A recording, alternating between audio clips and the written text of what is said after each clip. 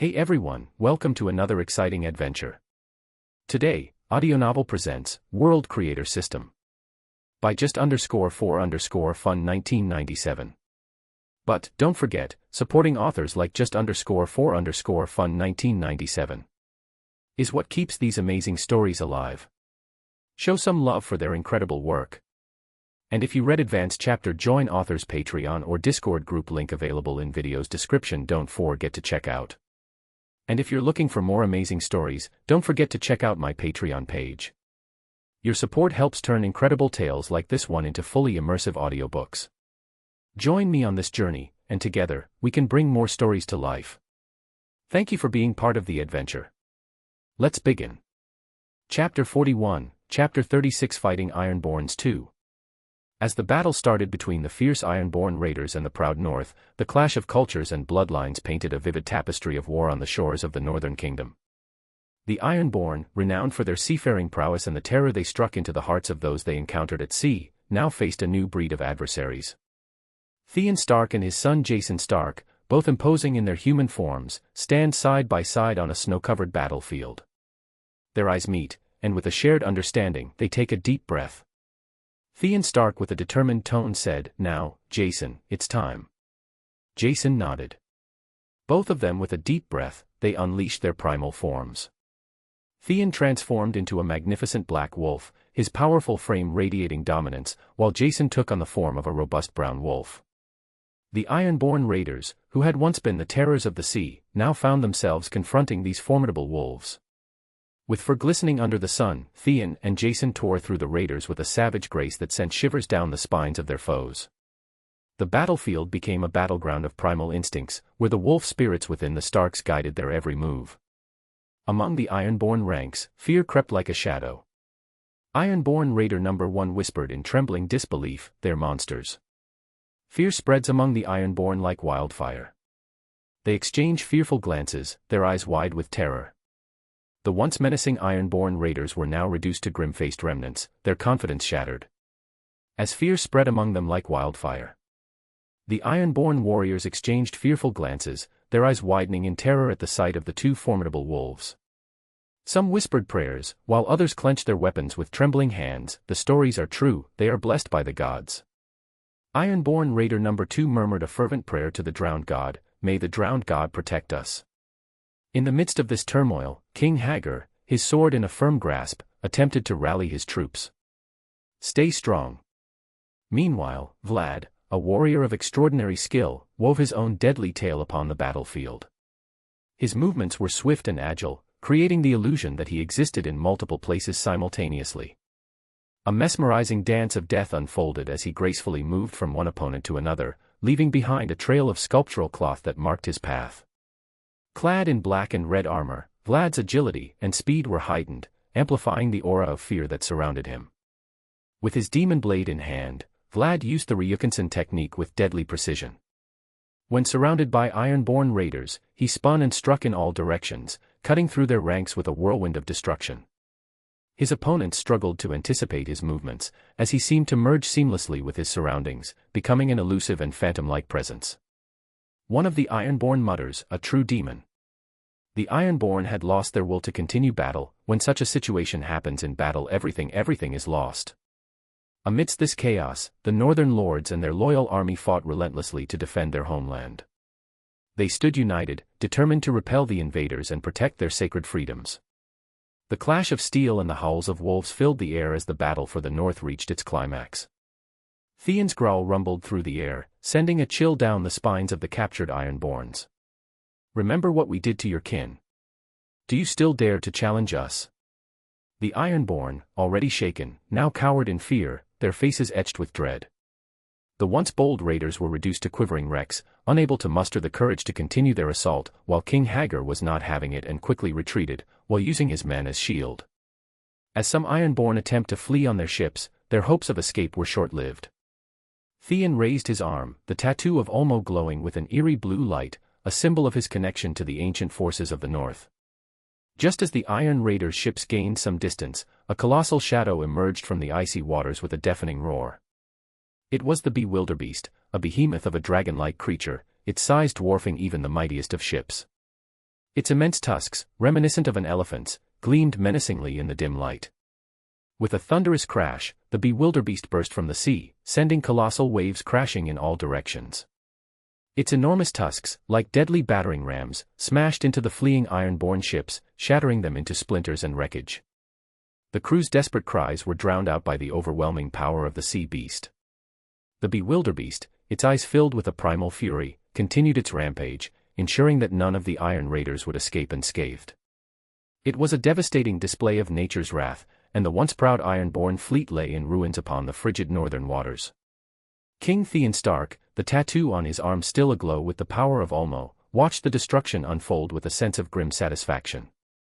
The message was clear: the North would not be invaded without facing the full fury of its ancient protectors. Chapter 42, This is just an idea. This is something that has been there in my mind for a while. I was thinking about making Kane and Koji from John Wick 4. Also Lin from movie The Great Wall being descendants of Teps family. The Teps family mostly marry commoners, but they do marry outside of Westeros. Basically one of the descendants marry a great family from ET. I am just thinking of which era they are living, whether it should be era of Robert Baratheon. Also, has anyone seen Grave of Fireflies anime movie? It is heartbreaking, and now I am having ideas of making a character Setsuko being child of Koji. Chapter 43, Chapter 37. During the era of scholarly divergence, in this remarkable epoch, two distinct groups of erudite individuals graced the realms of Westeros and beyond. The first, hailing from the venerable citadel of Old Town, held sway over the domains of the Vale, Riverlands, Stormlands, and Westerlands. These were the maesters, the custodians of knowledge, esteemed and influential in their respective regions. In contrast, the other faction was known as scholars, who had earned renown in the far reaches of Dorne, the fertile lands of the Reach, and the rugged expanses of the north. These scholars, each presiding over their own tower of knowledge within these diverse kingdoms such as the Tower of North, Tower of Reach, and Tower of Dorne, formed a formidable cadre of intellectuals. Both groups shared a voracious appetite for knowledge, embarking on journeys that traversed the known world in pursuit of answers to the myriad questions that stirred their curious minds. Their quests often led them to the enigmatic freehold of Valyria, where the mysteries of the arcane beckoned them with tantalizing allure. Yet, a profound schism separated these two esteemed assemblies of erudites. The maesters, devout adherents of the faith of the Seven, held an unwavering conviction against all things mystical and magical. Their steadfast faith dictated their skepticism, and they viewed any association with magic or magical bloodlines with deep suspicion. On the other hand, the scholars who resided in the realms of North, Reach and Dorne were marked by a more open-minded ethos. They welcomed diversity of thought, embracing even female scholars into their ranks, a practice that set them apart from the maesters. Their pursuit of knowledge knew fewer bounds, their minds unburdened by the rigid dogmas that constrained their counterparts. In an age where the pursuit of knowledge was as diverse as the lands it spanned, these two groups, the maesters and the scholars, stood as contrasting pillars of enlightenment. Excerpt from Divergence of Knowledge by Grand Scholar Arkin from Dorne Tower of Knowledge. While in BC 7005 in the realm where the houses Stark and Teps converged, a union brought forth a two remarkable children. Two unique and intriguing souls, Lucien and Rachel Teps. Lucien Teps, a slender youth of a mere 14 moons, bore the undeniable mark of his heritage. His untamed dark brown hair cascaded past his shoulders, an unruly testament to his spirited nature. Clad in a simple brown tunic, his attire was a stark contrast to his piercing gray eyes that peered out from his handsome visage. With a face that held both youthfulness and maturity, he embodied the essence of his lineage. As the brisk autumn wind swept through, it rustled his unruly locks like whispered secrets, adding an air of untamed mystery to his presence. Rachel Teps, known as Raven, was a striking figure whose very appearance seemed to weave an enigmatic tale. Her dark black hair, adorned with subtle blue highlights, framed her face in a bold bob cut that hinted at her assertive spirit. She chose her attire to reflect her character, often donning a cascade of dark clothing. A hooded cloak of the deepest hue concealed her form, allowing only glimpses of her pale skin to emerge from its shadowy folds. Her eyes, intense and inscrutable, held a mystery that begged to be unraveled, casting a captivating aura that seemed to draw others into her realm of secrets. While both Lucien and Raven were products of their parents' love, their abilities reflected the uniqueness of their lineages. Lucien's connection to his father, Vlad, resonated in his mastery of void walking, an art that transcended physical boundaries. With each step, he navigated the boundaries of the known and the unknown, a living bridge between realms. In contrast, Raven wielded magic that danced on the edge of twilight. She possessed the power to mold shadows and darkness, bending them to her will with a touch of sorcery. It was a power that mirrored the depths of her own soul, casting her as both a beacon of intrigue and an enigma shrouded in her own twilight. In a courtyard bathed in the golden hues of twilight, the clash of steel against steel reverberated through the air as Lucian Teps faced off against his father, Vlad. Their katana blades sang a deadly duet, each strike punctuated by the resounding clash that echoed their fierce determination. While Rachel or Raven Teps along with her mother Eliza watched the fight form the side. Set to the backdrop of echoing clashes and the cadence of their determined hearts, the rhythmic dance of combat unfolded with a mix of raw power and practiced finesse. Vlad's movements were a symphony of precision and experience, his blade an extension of his very being as it weaved through the air with calculated grace. With every strike, he demonstrated the legacy of House Teps, a lineage steeped in combat prowess. Yet, young Lucian was no novice. His 10-year-old frame belied the latent strength within him, fueled by the fiery spirit inherited from both his parents. His katana arced through the air with a determined fervor, his resolve shining through in the flare of his eyes. Though his strikes lacked the finesse of his father's, they held an unyielding determination that couldn't be ignored. The clash of their swords created a mesmerizing symphony of metal, the high-pitched ring of steel against steel mingling with the low rumble of their exertion. Each strike sent sparks flying, illuminating the fierce expressions etched onto their faces. Lucian's movements were a mix of youthful energy and the teachings of his father, while Vlad's maneuvers carried the weight of years of battle-hardened expertise. As the battle raged on, the courtyard seemed to hold its breath, the air charged with tension. Each parry, each strike, was a testament to the bond between father and son, a legacy of strength passed down through generations. Despite Vlad that Vault still had the upper hand. Lucian, his breath ragged, managed to mutter through his fatigue, "I give up, you are too strong, old man." Vlad's laughter rumbled in response, as he replied, "Don't worry, in time you will get better." With a sigh, Lucian sprawled onto the ground, seeking respite from the intense sparring session.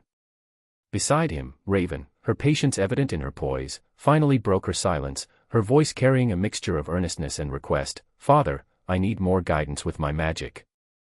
Vlad's nod was a signal of his attentiveness as he inquired, "Are you still struggling with controlling both your shadows and your soul self?" Raven affirmed his assumption, her gaze steady as she admitted, "Yes, she can be quite annoying." Her soul self, an ethereal manifestation of her darker aspects, took on a sinister yet transparent form, a haunting reflection of her inner struggles that manifested as a separate, taunting entity in moments of despair. However, the solace and support from her parents served as a source of strength for Raven.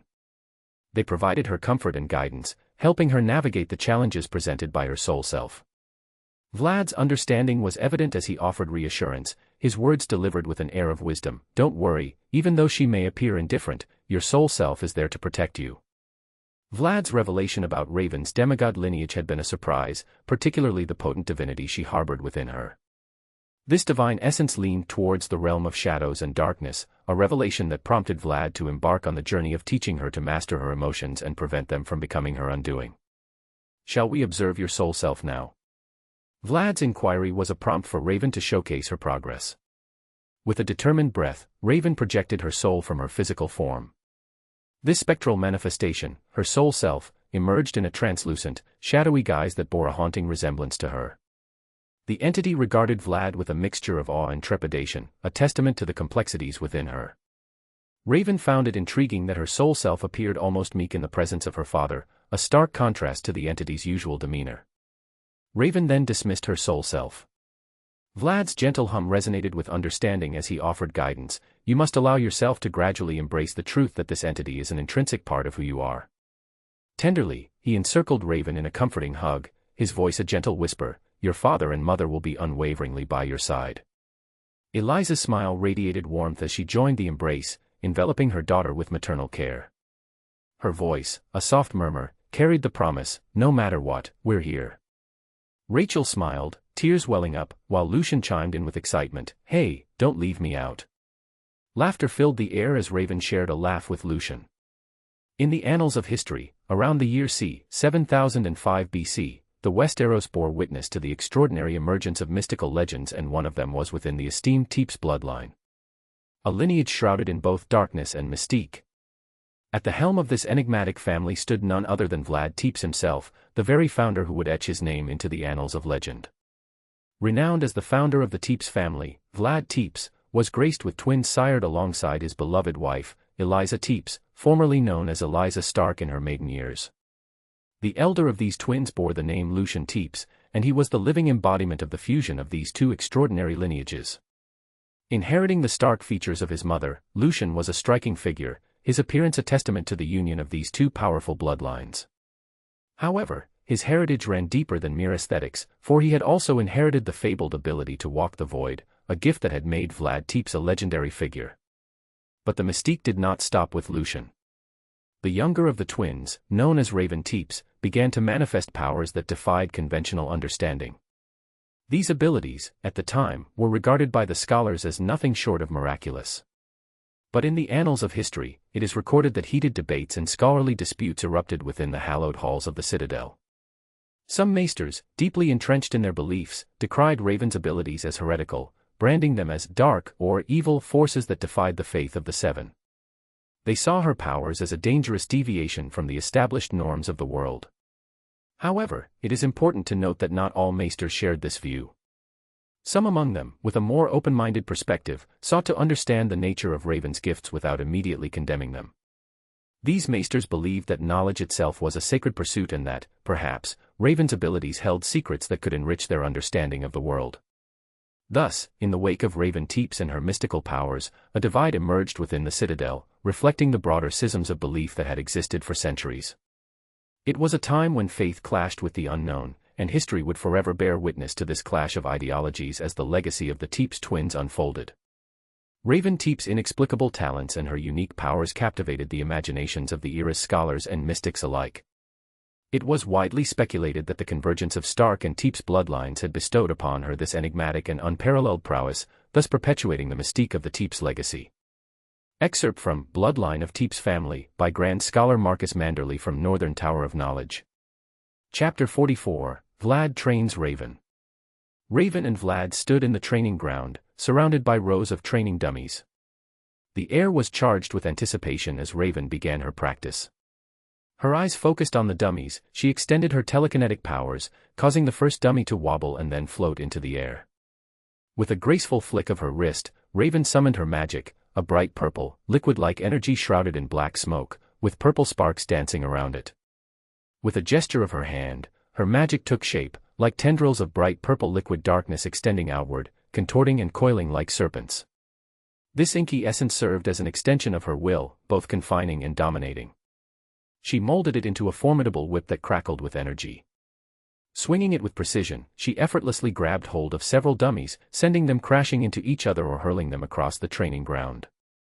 Vlad watched, his expression revealing both pride and concern as Raven demonstrated her control over these formidable abilities. She continued to manipulate the magical whip, displaying her mastery over her unique powers. Vlad hummed and thought, she is getting better at controlling her powers, but her power should not overwhelm and control her. He then yelled to his daughter, "Now try your final form." Raven nodded. Finally, Raven shifted her focus again. Her form transformed into the familiar, eerie sight, a viscous black liquid, clouded by dark smoke with highlights of purple energy. It oozed out from her back, chest, and other parts of her body, taking on the shape of raven-like wings. She hovered in this soul self form, the wings of darkness and purple energy casting an intimidating silhouette. Amidst an aura of profound stillness, Raven stood poised, her figure cloaked in an almost ethereal darkness. As she harnessed the depths of her power, a transformation overtook her, casting her eyes into an abyss of inky blackness. Veins, like threads of midnight, threaded their way across her sclera, while her pupils ignited with a fiery red glow, a stark contrast against the darkness that engulfed her gaze. She also has a red gemstone outlined in black located in the center of her forehead, which started glow fiery red. Vlad, seeing Raven going to more of trace-like state, yelled, "Raven, focus, do not let the power overwhelm you." Raven quickly regained control, she looked at her father and said, "Thanks, Dad." Vlad nodded and continued, "In this form, you are the embodiment of your true potential. Let it guide you, like a raven soaring through the darkest skies. Embrace the shadows, but never lose sight of the light." Raven nodded, a determined glint in her eyes as she maintained her soul self form. With Vlad's guidance, she began to move with more grace and purpose, her wings of darkness extending and retracting in response to her newfound control. But Raven wasn't finished. With determination, she gathered her telekinetic force, focusing it into a concentrated burst of energy. A powerful concussive blast erupted from her, tearing through the dummies and shaking the training ground. Part of a nearby building crumbled under the sheer force of her power, sending dust and debris into the air. Teps nodded, acknowledging her prowess. "Impressive, Raven," he said. "Your powers are growing stronger with each passing day. But remember, with great power comes great responsibility. Stay vigilant, and never forget the lessons of the past. This world is unforgiving." Raven nodded, her determination unwavering. While in one of the city port of Valyrians near the Gulf of Grief, it was made for doing trade, but one day it was attacked by army of Gizer. The people in city was completely held hostage, while Arian heard the news about it, and this time. In the heart of the Valyrian city port near the tranquil Gulf of Grief, a bustling metropolis had thrived for centuries. Tall, imposing walls of dark Valyrian stone encircled the city, adorned with intricate carvings of mighty dragons in various forms, paying homage to their kin.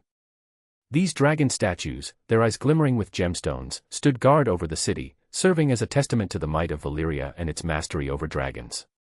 Within the city, grand temples dedicated to the ancient gods loomed over the bustling markets and narrow, winding streets.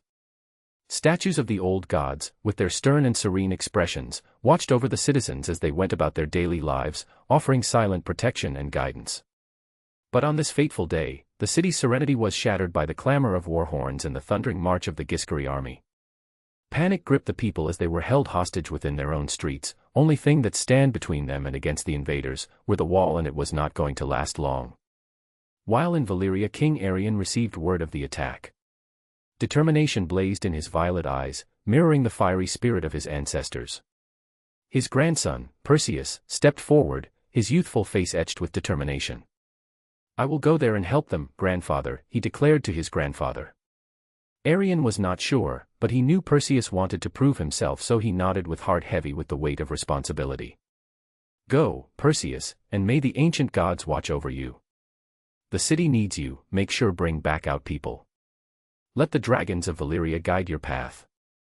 Amphitrite watched her son with slight worry, but Perseus gave his mother a reassuring smile and embarked on his perilous journey to defend their city port with his crew. Chapter 45, War with Gizer. As the Gizer army continued its relentless siege of the Valyrian city, their forces encircled the once thriving port. Siege towers and battering rams pressed forward, while trebuchets launched fiery projectiles that lit up the night sky. The dragon statues that once symbolized Valyria's might now seemed like silent witnesses to the impending destruction. Amidst the chaos and flames, Perseus arrived with his own valiant army, their banners adorned with the sigil of the dragon and trident. He gathered his group and delivered his plan with determination in his voice. "I will lure them towards me, while you go around and help the Valyrians get out of the city and onto the ships." Remus, Perseus's best friend and loyal right hand, couldn't hide his worry. His tone was laced with concern as he spoke. "There must be another way, Perseus. This is too dangerous." Perseus met Remus's gaze, his eyes filled with resolve. "We do not have time, Remus. We have to make a move now, otherwise the city is lost to us." Remus looked down, clenching his fist in frustration. Perseus placed a reassuring hand on his shoulder and spoke in ancient Valyrian. "Do not worry, my friend. My father is with me." Remus nodded, remembering the special weapon that Lord Ulmo had entrusted to Perseus. With the plan set in motion, they knew they had to act swiftly to rescue the Valyrians and turn the tide of the battle. Perseus bends a tower of water from the sea and manipulates the stream overhead the army of Gizer. He deftly freezes the water into several ice shards, which he sends down at them. The army of Gizer are killed by the flurry of frozen daggers. The Gizer army, taken aback by his extraordinary abilities, faced the onslaught of ice shards with terror in their eyes. Soldier 1 yelled in fear, "What in the name of the gods is happening? Is that boy controlling the sea?" Many of their soldiers fell under the flurry of frozen daggers, the ice piercing through armor and flesh. Though not all of the Gizer soldiers were vanquished, Perseus had achieved his goal. He had drawn their attention away from the city and towards himself, allowing his team to continue their mission of rescuing the Valyrians. The Gizer army's general, recognizing the threat Perseus posed, he thought the boy war priest of Ulmo and issued a quick and decisive command to his troops, General, with fear in his voice, "No. We will not falter. Bring me that boy, or we'll all drown here."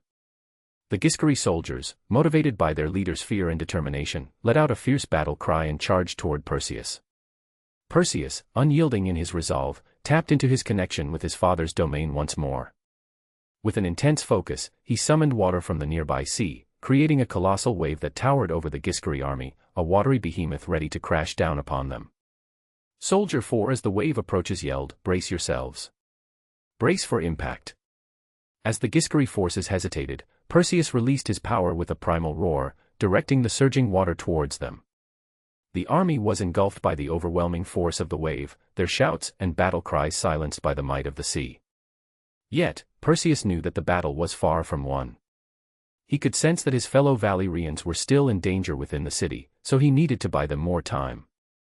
One of soldiers, who was losing his will to fight, yelled in fear, "By the harpy, I've never seen anything like this.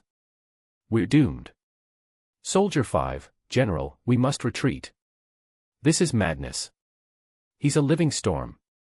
"General," while trembling ordered, "we cannot, the king and nobles will kill us, we have to move forward." He raised his hand and yelled, "Raise the archers."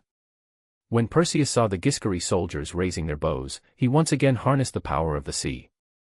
With swift precision, he froze the water in front of him, creating a massive wall of ice that intercepted the incoming arrows. Soldier 2 was in shock and looked at the general, questioning, "Is he a priest of Ulmo?" The general, still in shock, muttered, "No, this boy is stronger." Then the general remembered tales and rumors. "He is the son of Ulmo, the god of seas, earthquakes, and horses." But Perseus didn't stop there. With a determined gaze, he melted the ice and directed a torrent of water, like a raging river, at the Giskari archers, knocking many of them off their feet and disrupting their volley of arrows. Perseus stood resolute, a guardian of his people, determined to see the Valyrians through this perilous day. However, it wasn't long before the Giskari attempted another attack, their numbers replenished. Perseus pulled out a medium-sized baton from his back and channeled his powers into it. A surge of energy erupted from his touch, coursing through the weapon. The air crackled with anticipation as the cylinder began to emit a radiant glow. As if guided by Perseus's will, the compacted form of the trident responded, transforming before his very eyes. It elongated, extending and reshaping itself until it emerged in its true form, the awe-inspiring trident. Crafted from a silver-white metal, it gleamed with an otherworldly brilliance, its prongs reaching out like the trident of a god. A black leather grip materialized about halfway down the weapon, providing Perseus with a secure hold. The contrast of the leather against the gleaming metal added a touch of elegance to the formidable weapon. Perseus's fingers tightened around the grip, feeling the coolness of the leather against his skin. With a surge of power, the trident ignited with a fierce red-hot glow. The intense heat emanated from the point where Perseus held it, enveloping the leather grip area. It served as a visual testament to the fiery might contained within the weapon, warning both friend and foe of the power it possessed. Perseus's eyes reflected the flickering glow as he stared at the transformed trident. A sense of awe and reverence filled his heart, for he now wielded a weapon capable of shaping the very forces of the sea. It was a symbol of his connection to Ulmo's dominion, a conduit for his power. Perseus recalled a conversation with his father in the palace garden. Ulmo extended a silver baton and remarked, "This was crafted by your grandfather himself. Only employ it when you face dire circumstances, for it aids in unlocking the divine blood within you." At that moment, Perseus nodded, accepting the baton. Ulmo's tone grew serious as he cautioned, "But bear in mind, utilizing this power comes at a cost. Your body can only endure the divine power for so long." Perseus nodded again and replied, "I understand, father." With the trident fully activated, Perseus felt an undeniable surge of strength and purpose. He knew that the fate of the battle rested in his hands. The red-hot glow intensified, casting an ethereal light on his face as he stepped forward, ready to face the challenges that awaited him. As the Giskari army advanced, Perseus's grip tightened around the glowing trident of Ulmo. The red-hot aura emanating from the weapon fueled his determination, as he knew he possessed the power to turn the tide of battle. With a surge of energy, Perseus channeled the might of Poseidon's domains. He extended his free hand toward the vast expanse of the ocean, his eyes filled with intensity. As if sensing his command, the water responded, rising and swirling with an uncontrollable force. A colossal wall of water, towering like a titan, materialized before Perseus. The sheer magnitude of the aquatic barricade struck fear into the hearts of the Giskari soldiers. Wave after wave crashed together, creating a barrier that stretched as far as the eye could see. Soldier 6 shouting in terror, "We can't fight water. Fall back. Fall back." Perseus's voice echoed with a resonant power, his words commanding the elements. The ocean, under his control, raged against the enemy forces. The towering wall surged forward with an unstoppable force, crashing upon the Giskari army like an unforgiving tsunami. The wall of water unleashed its fury upon the enemy ranks, sweeping them away in a torrent of destruction. Soldiers were thrown like rag dolls, weapons and armor scattered as if they were mere driftwood. The power of Olmo surged through Perseus, enhancing his abilities and granting him command over the elements. The Giskari army, once advancing with confidence, now faltered. Fear and disbelief marred their faces as they struggled to withstand the onslaught of the massive water barrier. Their assault crumbled under the weight of the ocean's wrath. In the annals of history, circa 7005 BC, the world was destined to witness the awe-inspiring might of the demigods. It was during the renowned siege of the Valyrian port city in the Greek Sea by Giskari army, the arrival of Perseus, the son of Olmo, marked a turning point. Single-handedly, he stood as a bulwark against the relentless Giskari army, demonstrating powers beyond mortal comprehension. Accounts of his extraordinary abilities in the Giskari Wars spanned from the capability to conjure devastating earthquakes to commanding the tumultuous might of tsunamis. This monumental event in the war marked the beginning of a series of 4 great wars, each punctuated by the indomitable presence of Perseus Valyrian. His unwavering leadership and participation in these conflicts would ultimately guide the Valyrians to triumph in 3 of them. Through his heroic deeds and unwavering commitment, Perseus Valyrian's name was forever etched into the annals of world history, securing his legacy as one of the greatest heroes to have ever graced the earth. Chapter 46, Chapter 40. In the heart of the forest, the group of thieves gathered around, discussing their next raid. Their voices were hushed, a conspiracy brewing in the shadows. Suddenly, a sound echoed from the darkness of the woods, freezing them in their tracks. One of the bandits grabbed a wood torch and cautiously moved toward the source of the noise. As he ventured into the inky blackness, a viscous black liquid, clouded by dark smoke with highlights of purple energy within it, shot out from the darkness. It snaked around the legs of the first bandit, who let out a blood-curdling scream as he was violently dragged into the obscurity. Panic and fear seized the remaining thieves, and they drew their swords, eyes darting nervously in every direction. Bandit leader yelled out, "Come out, who is there?" Then, emerging from the shadows, Raven Teps revealed herself. Her eyes had turned entirely black, but her pupils shone with a bright, malevolent red glow, and dark veins protruded from her eyes. The bandits quivered in terror, one of them muttering "Raven Teps," but before they could react, Raven's true form materialized. As viscous black liquid, swirling with dark smoke and streaks of purple energy, resembling the wings of a raven on her back. With her newfound abilities, she conjured a bright purple, liquid-like energy, shrouded in black smoke. It crackled with purple sparks as she fashioned it into a formidable whip, ready to confront the approaching thieves. With a determined look, Raven lashed out with her telekinetic whip, snatching one of the thieves and hurling him through the forest, the force of her power sending him crashing into a tree. Vlad watched everything from a distance in awe, his heart swelling with pride at her control and precision. "That's my little girl." Raven's powers weren't limited to mere manipulation, she possessed the ability to tear down the very molecules of her adversaries, obliterating them with telekinetic force. With a focused gaze, she concentrated her power, causing one of the bandits to disintegrate into nothingness, leaving behind only a cloud of smoke. Bandit number 3 yelled in fear, "Monster," and turned to flee in terror. Vlad, who was watching all this from a distance, couldn't help but marvel at his daughter's strength and determination. As the remaining thieves hesitated, Raven unleashed a concussive blast of telekinetic force that shook the ground, tearing through the nearby trees and sending the bandits scattering in fear.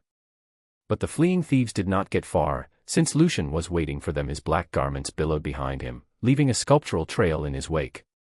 The cloth, intricately designed and matching the colors of his armor, twisted and twirled, forming an ethereal tapestry of black and red. It whipped through the air, defying gravity as if propelled by an unseen force. He then appeared right above the bandits' sword arced downward and struck them, taking their heads in one swing. Lucian stood frozen, his sword still clutched tightly in his trembling hand. He gazed at the lifeless body sprawled on the ground before him, the reality of what they had just done sinking in. His eyes were wide, filled with a mixture of shock, fear, and a touch of morbid curiosity. Raven, his sister, was equally dazed, her face pale as she stared at the scene. She was in a zone when she killed those bandits and was now slowly understanding everything. Her hands were stained with the blood of their victim, and she struggled to comprehend the weight of their actions. She swallowed hard, her breathing shallow, as the realization of taking a life slowly washed over her. Vlad spoke up, "It is different from cutting a dummy, right?" Lucian's voice was shaky as he responded to his father's words, "It's nothing like training, father. I can't believe we did this." Raven's gaze shifted from the lifeless bodies of the bandits. She nodded, her voice trembling as she admitted, "You were right, father.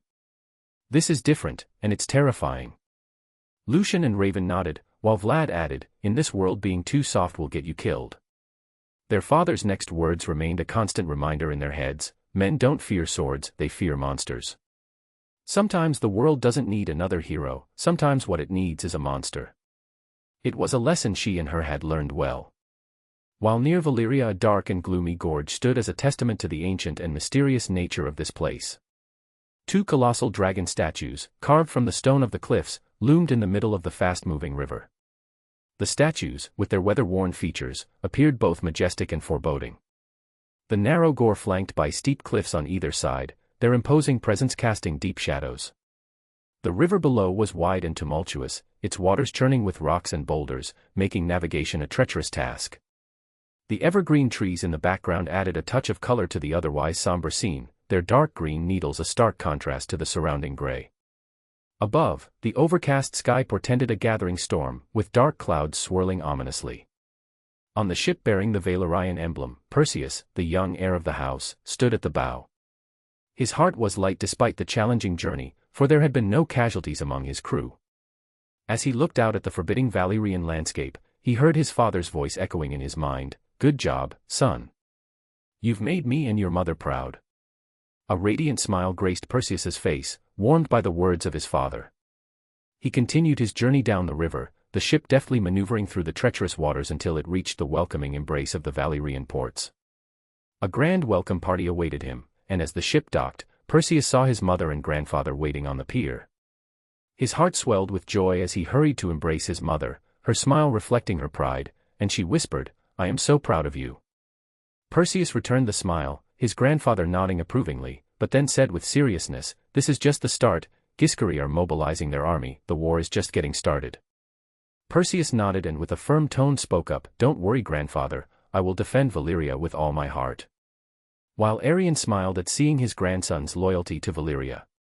What he did know was that Perseus' strength and growing influence posed a threat to many other elder houses. Among those who saw Perseus's rise as a challenge was Arion's another grandson named Riner.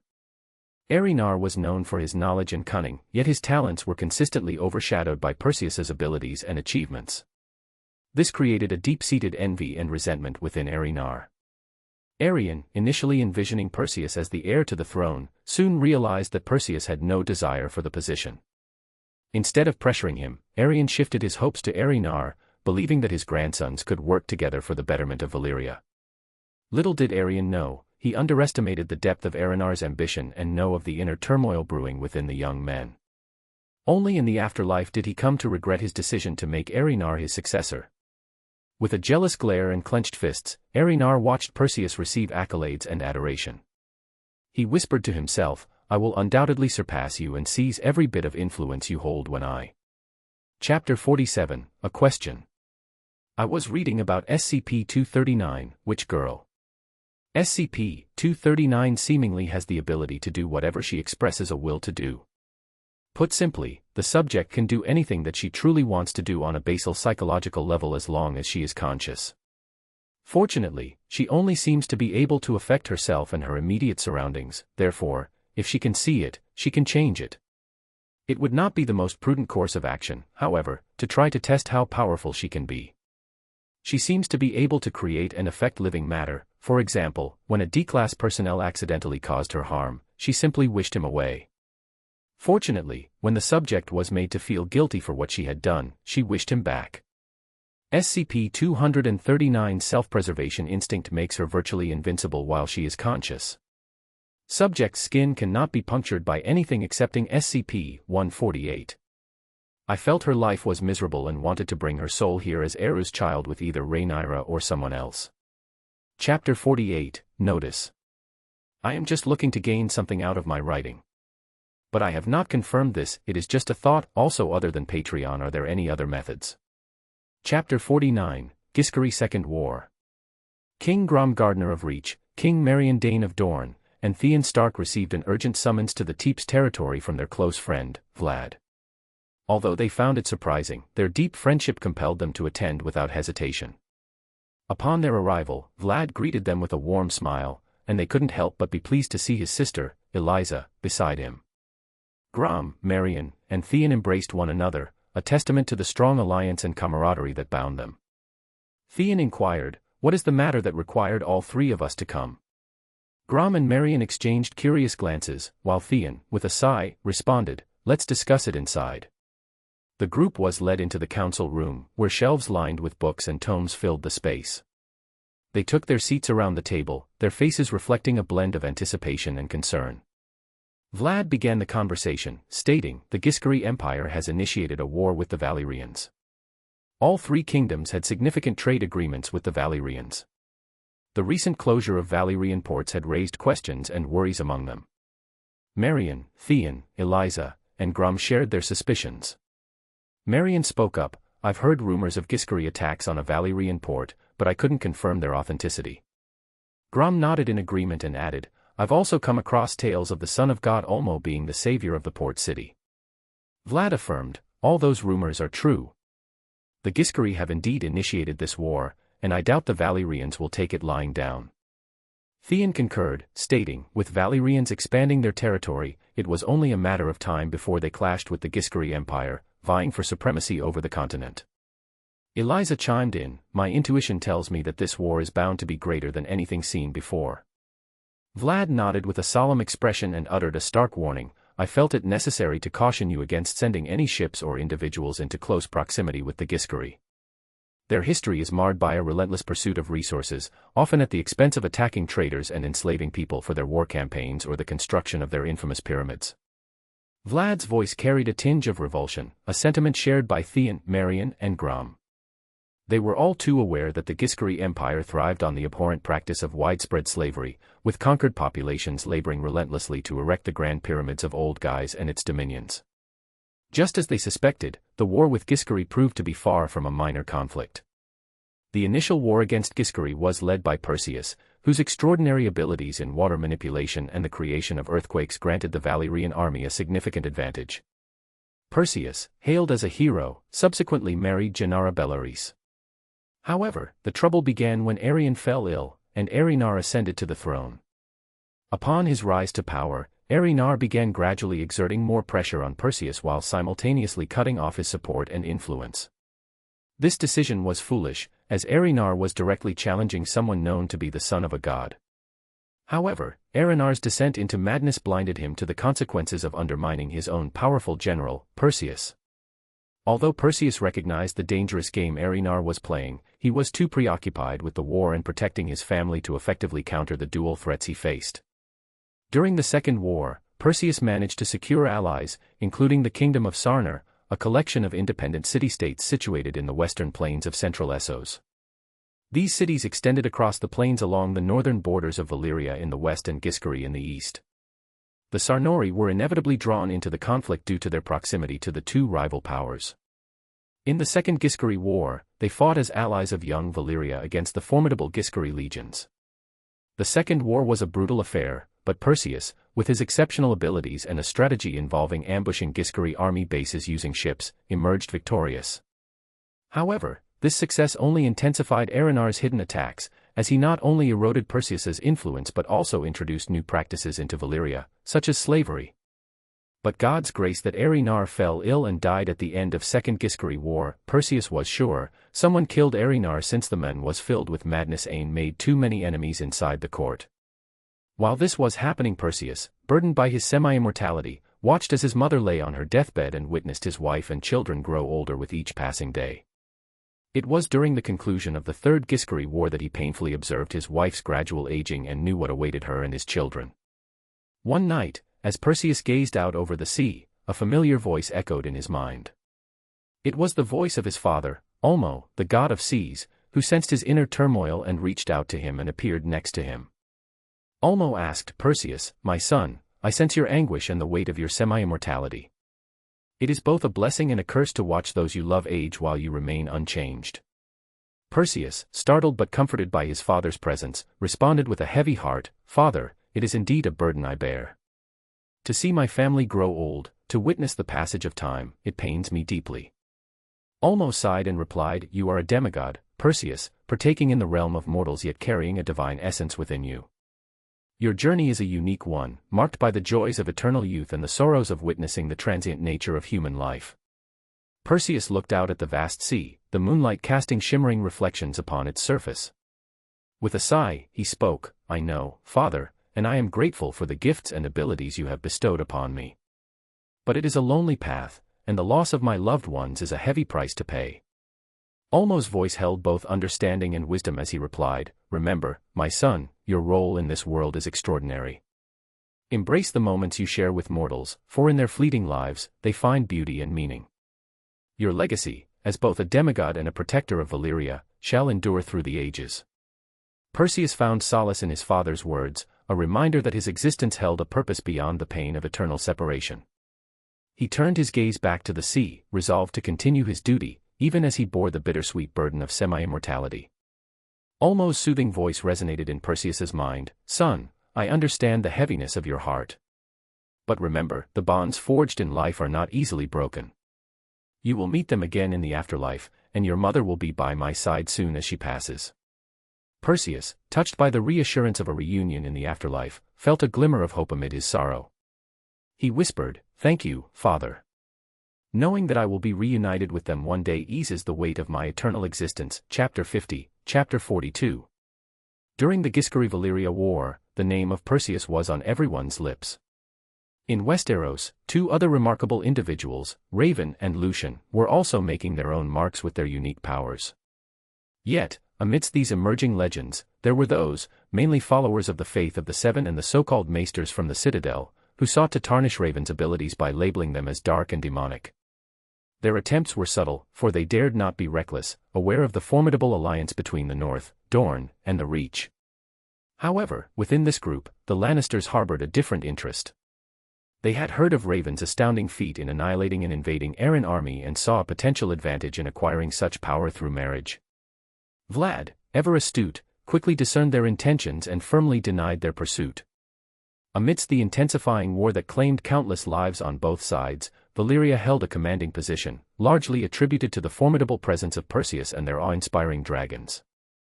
However, this success came at a painful cost for Perseus.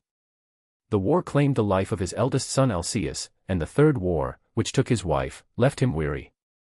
He decided to pass on the mantle of lordship to his second son Hector and retire from the battlefield. In a gesture of honor and to provide an outlet for Perseus's grief and anger, King Bellairis ordered the complete destruction of Giscari.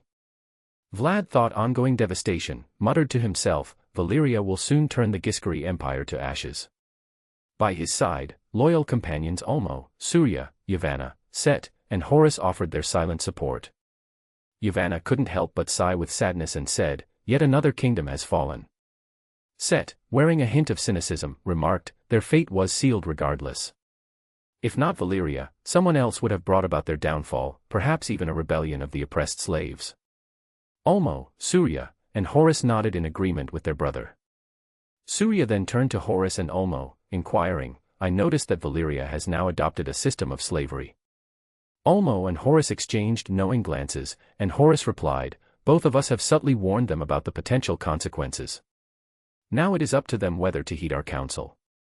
Ulmo, well aware of the likely outcome, added, "Even though King Bellairis speaks of treating the slaves with respect and housing them, in the end, they are still bound in servitude." Set shook his head and added thoughtfully, "The treatment of these slaves could change in the future."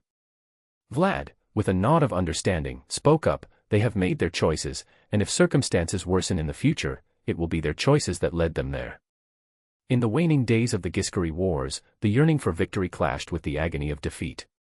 As the sun dipped below the horizon, casting an eerie glow upon the battlefield, the final vestiges of the Giscari Empire crumbled like ancient parchment under the weight of history. The once proud brick walls of old Gizer, standing as a testament to the artistry of Grasdan the Great, were reduced to rubble and dust, an echo of their former grandeur. Amidst the chaos, the sky became a canvas for fire and fury as Valyrian dragon lords, riding majestic beasts of flame, unleashed their destructive might upon the city. The very air seemed to tremble with the deafening roars of the dragons as they turned homes, temples, and pyramids into infernos that blazed with an otherworldly brilliance. The heart of Gizer, a city that had stood for ages, was consumed by the merciless dance of dragon flame. Perseus and his son, Hector Valyrian, watched the devastating scene with a mixture of grim determination and a hint of satisfaction, knowing that their actions were a form of vengeance for their lost son and brother. Still, they couldn't escape the harsh reality that this was a brutal massacre. With a heavy sigh, Perseus made a heartfelt announcement: "I've decided to leave Valyria and move to Atlantis."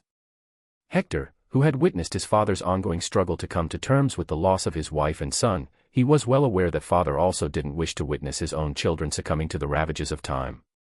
Given this, he was not surprised by his father's decision to leave Valyria. He recognized that this move was a way for his father to reunite with their departed loved ones in his grandfather's kingdom.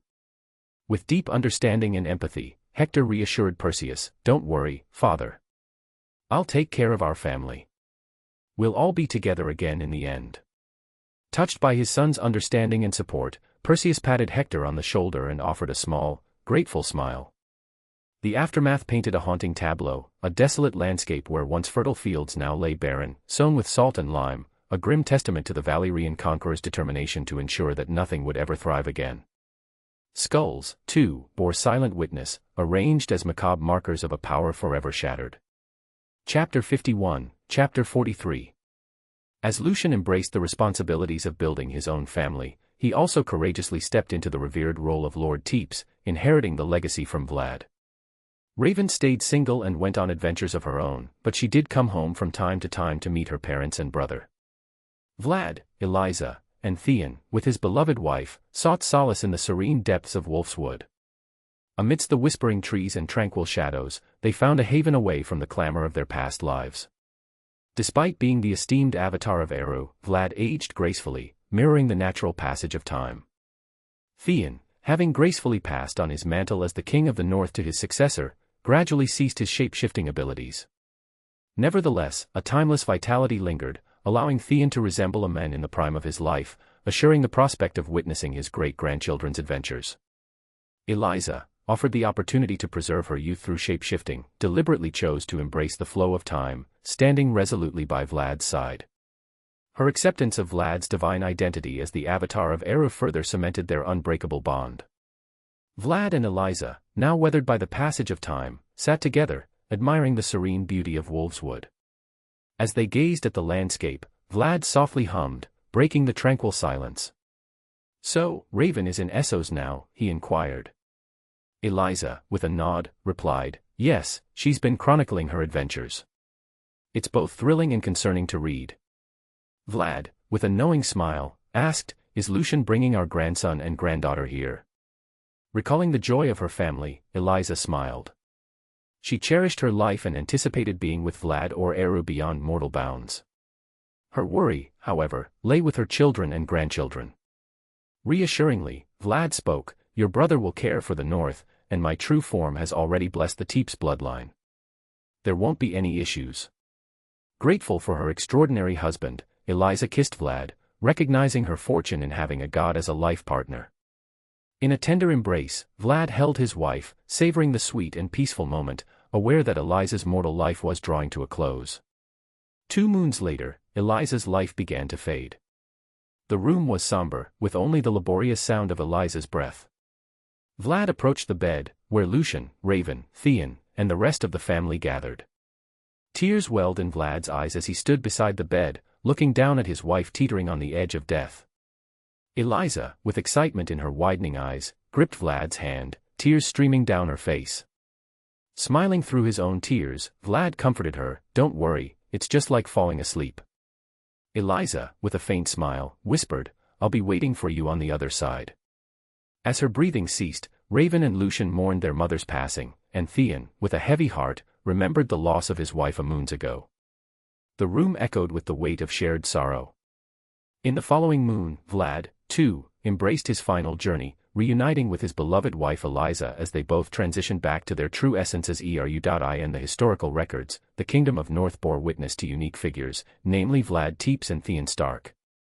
Following Vlad and his wife's demise, their son Lucian assumed the mantle of Lord Teps, while his sister took up the responsibility of defending the North alongside her brother. Following the demise of Vlad and Lady Eliza, Theon Stark embraced a solitary life, spending the rest of his days as a hermit. He only interacted with his son and grandson. Post-Jason Stark, only 3 Starks persisted with the Wolf's Blood and Mark of Ulmo, Torrhen Stark, and Cregan Stark. Chapter 52, Chapter 44 Moorfolk, Extra. In land beyond the walls was Moors, the place a utopia for humans, and magical beings like giants and children of forest lived with humans peacefully. The place was beautiful and peaceful. For the past 1,000 of years they kept a distance from men on the other side of the wall and so-called wildlings. In this enchanting place, the inhabitants lived harmoniously, cherishing the gifts bestowed upon them by Eru and Yavanna. Their appreciation for life's wonders resonated through the realm, where enlightenment flourished not just in magic but in fields like medicine, architecture, alchemy, and more, all guided by the visions of Eru himself. A new species born of the connection between children of the forest and humans. These beings possessed fiery red hair, pointed ears, and mystical tales. They were blessed with an innate bond with nature, and some even had the extraordinary ability to transform into any creature they had encountered. These beings were called druids. After the death of Theon Stark, the Tullus of Riverland and Arons of Vale gained some courage and started small skirmish wars, but they were quickly defeated by Jason Stark and Lucian Teps. Both had unique powers, which was the only reason other enemies to halted any ideas of attacking North. Jason Stark was a great king, while he has no issues with heir, but none of his children gained the ability of Wolf's Blood. But it did not stop them from becoming great warriors, and his youngest son, Stoic II Stark, was adventurous and curious. He decided to embark on an expedition. He gathered 2 of his friends, Marn Gardner and Dorian Dane, who were also eager to journey beyond the wall. Throughout their expedition, they encountered various challenges, including harsh weather conditions, treacherous terrain, and encounters with wild creatures, wildlings. Stoic II's leadership and bravery shone through as he guided his friends through the unknown. Despite the dangers, their shared sense of camaraderie and determination kept them going. Marn's knowledge of the wilderness and Dorian's strategic thinking proved to be valuable assets during their journey. As they delved deeper into the uncharted lands, they stumbled upon ancient ruins and relics that hinted at a rich history of civilizations long gone. Each discovery fueled their curiosity further, and they continued to press onward, eager to uncover the secrets of beyond the wall. They mapped the area, but the journey was perilous and they lost some of their men. During the time they fought wildlings, but they soon found out there were different tribes among the wildlings. The ones raiding the wall were the hostile tribes. While many of the other tribes were peaceful and did not attack them, while they were wary of them and warned them to not approach them, and it took Stoic some time to talk to them using an Old North tongue to get them to open up, and even then they were wary. Most of them left them alone. But they warned them about some tribes being dangerous by the free folk, and that these hostile groups these were the ones that attacked and raided the wall. Since they peaceful tribes had everything they needed, near like they got abundant of animals to eat, which they was a gift from Eru, did they care about going beyond the wall. Dorian, Stoic II and Marn found these tribe had customs, traditions, and society, while some of their customs.it was a huge find, as fate led Marn, Stoic, and Dorian to an unexpected marvel, a hidden forest utopia concealed behind a shimmering magical barrier. As they stumbled upon this enchanted wonder, their hearts raced with excitement, and their eyes widened in amazement. Stoic, Dorian, and Marn were in awe, seeing the utopia was unlike anything they had ever seen before. Lush forests stretched as far as the eye could see, adorned with vibrant flora and fauna that seemed to dance with the gentle breeze. Mighty mountains towered majestically, their snow-capped peaks piercing the azure sky. Crystal-clear rivers meandered through the landscape, their murmurs a soothing melody that blended with the harmonious symphony of nature. Marn, with his roots in the house of Gardner, felt an overwhelming connection with the enchanting beauty of the forest.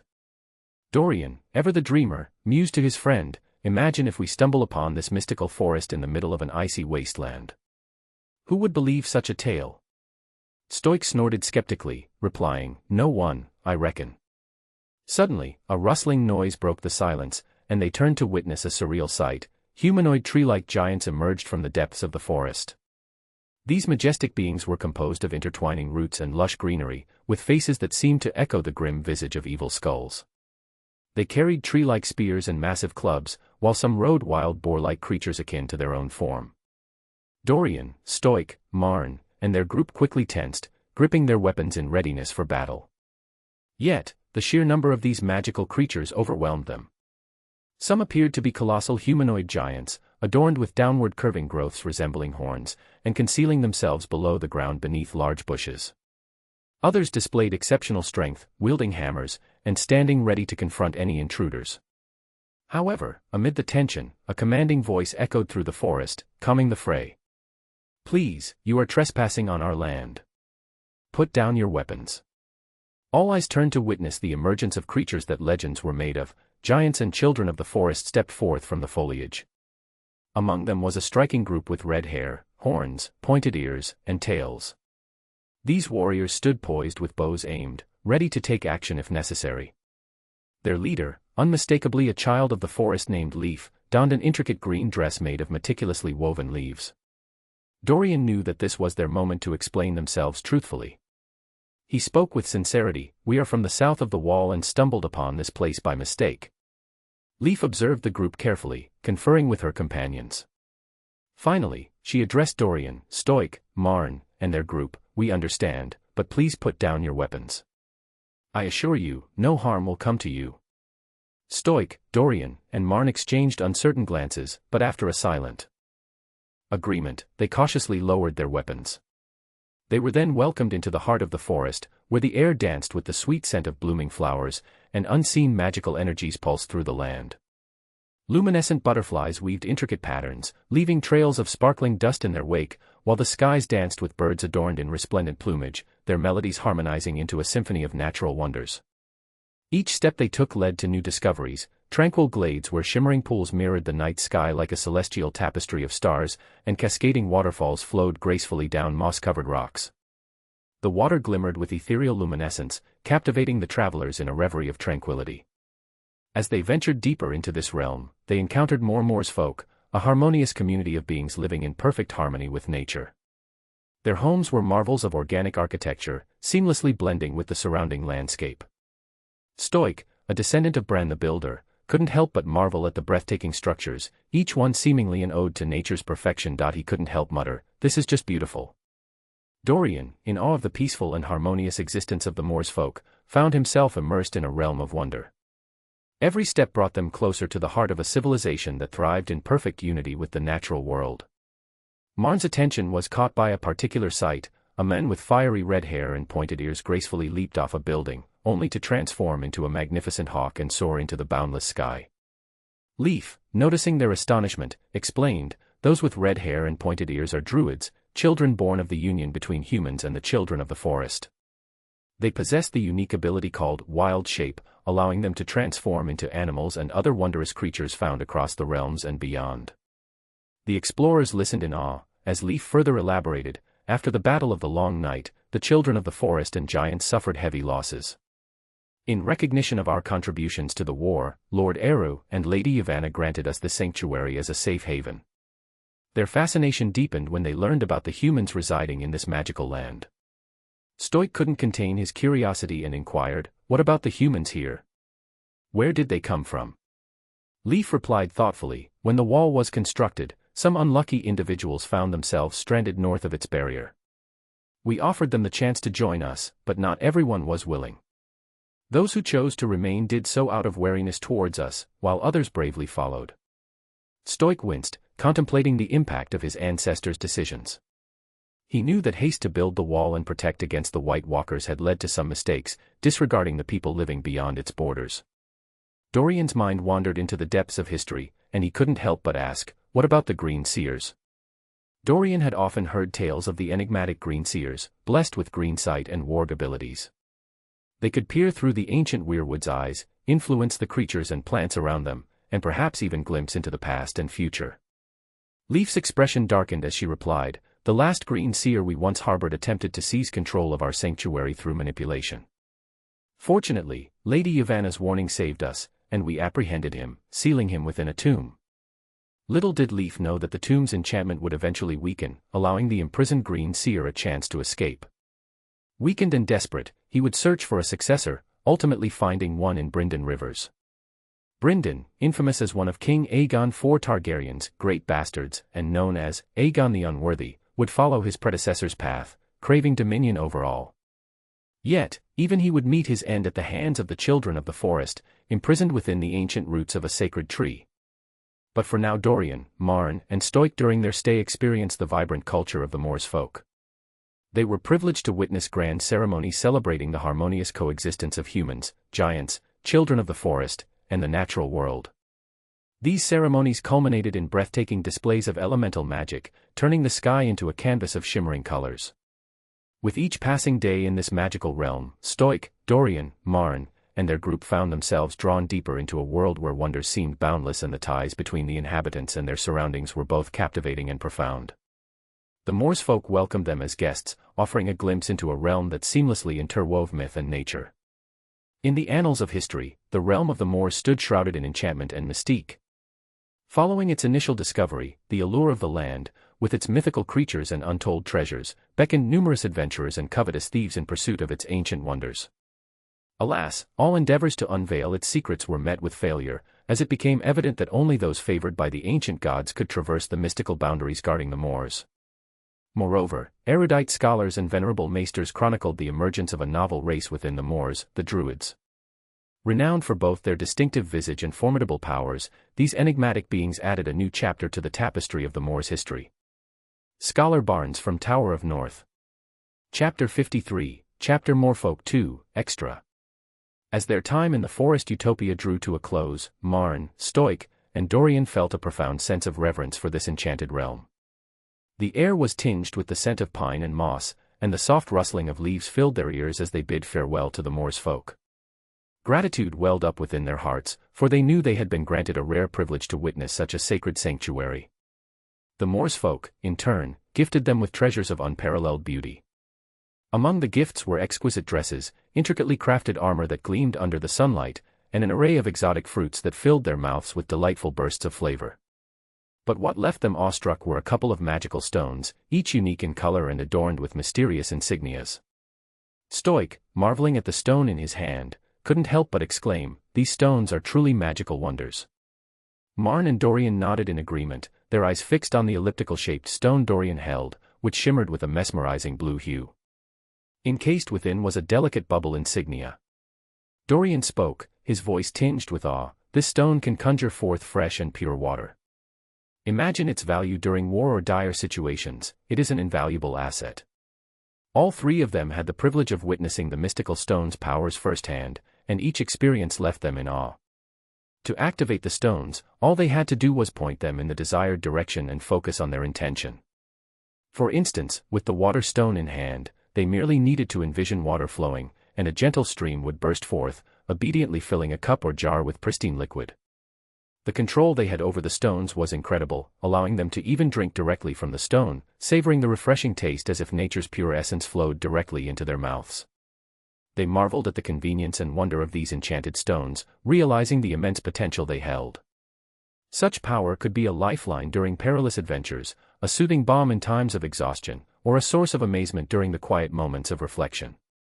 The trio happily accepted one of each stone, each holding the promise of unique powers. Among the collection of stones, there was the fire stone. Resembling an elliptical sun, it exuded a warm, golden glow and bore a fire insignia. This remarkable stone could keep a person or group warm even in the coldest of winters, or with a mere touch, transform water into soothing, steaming baths, perfect for camping nights in the forest. The ice stone, on the other hand, glowed with a frosty blue light, intricately patterned like a snowflake. Its abilities were no less remarkable, as it could cool and refresh a person during sweltering summer days or even freeze a small jar of water in seconds. Also, just touching the stone and making the intent of cool a hot room during the summer is easily possible. The ice stone, a marvel of icy enchantment, emanated a mesmerizing glow in ethereal shades of frosty blue. Its surface bore intricate patterns, resembling delicate snowflakes crystallized in eternal beauty. The stone's powers were as astonishing as its appearance, capable of bestowing a blissful coolness during the sweltering days of summer. Lastly, there was the light stone, a translucent, elliptical gem with a mesmerizing ball of light trapped inside. Whenever a person held it, the stone emitted a gentle, radiant glow, illuminating their path through the darkest of nights. They used it during the night, when they couldn't see much. Dorian, feeling the icy temperature was too much, said, "I want to test out the fire stone." Other two shrugged, felt it was okay. Dorian held the fire stone. They could feel its fiery essence pulsating within their grasp, as if an eternal flame danced within its core. With a simple thought, the stone responded, creating a radiant aura that enfolded them like a cozy embrace, dispelling any chill that dared to approach. It was perfect for the enchanting camping nights in the heart of the forest. As the stone caressed the water's surface, wisps of steam rose to the air, carrying the inviting scent of nature's embrace. The forest around them seemed to come alive, as if celebrating the magic they had unlocked with the fire stone. In the gathering dusk, the campfire's flames flickered and danced, mirroring the fiery splendor of the stone. It was a night of warmth as the stoic, Dorian, Marn with their expedition group seated around the radiant fire. Returning to their village, Marn, stoic, and Dorian couldn't wait to share their incredible adventure with the people. They spoke with passion and eloquence, painting vivid images with their words. Some skeptics dismissed their tale as mere fantasy, but the doubt dissipated when they presented the magical stones and gifts from the Moors folk. Amidst the joyous gasps of wonder, Marn, stoic, and Dorian showcased the stone's capabilities to the gathered lords and villagers. With a mere touch, the ice stone responded to the warmth of a person's hand, sensing the intent to bring respite from the heat. In an instant, the air around them seemed to shiver with anticipation, and a refreshing breeze swept through the room. The once stifling heat yielded to a gentle chill, rejuvenating the senses and eliciting sighs of relief from all who felt the enchanting coolness. But the ice stone's prowess did not end there. It could freeze water instantaneously, transforming a jar of liquid into a mesmerizing display of delicate ice sculptures. The frozen crystals glistened like diamonds, captivating the eye with their glimmering beauty. They showed the abilities of each stone and recounted how the Moors' land was a haven created by the ancient Lord Eru for the giants, children of the forest, and even some humans who followed them, coexisting peacefully in this enchanted refuge. The legend of Moors' land spread like wildfire, captivating dreamers and adventurers across generations. The desire to rediscover this elusive utopia ignited the hearts of many, but the magical realm remained veiled from their sight, a treasure reserved for those blessed by fate and guided by wonder.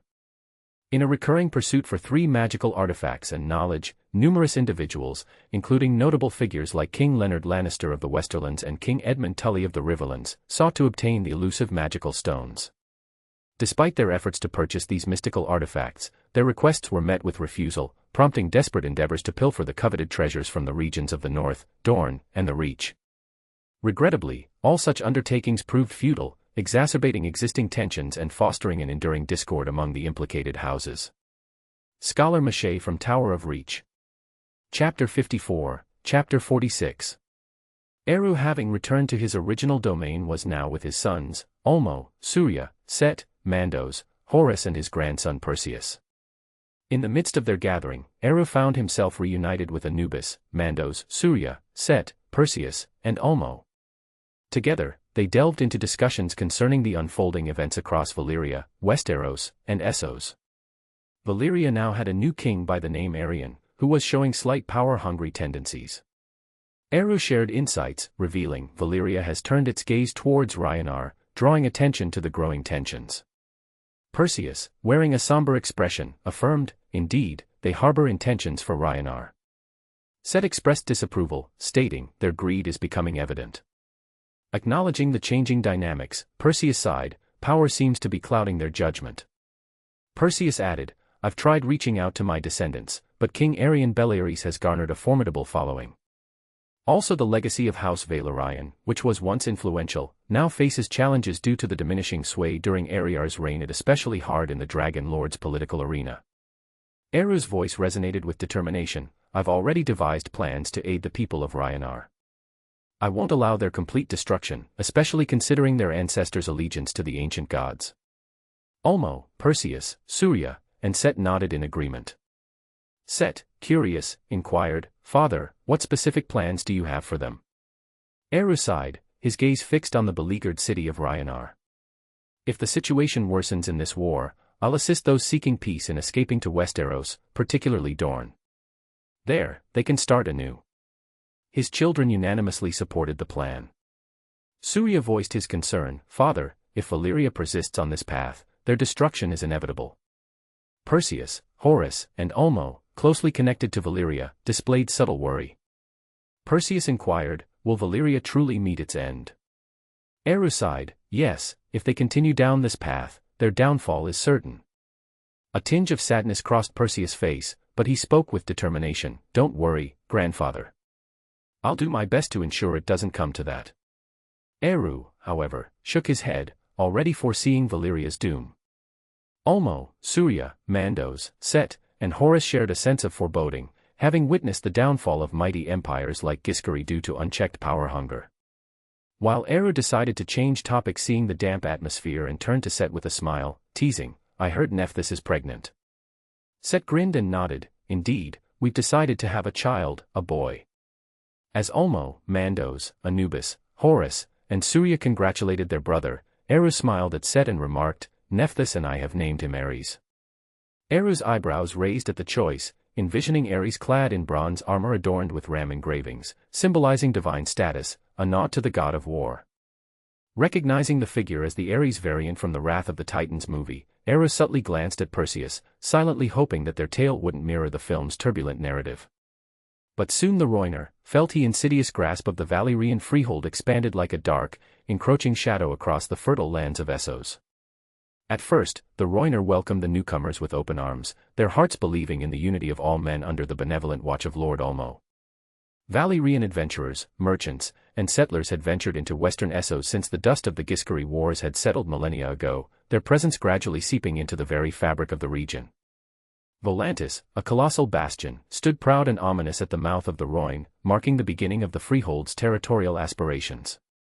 Further north, on the winding tributaries of the majestic river, two more cities, Norvos and Kohor, emerged under the watchful guidance of their Valyrian forebears. Chapter 55, Chapter Royish Wars. But soon the Riner felt the insidious grasp of the Valyrian freehold expanded like a dark, encroaching shadow across the fertile lands of Essos. At first, the Riner welcomed the newcomers with open arms, their hearts believing in the unity of all men under the benevolent watch of Lord Ulmo. Valyrian adventurers, merchants, and settlers had ventured into western Essos since the dust of the Gizer Wars had settled millennia ago, their presence gradually seeping into the very fabric of the region. Volantis, a colossal bastion, stood proud and ominous at the mouth of the Rhine, marking the beginning of the freehold's territorial aspirations. Further north, on the winding tributaries of the majestic river, two more cities, Norvos and Kohor, emerged under the watchful guidance of their Valyrian forebears. Yet, the passage of time saw the Roiner's initial warmth and hospitality towards their Valyrian guests turn into haunting remorse.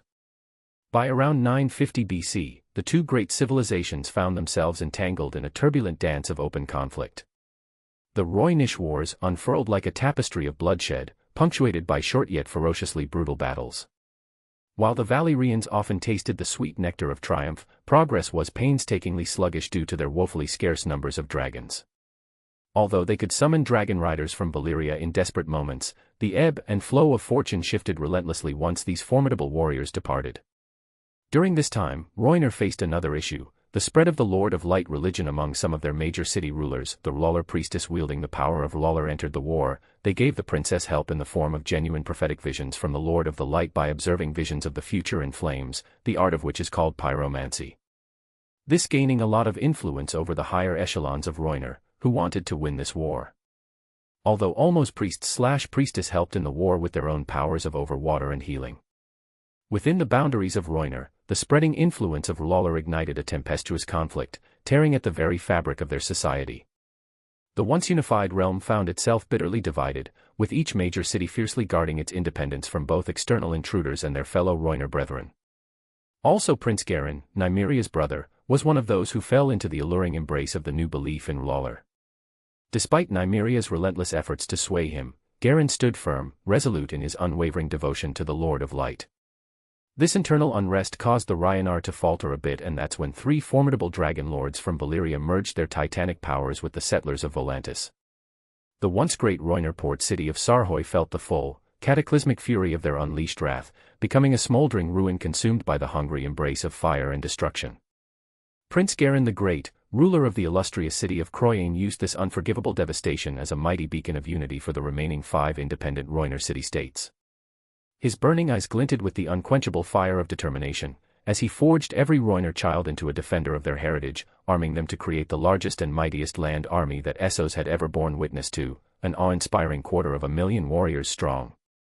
Garen's colossal army surged southwards along the Rhône like a fierce torrent of righteous vengeance unleashed upon the invaders.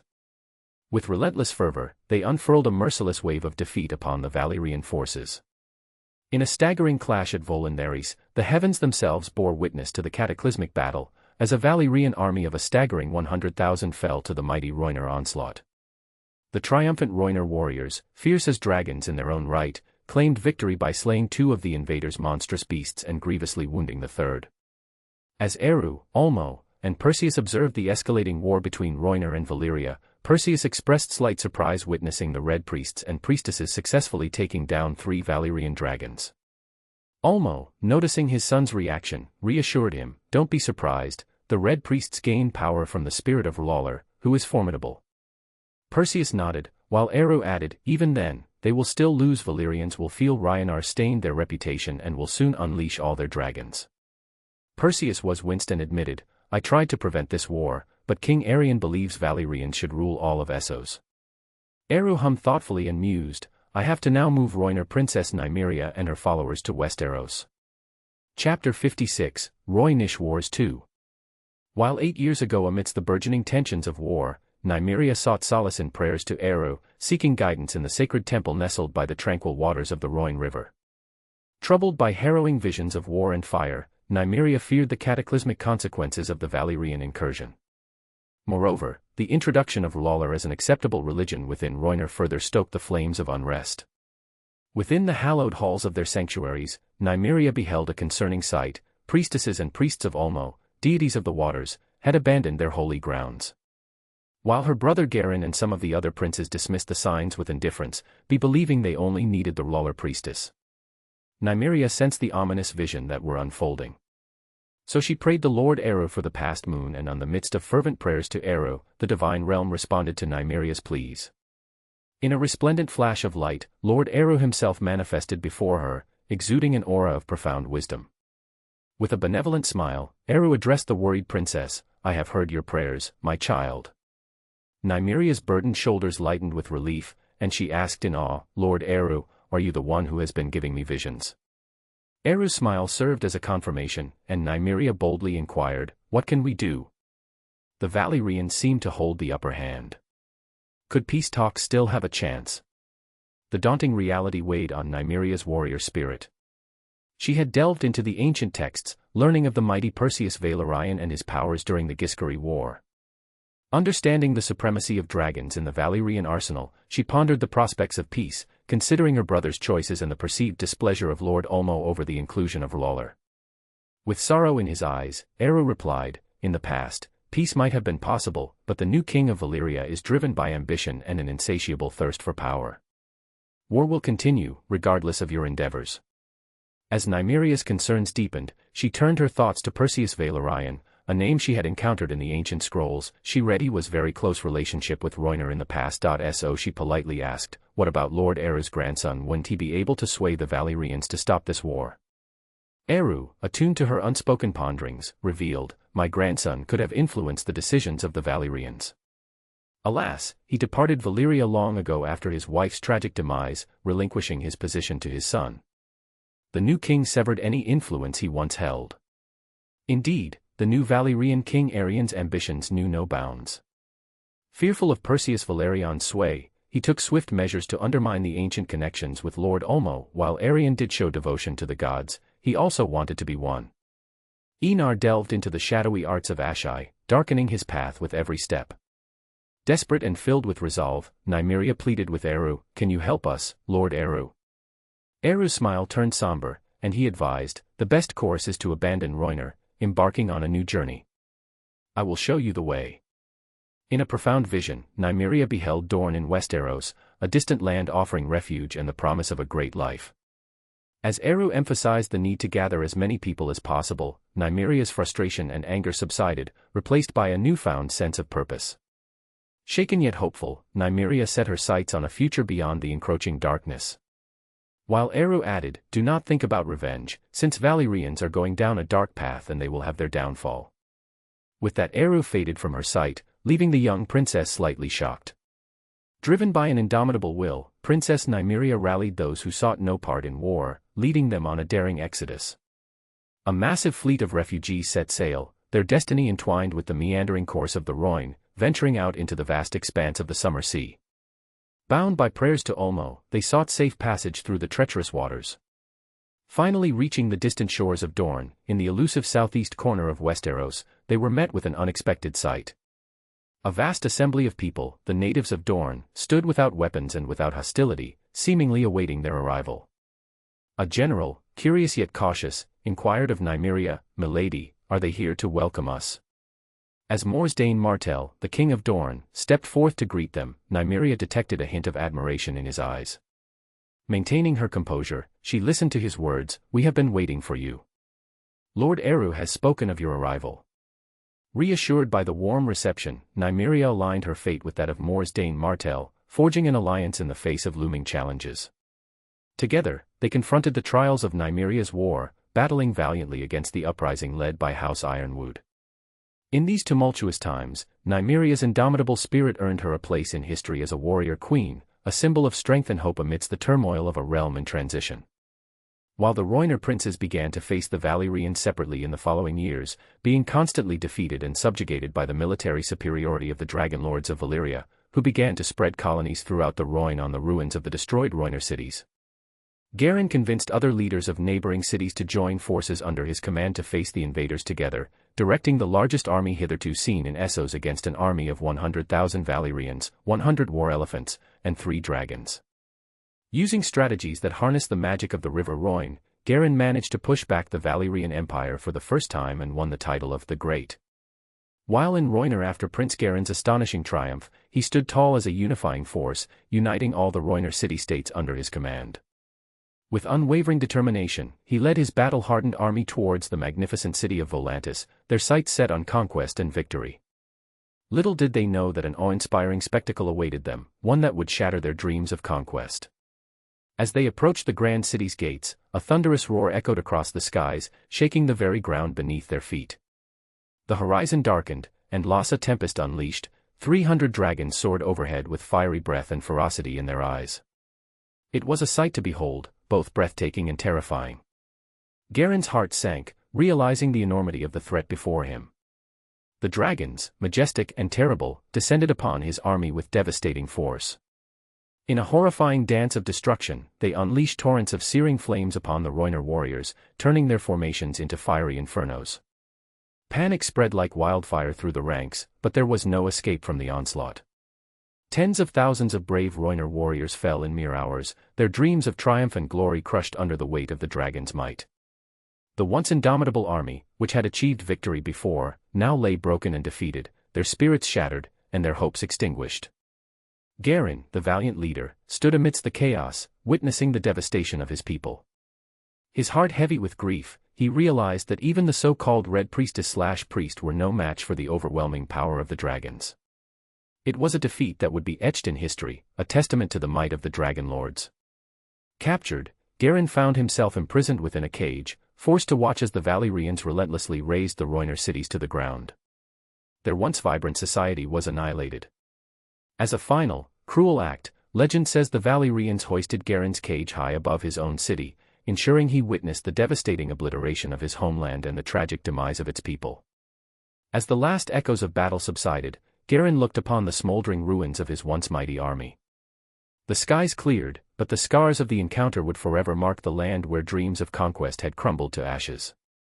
The dragons, now triumphant, returned to their lairs, leaving behind a scene of desolation and despair before he too died of starvation. Chapter 57, Chapter 49 Surya and Nyara. As time passed, Set and Nephthys had their son, Aries, who grew up under the careful eye of Eru, thus he was not the same as the one in Percy Jackson or even Wrath of Titans. At the same time Surya fell in love with Nyara Dane, daughter of Nymeria and Morsdane Martell, Eru already 14 this union. The sun dipped below the horizon, casting a warm, golden glow over the opulent chambers of Eru and Eliza. The room was adorned with intricate tapestries and shimmering candlelight, creating a sense of intimacy and grandeur. Eru, a regal figure, leaned against a polished mahogany table. His eyes, deep pools of wisdom, surveyed the room as he began, "Eliza, have you noticed how Surya has been distant lately?" Eliza, her delicate features framed by cascading auburn locks, paused, a hint of concern crossing her face. "Now that you mention it, yes. He's been sneaking away at odd hours. I thought it was just youthful wanderlust." Olmo, the eldest son, with his broad shoulders and a demeanor that radiated warmth, chuckled softly, "Perhaps he's found a secret hideout or a new adventure." The room seemed to hum with an unseen energy as Eru, with eyes that held the wisdom of ages, took a moment to gather his thoughts. "I've seen glimpses of Surya's path," he began, his voice resonating with a depth that commanded attention. "He has found his heart's calling in Dorne, and it appears that the Princess Nyara Dane is intertwined with his destiny." Eliza's eyes widened in surprise. "You knew of this, and yet you kept silent." Eru approached her, his presence soothing the unease in the room. "There are paths that even foresight must tread lightly upon, my love. Surya's journey is his own, and we are but spectators in the grand tapestry of fate." Set, ever the observant one, frowned. "I've noticed his frequent visits to Dorne. As the patron of Dorne, it's my duty to know such things. And there were times when I saw him with Princess Nyara Dane." Eliza's gaze sharpened. "So his relationship with Princess Nyara has reached a certain point." Set hesitated, then continued, "Yes, I found them together a couple times, but I did not think he was courting her at the time." A moment of silence hung in the air before Olmo broke into a wide smile. "Love? Our Surya?" He laughed heartily, the sound echoing through the chamber. "Well, that's news. I'm genuinely happy for him." Eliza sighed, her fingers tracing patterns on the table. "If this is true, I hope he's chosen wisely. Love in Dorne, especially with someone as prominent as the Princess Nyara Dane, is no simple affair." Set nodded, lost in thought. "Indeed. We must speak with him, understand his heart. But for now, let's rejoice in his happiness." Everyone smiled, while Eru summoned Surya. In a chamber adorned with intricate carvings that told tales of old, Eru sat, his gaze penetrating yet gentle, awaiting Surya's arrival. As the doors creaked open, revealing the young prince with a hint of nervousness in his eyes, the room's atmosphere grew palpably tense. Surya took a deep breath, meeting his father's omniscient gaze. "Father," he began, his voice trembling slightly, "I had intended to speak with you about Nyara." Eru's smile was serene. "You needn't say much, my son. I've seen the threads of your heart weaving with hers." Surya's cheeks flushed a deep shade of crimson, and he chuckled, a touch embarrassed. "I wanted to make it official, but it seems you've beaten me to it." Eru stood, his regal bearing accentuated by the soft glow of the chamber's lights. "Your happiness is paramount to me. I bless your union with Nyara." A wave of relief washed over Surya's face, and his eyes shimmered with gratitude. Before long, the room was filled with the sounds of hearty congratulations. Set, with a nod of approval, toasted to the young couple's future. Nephthys and Hathor exchanged knowing smiles, while Horus clapped Surya on the back, his laughter echoing joyously. Olmo, Mandos, and Obis joined in, their voices blending in a chorus of well wishes for the newest chapter in the royal saga. Chapter 58, Karna's Birth and Armor. The castle was abuzz with anticipation and whispers as the day of Nyara's delivery neared. Surya paced the corridors, his brow furrowed with worry, his thoughts consumed by the well-being of his beloved wife and unborn child. Surya was ready to help Nyara deliver their son without any pain, but Nyara was stubborn. She felt as mother she must go through with this. When the moment finally arrived, the air was thick with tension. Hours seemed like an eternity until the cries of a newborn pierced the silence, signaling the arrival of the heir. Holding his son for the first time, Surya felt an overwhelming surge of love and responsibility. In a dimly lit chamber, the soft cries of a newborn echoed. Surya, with eyes gleaming with pride and wonder, held his son close, feeling the weight of new responsibility in his arms. Nyara Dane, her face pale from the ordeal yet glowing with maternal warmth, watched from the bed, her gaze unwavering from the poignant tableau before her. Summoning strength she barely knew she had, Nyara managed a smile, her voice soft and hoarse. "What shall we name him?" Surya's eyes twinkled, reflecting a mix of determination and hope. My son will be indomitable, Nyara. Will be known all over the world as Karna, he declared, the weight of generations and dreams carried in that single word. Nyara's eyes glistened, a tear escaping, as she nodded in agreement. Yet, as the room fell silent save for the soft breathing of the infant. As Surya kissed Karna on his forehead and muttered, "Don't worry my son, I will always be there by your side." With a voice that resonated with ancient power, Surya began a solemn blessing. As he spoke, golden light emanated from his hands, enveloping the child. A set of intricately crafted golden armor materialized, fitting snugly onto the infant's form, with matching golden earrings appeared, shimmering as they dangled from the baby's ears. Nyara was surprised seeing this and looked at Surya. "These," Surya declared, his voice unwavering, "I have provided him a divine armor and earrings. No power in this world can pierce this armor of his, the gilded sheen of his earrings will shatter the darkness of his life and be a guiding beacon." Amidst this celestial interlude, the chamber's entrance parted, revealing Queen Nymeria of the Riner, accompanied by her consort. Both of them bore the indelible scars of warfare, having endured the heart-wrenching loss of their beloved son. Amidst the shadows of grief, their granddaughter became the beacon of hope of their lineage. The revelation of Nyara's love for Lord Surya, and the reciprocation of such profound emotions, had initially seemed like a wistful tale, a respite from the somber realities they had known. Their granddaughter's union with Lord Surya was both exhilarating and surreal. As they stepped into the chamber, the ethereal aura surrounding Karna was palpable, a tangible testament to the intertwining destinies unfolding before them. Their eyes, reflecting a blend of wonderment and trepidation, met Nyara's, seeking affirmation and solace amidst the celestial tableau. They heard from the healers about Lord Surya's blessing to their son. With a grace born of regality and experience, Queen Nymeria approached, accepting the infant Karna from Lord Surya's embrace. The radiant adornments of divine armor and golden earrings cast a mesmerizing glow, reflecting the chamber's subdued light. The queen's demeanor, a blend of awe and reverence, resonated with an unspoken understanding of the profound destiny encompassing her great-grandson. Gently cradling Karna, Queen Nymeria bestowed a tender kiss upon his forehead. Her whispered benediction, infused with the wisdom of generations, caressed the infant's innocence. "May you tread paths of greatness and grace, my cherished one." In that sacred moment, the chamber bore witness to the continuum of legacy, love, and hope, transcending time's relentless march through the annals of history.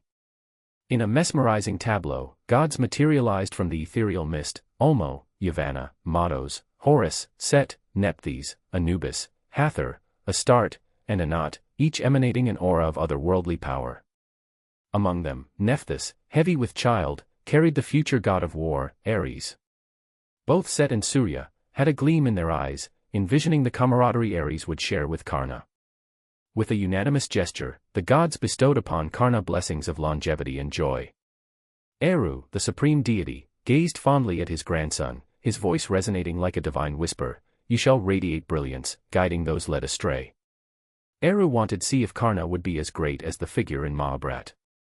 As destiny wove its intricate threads, Nephthys soon gave birth to Ares, an event heralded by celestial rejoicing. Amidst these divine occurrences, the city of Valyria spiraled into shadows. The oppressed masses suffered under the cruel yoke of their masters. Eru, sensing the impending turmoil, orchestrated a grand scheme. The seeds of rebellion were sown, destined to sprout the free city of Braavos, a testament to Eru's intricate design for mortals and gods alike. In the annals of history, the birth of Karna marked the genesis of the second demigod, a being of celestial lineage and terrestrial majesty. His arrival once again became the epicenter of myriad speculations and ambitions. The tale of Princess Nyara, who had captivated the radiant sun god Surya, became a subject of both envy and aspiration amongst the noble ladies of the realm. The news of her divine liaison spread across the kingdoms with the swiftness of a raven's flight, igniting fervent desires and strategic calculations among the great houses. Prominent lineages, including but not limited to the Lannisters, Tullis, and Duradons, perceived an unparalleled opportunity to solidify their standing and augment their influence. Their courtyards buzzed with whispered councils and clandestine deliberations, all aimed at forging marital alliances with the house intertwined with divine lineage. For within Karna coursed the hallowed blood of gods, rendering him not merely a prince of the realm but a nexus of divine and mortal realms. Thus, many houses, recognizing the unparalleled prestige and potential such an alliance would bestow, eagerly sought betrothals between their noble daughters and the illustrious Karna. As the whispers of Karna's divine lineage pervaded the corridors of power, the great houses of Westeros perceived not only the allure of his celestial heritage but also the promise of extraordinary legacies that could unfold through future generations. This understanding reshaped the contours of their aspirations and strategies.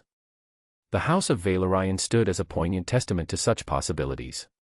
Their ancient bond with the sea was not merely a matter of heritage but a manifestation of latent powers, awakened and amplified through the currents of time. Their descendants, in communion with the vast oceanic realms, harnessed abilities that transcended mortal limitations. Drawing parallels from such legacies, the great houses envisaged a future wherein their progeny, united with Karna, could unlock untold potentials. The prospect of offspring inheriting divine attributes, akin to the legendary Valyrian connection with the seas, fueled the fervor for alliances with unparalleled intensity. Excerpt from Emergence of Karna, A Chronicle of Divine Lineage and Political Intrigue, by scholar Amara from Tower of Dorne. Chapter 59, Beast Companions for Perseus, Karna and Aries. Karna has giant eagle that has powers of sun or powers similar to Phoenix. Perseus has a companion that is either the Amatsu or Lagiacrus from Monster Hunter. Aries has either Magnamalo or Gatebreaker Ram, four-horned ram. Chapter 60, Chapter 51 Aries and Karna Part 1. In Eru's grand throne room, adorned with celestial tapestries and shimmering light, the gods gathered with their families. Ulmo, the god of waters, stood proudly with his wife and son Perseus. Surya, the sun god, entered with his wife Nyara and their son Karna, both eager yet apprehensive about meeting the supreme god of creation. Nyara, her heart pounding, felt the weight of her social standing as she prepared to face Eru, the omnipotent deity. Even though she met father-in-law before, she still felt intimidated by his status and presence. While young Karna, with his sun-kissed skin shoulder-length hair and adorned with blessed earrings, stood in awe before his grandfather. Dark red tattoos marked his princely status in Dorne, a subtle display of his heritage. Amphitrite, Ulmo's wife, approached Nyara. Her gentle voice carried a comforting whisper, reassuring Nyara about the imminent meeting with Eru. "Don't be tense," Amphitrite consoled, "father-in-law is not strict. He is easy to get along with. I was the same when I first met him." Nyara, grateful for the calming words, exhaled the tension that had gripped her. Karna was only 8 years old now, but Eru foresaw the future, beheld Karna's towering figure in his visions. His presence commands attention and admiration like the sun. He is very handsome and radiant, he is wearing golden armor, earrings, and a sun-kissed complexion. He has a mark on his forehead, which is a stylized crown with red and yellow flames emanating from the top. The base of the crown is red and the flames are yellow and orange, and they flicker and twist upwards. While he looked at Aries and saw a similar vision of Aries, who was built like a warrior, with broad shoulders and a defined physique, his face is sculpted with sharp cheekbones, a strong jawline, and a prominent brow. He has intense, dark brown eyes and long, flowing black hair. He has a short, well-groomed beard that accentuates his strong jawline. He wears imposing armor, often adorned with rams and other symbols of war. Rising from his throne, Eru warmly welcomed his grandsons. "It is finally good to see all of my grandsons again." Perseus, Aries, and Karna knelt before him, their respect evident. Aries and Karna exchanged smiles and small talks with their divine grandfather. While Eru added, "I will give you all a gift." With a wave of his hand, mystical beings materialized. The first one was a majestic sun eagle, which is a white and red eagle with a wingspan of 30 feet.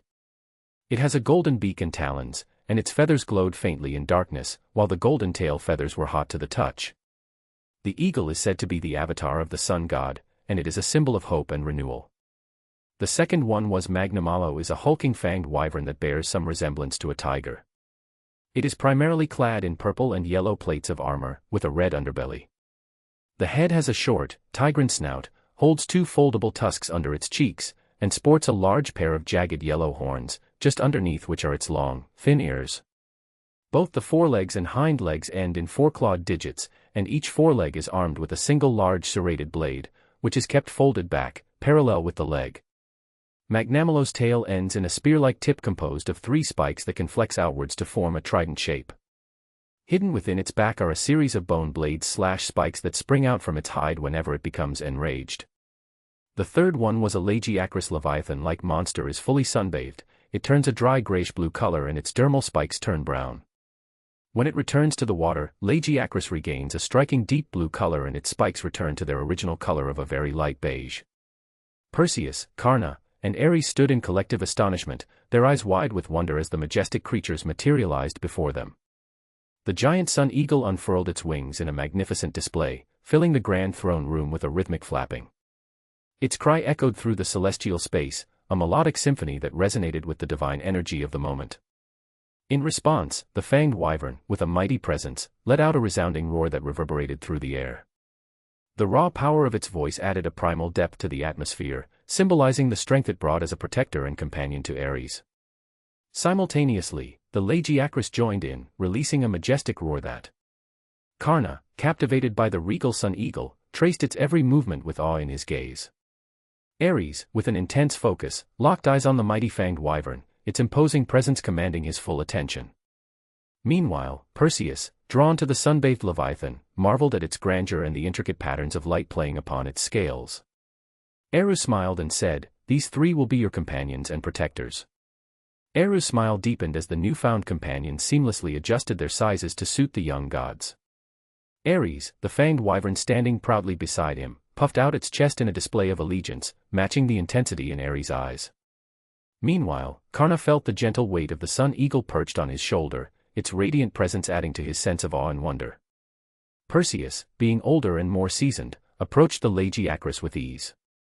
A simple touch to the leviathan's snout conveyed a silent understanding between them, as if the two shared an ancient connection with ocean. Chapter 61, Aries and Cara Part 2. Ares' benevolent smile persisted as he observed the joy reflected in the eyes of Cara and Ares. Acknowledging their happiness, he spoke with a resonance that echoed through the divine chamber. "Now, for Cara and Ares, I have crafted ideal weapons for you both." With a graceful sweep of his hand, Ares conjured a majestic bow into existence. The divine weapon radiated with an otherworldly glow, its intricate design reflecting the essence of each god's destined prowess. As the bow materialized, it symbolized not just a gift, but a conduit for the gods' heirs to channel their divine purpose and power. The bow is crafted from the celestial Kachaka wood, a mythical material renowned for its immense strength, resilience, and divine aura. Imagine a polished deep brown wood, radiating a subtle warmth to the touch, with intricate grain patterns swirling like constellations. It is a recurved bow with slightly bent ends. A graceful crescent, polished to a gleaming ebony sheen, its ends curving upwards like defiant horns. The bowstring is shimmering emerald green cord, pulsating with raw power. The grip is wrapped in celestial silk, a luxurious golden silk, woven with celestial threads, shimmering with every movement. Giving soft yet firm, offering a perfect hold for Cara's unwavering hands. The grooves where the arrows rest might be carved with intricate cosmic symbols, glowing faintly with divine energy. When drawn, the Vijaya reportedly emitted a thunderous roar, echoing like a storm across the battlefield. Imagine a sound resonating with the power of a divine bolt, striking fear into the hearts of Cara's enemies. The bow is said to radiate an aura of power and invincibility, shimmering with celestial light. Imagine a faint golden glow enveloping the bow, emanating from its divine materials and Cara's own warrior spirit. Ares, holding the majestic bow, directed his attention to Cara with a knowing smile. "Cara, I heard you were a prodigy in archery, so this is for you." The bow glowed with a divine light as he presented it to the young god, who accepted it with a mixture of reverence and gratitude. As Cara carefully took the bow from his grandfather, his eyes gleamed with excitement and gratitude, a silent acknowledgement of the honor bestowed upon him. Meanwhile, Ares turned his focus to Ares, acknowledging his interest in the mace. "Ares, I heard you are interested in the mace, so this one is for you." With a wave of his hand, a medium-sized baton materialized before Ares. Ares continued, "This mace is similar to Perseus' trident and will reveal its true form when it comes in contact with you." Ares was excited and took the unassuming guise of a medium-sized baton, concealing its true might. However, upon activation its metamorphosis begins. The once inconspicuous baton transforms into a formidable mace, radiating a red-hot glow that emanates an otherworldly aura. The three hammer-shaped flanges that extend from the head of the mace enhance its menacing appearance, while intricate celestial symbols etched onto its surface further emphasize its divine origin, captivating all who behold its godly splendor. Ares, in awe of his newly bestowed mace, couldn't help but mutter, "Amazing." His eyes gleamed with admiration for the divine craftsmanship that had materialized before him.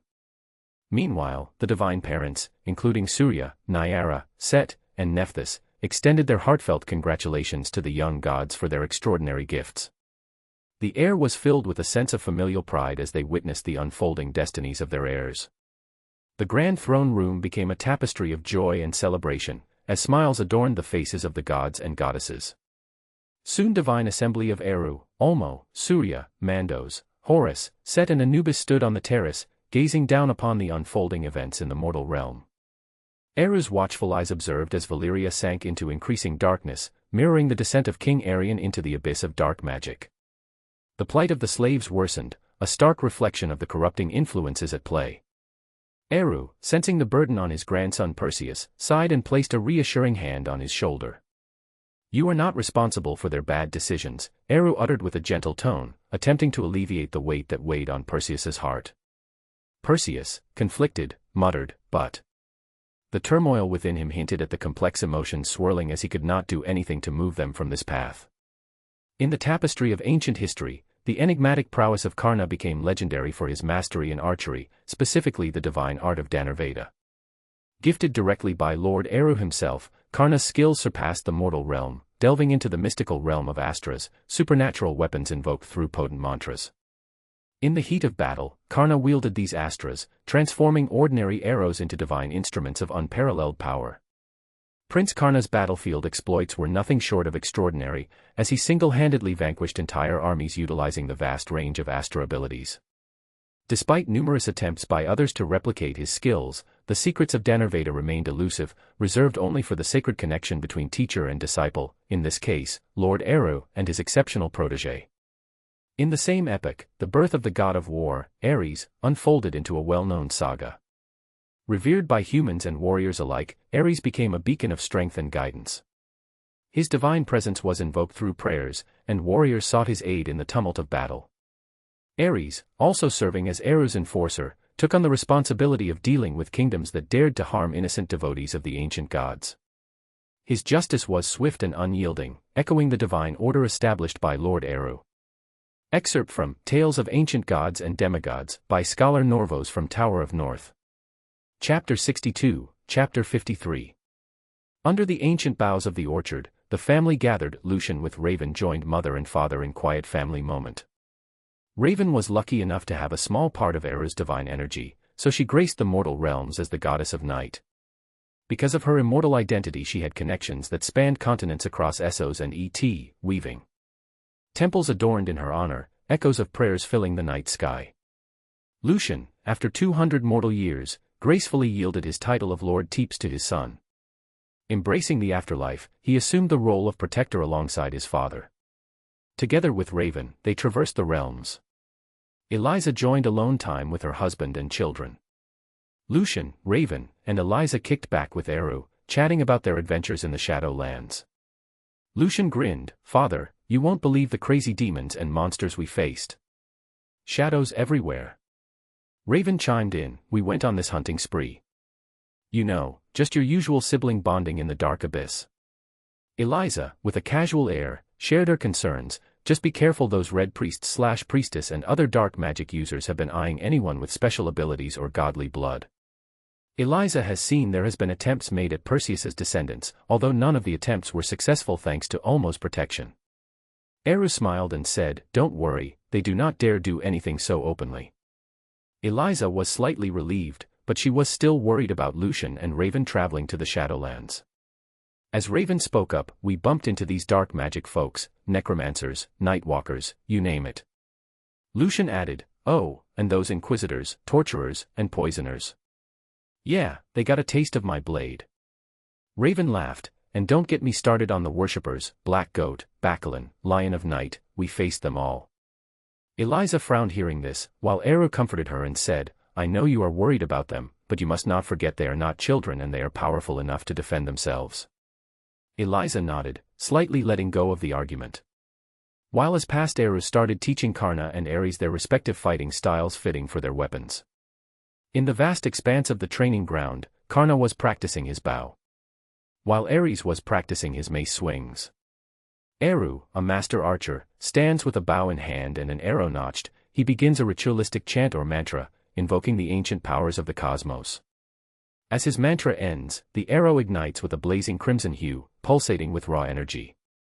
With a fluid motion, he releases the arrow, and it streaks through the air with the fury of a comet, finding its marked dead center on the target. The impact sends slight shock waves through the ground, and the target erupts into a brilliant inferno, flames engulfing it. Young Karna stands in awe, witnessing the spectacle of his grandfather's mastery.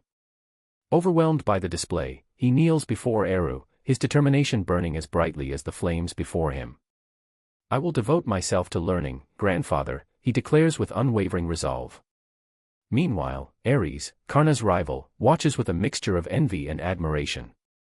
Unable to resist the allure of such skill, he rushes to join them, dropping to his knees beside Karna.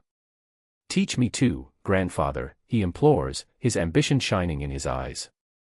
Eru, sensing the tension between the two, offers a reassuring smile. "Fear not, my children," he says, his voice carrying the weight of ages. "There is room for all who seek knowledge and mastery.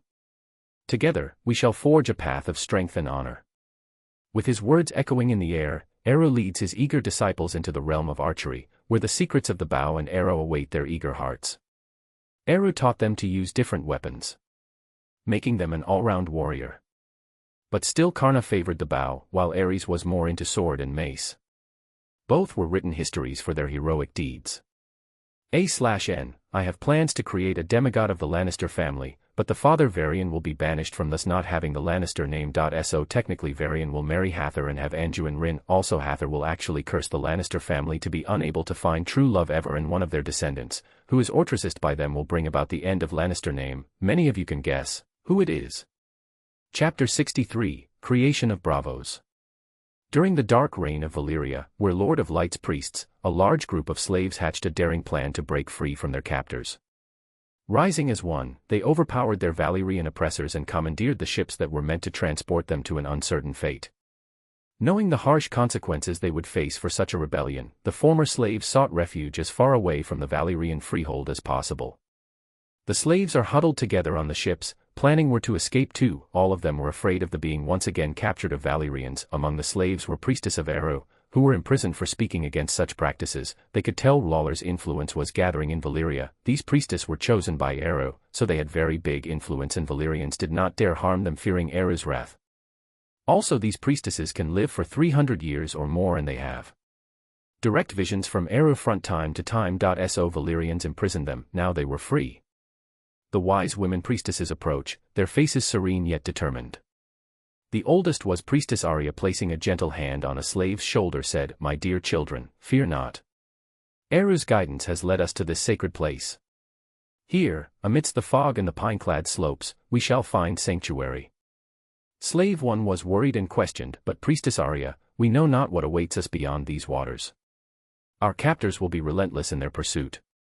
Priestess Lisa smiling reassuringly and answered, "Have faith, Lord Eru has foreseen our destiny, and the mists will shield us from those who seek to harm us."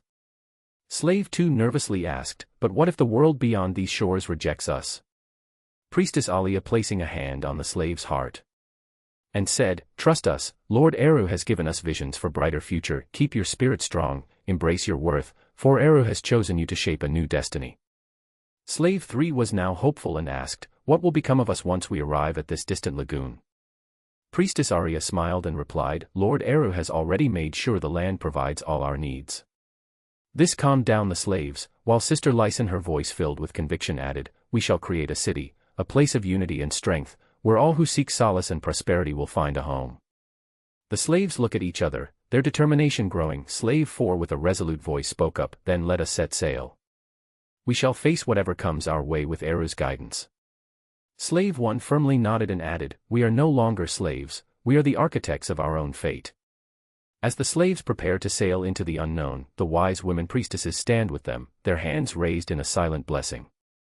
Guided by a group of wise women priestesses who followed prophecies from the enigmatic deity Eru, they sailed across treacherous waters to reach a distant lagoon, shrouded in a perpetual thick fog that concealed them from passing dragon riders. It was here, amidst pine-clad slopes and scattered islands, that they finally found sanctuary. Their newfound home became known as Braavos, a city that expanded across the lagoon, thriving as a haven for those seeking freedom and prosperity. To safeguard their freedom, the refugees devised ingenious ways to protect their identity and their stolen Valyrian ships. They used a dye derived from local snails to stain their ships' hulls and sails a deep purple, an ancient tradition that the Braavosi still uphold to this day. As generations passed, Braavos remained hidden from the world, its existence a well-kept secret. The city's elected leader, the Sea Lord who is the leader of Braavos. The city thrived during that time. Among Braavos' landmarks stood the statue of Eru, a colossal fortress guarding the harbor entrance, towering nearly 400 feet tall. This imposing structure served not only as protection but also as a symbol of the city, with Eru's image adorning the Braavosi coinage. Deep within the city, concealed on a small island in the lagoon, lay the House of White and Black. This enigmatic temple served as the headquarters of the Faceless Men, a guild of religious assassins devoted to the many-faced god. The temple's single entrance was a remarkable ebony and pale weirwood door, reflecting the duality of life and death, a theme that resonated throughout Braavos. Within the house, the central sanctuary housed a pool filled with poisoned water, offering those who sought release from their suffering the embrace of death. The Hall of Faces, hidden deep below, held the faces of those who had drunk from the poisoned pool, allowing the Faceless Men to change their appearance at will. Braavos' spiritual diversity was evident in the house's atrium, where statues of various gods from both Essos and Westeros stood side by side. The Faceless Men believed that these death gods were facets of Eru, the mysterious deity revered throughout the city. The grandest temple in Braavos was the Temple of Eru, an awe-inspiring structure of snow-white marble crowned by a massive silver dome. The temple's windows depicted 3 interlocking triangles symbolizing Eru's dominion over life, death, and creation. Another symbol, the world tree Yggdrasil, highlighted Eru's role as the guardian and nurturer of the realm, ensuring stability and continuity. Eventually, the Sea Lord of Braavos, Euthero Zaline, decided that enough time had passed for Braavos to reveal itself to the world.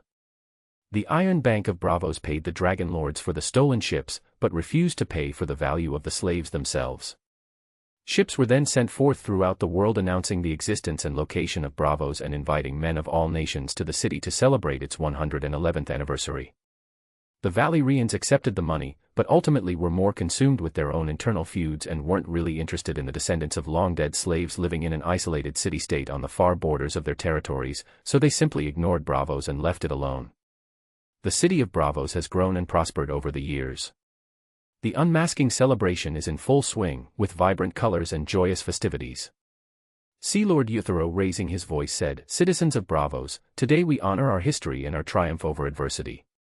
It was long ago that a group of brave souls, once slaves, arrived at this lagoon, guided by the prophecies of Eru." The crowd cheers as the Sea Lord continues with pride, "We have thrived in secrecy, but now, we stand unmasked before the world. Braavos, the city of freedom and courage, shall no longer hide its light." The people celebrate, and the wise women priestesses join in the jubilation, who are now very old and wrinkled women. They are now being pushed in wheelchair-like contraption.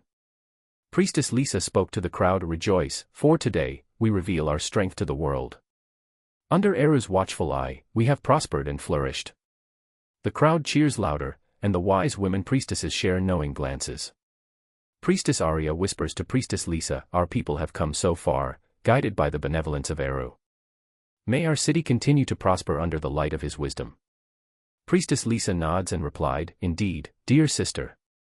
Our work has only just begun, and with Eru's guidance, we have to now choose our successor. Our lives are coming to a close." Both priestesses nodded. They were already training suitable priestesses for the role, but for now together, the wise women priestesses watched the joyous celebration unfold, knowing that the legacy of Eru and the bravery of the slaves live on in the heart of Braavos. To this day, the anniversary of the unmasking is celebrated in Braavos with a 10-day festival of feasting and masked revelry. It culminates on the midnight of the 10th day when the Eru roars and tens of thousands of celebrants remove their masks as one. Chapter 64, Chapter 55, the start of Valyria's dark path.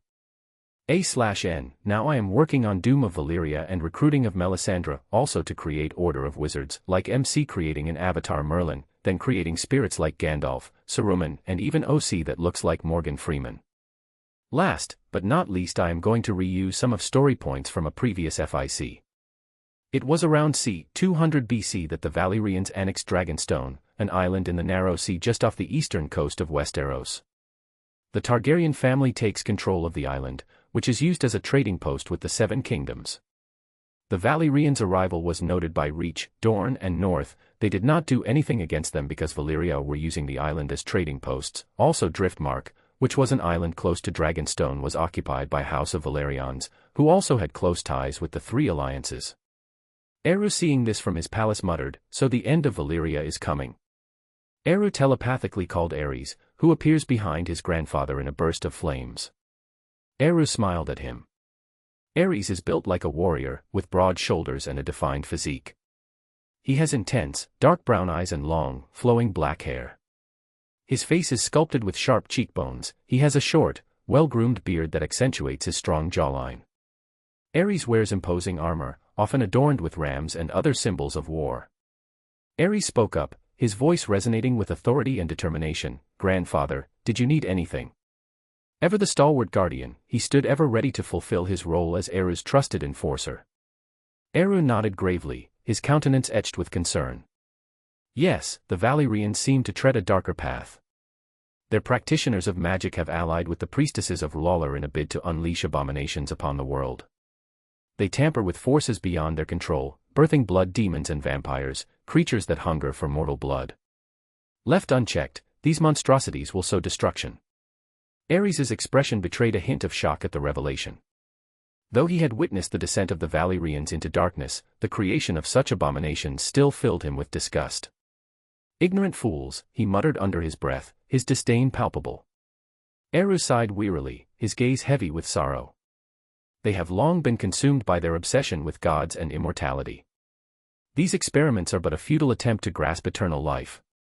Rising to his feet, Ares declared with steely resolve, "I will eradicate these monsters, grandfather."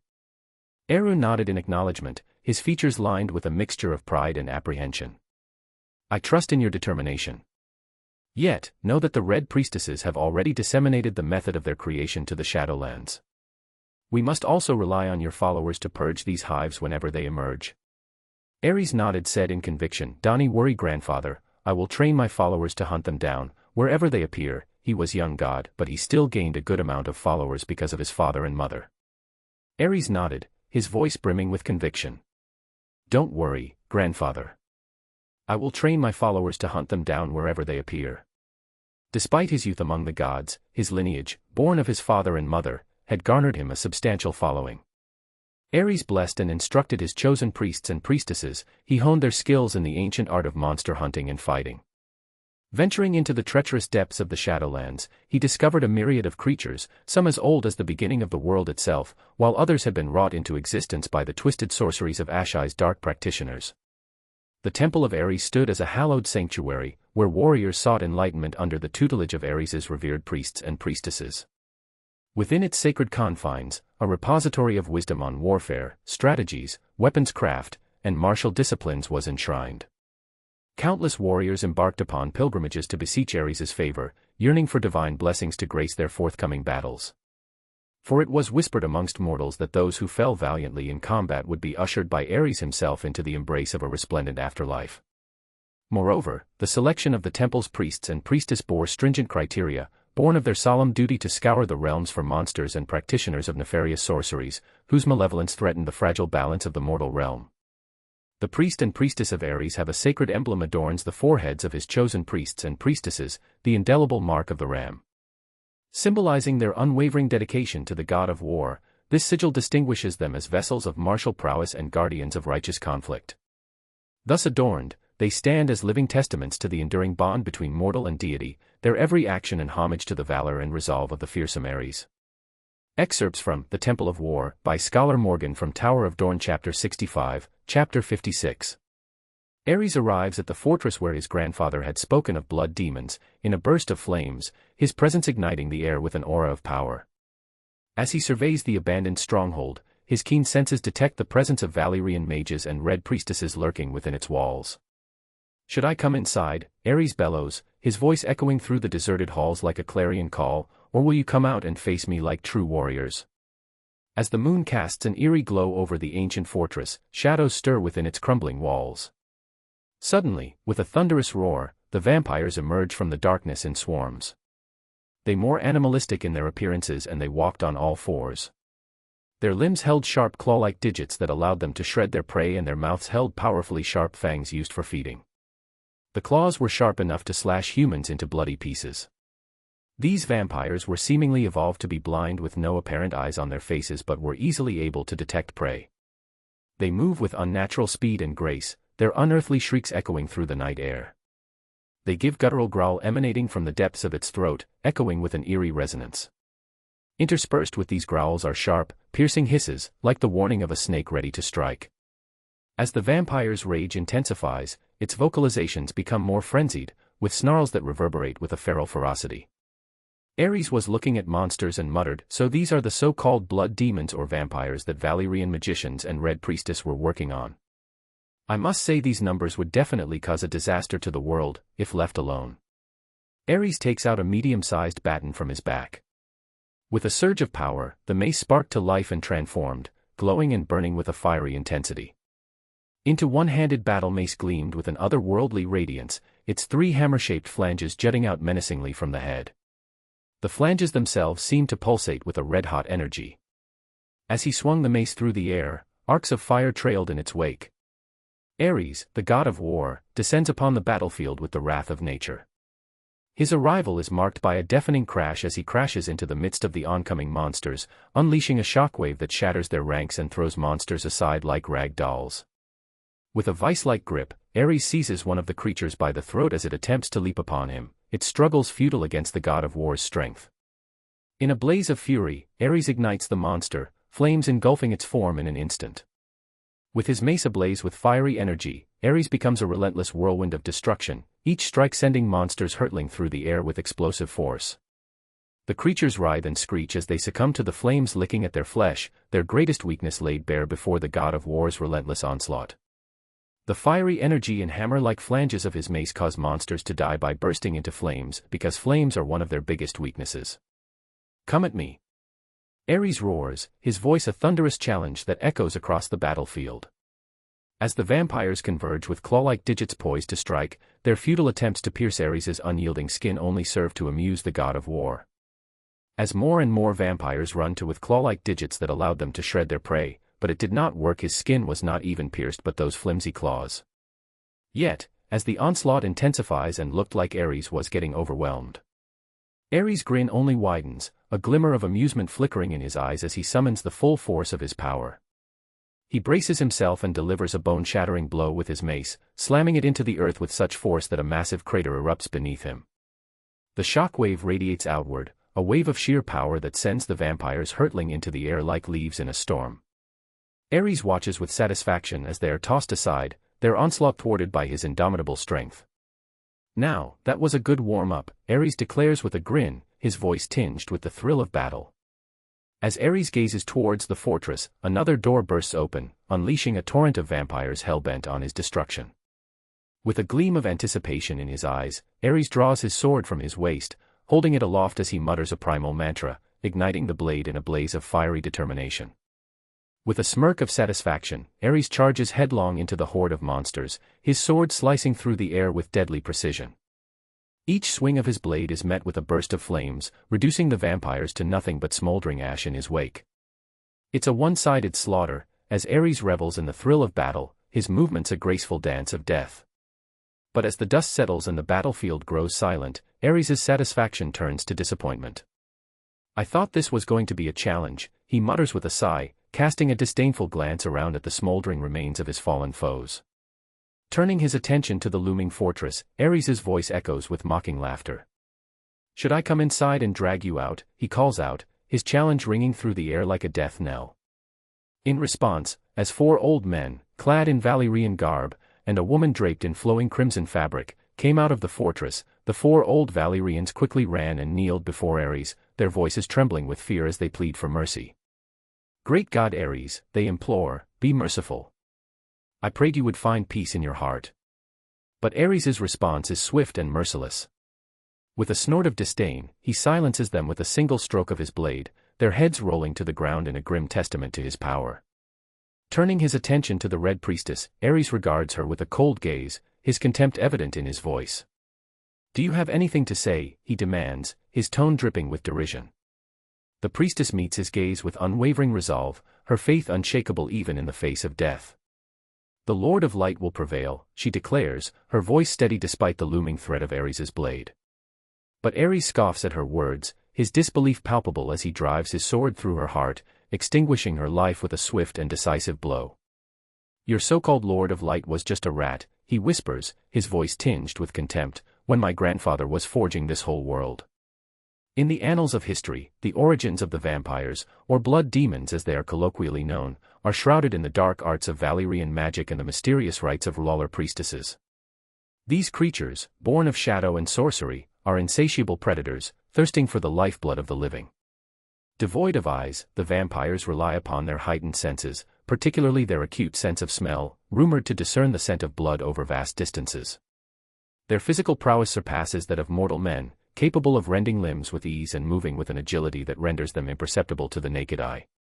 The genesis of their menace traces back to their initial hive, a malevolent stronghold raised by the valorous hand of Lord Ares under the directive of Lord Eru.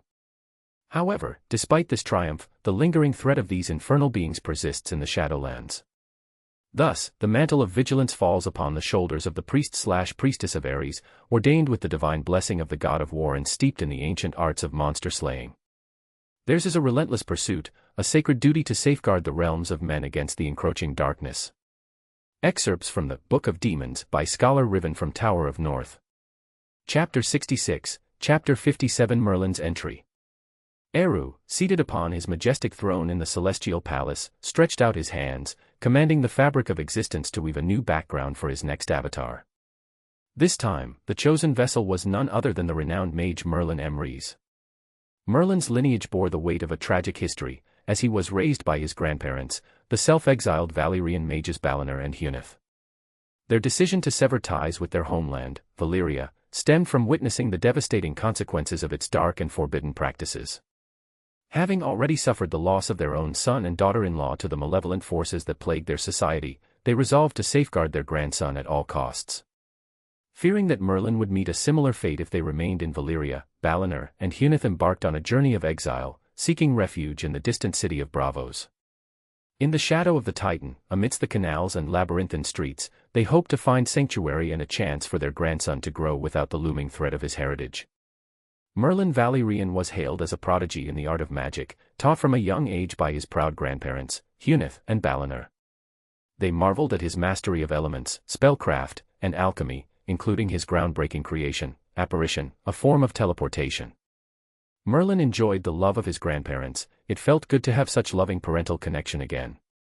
At 15, Merlin possessed pale skin, sharp features, and silver hair tied back in a ponytail, his eyes holding both amusement and mischief. Gazing at the distant sea, he sensed the encroaching darkness of Valyria's fall even in his mortal form. "I fear the fall of Valyria is imminent," Merlin murmured. Balinor, Merlin's grandfather, joined him, noting, "Your grandmother mentioned your desire to explore the world." Merlin nodded, and Balinor smiled knowingly. "I always knew you would venture beyond our walls someday."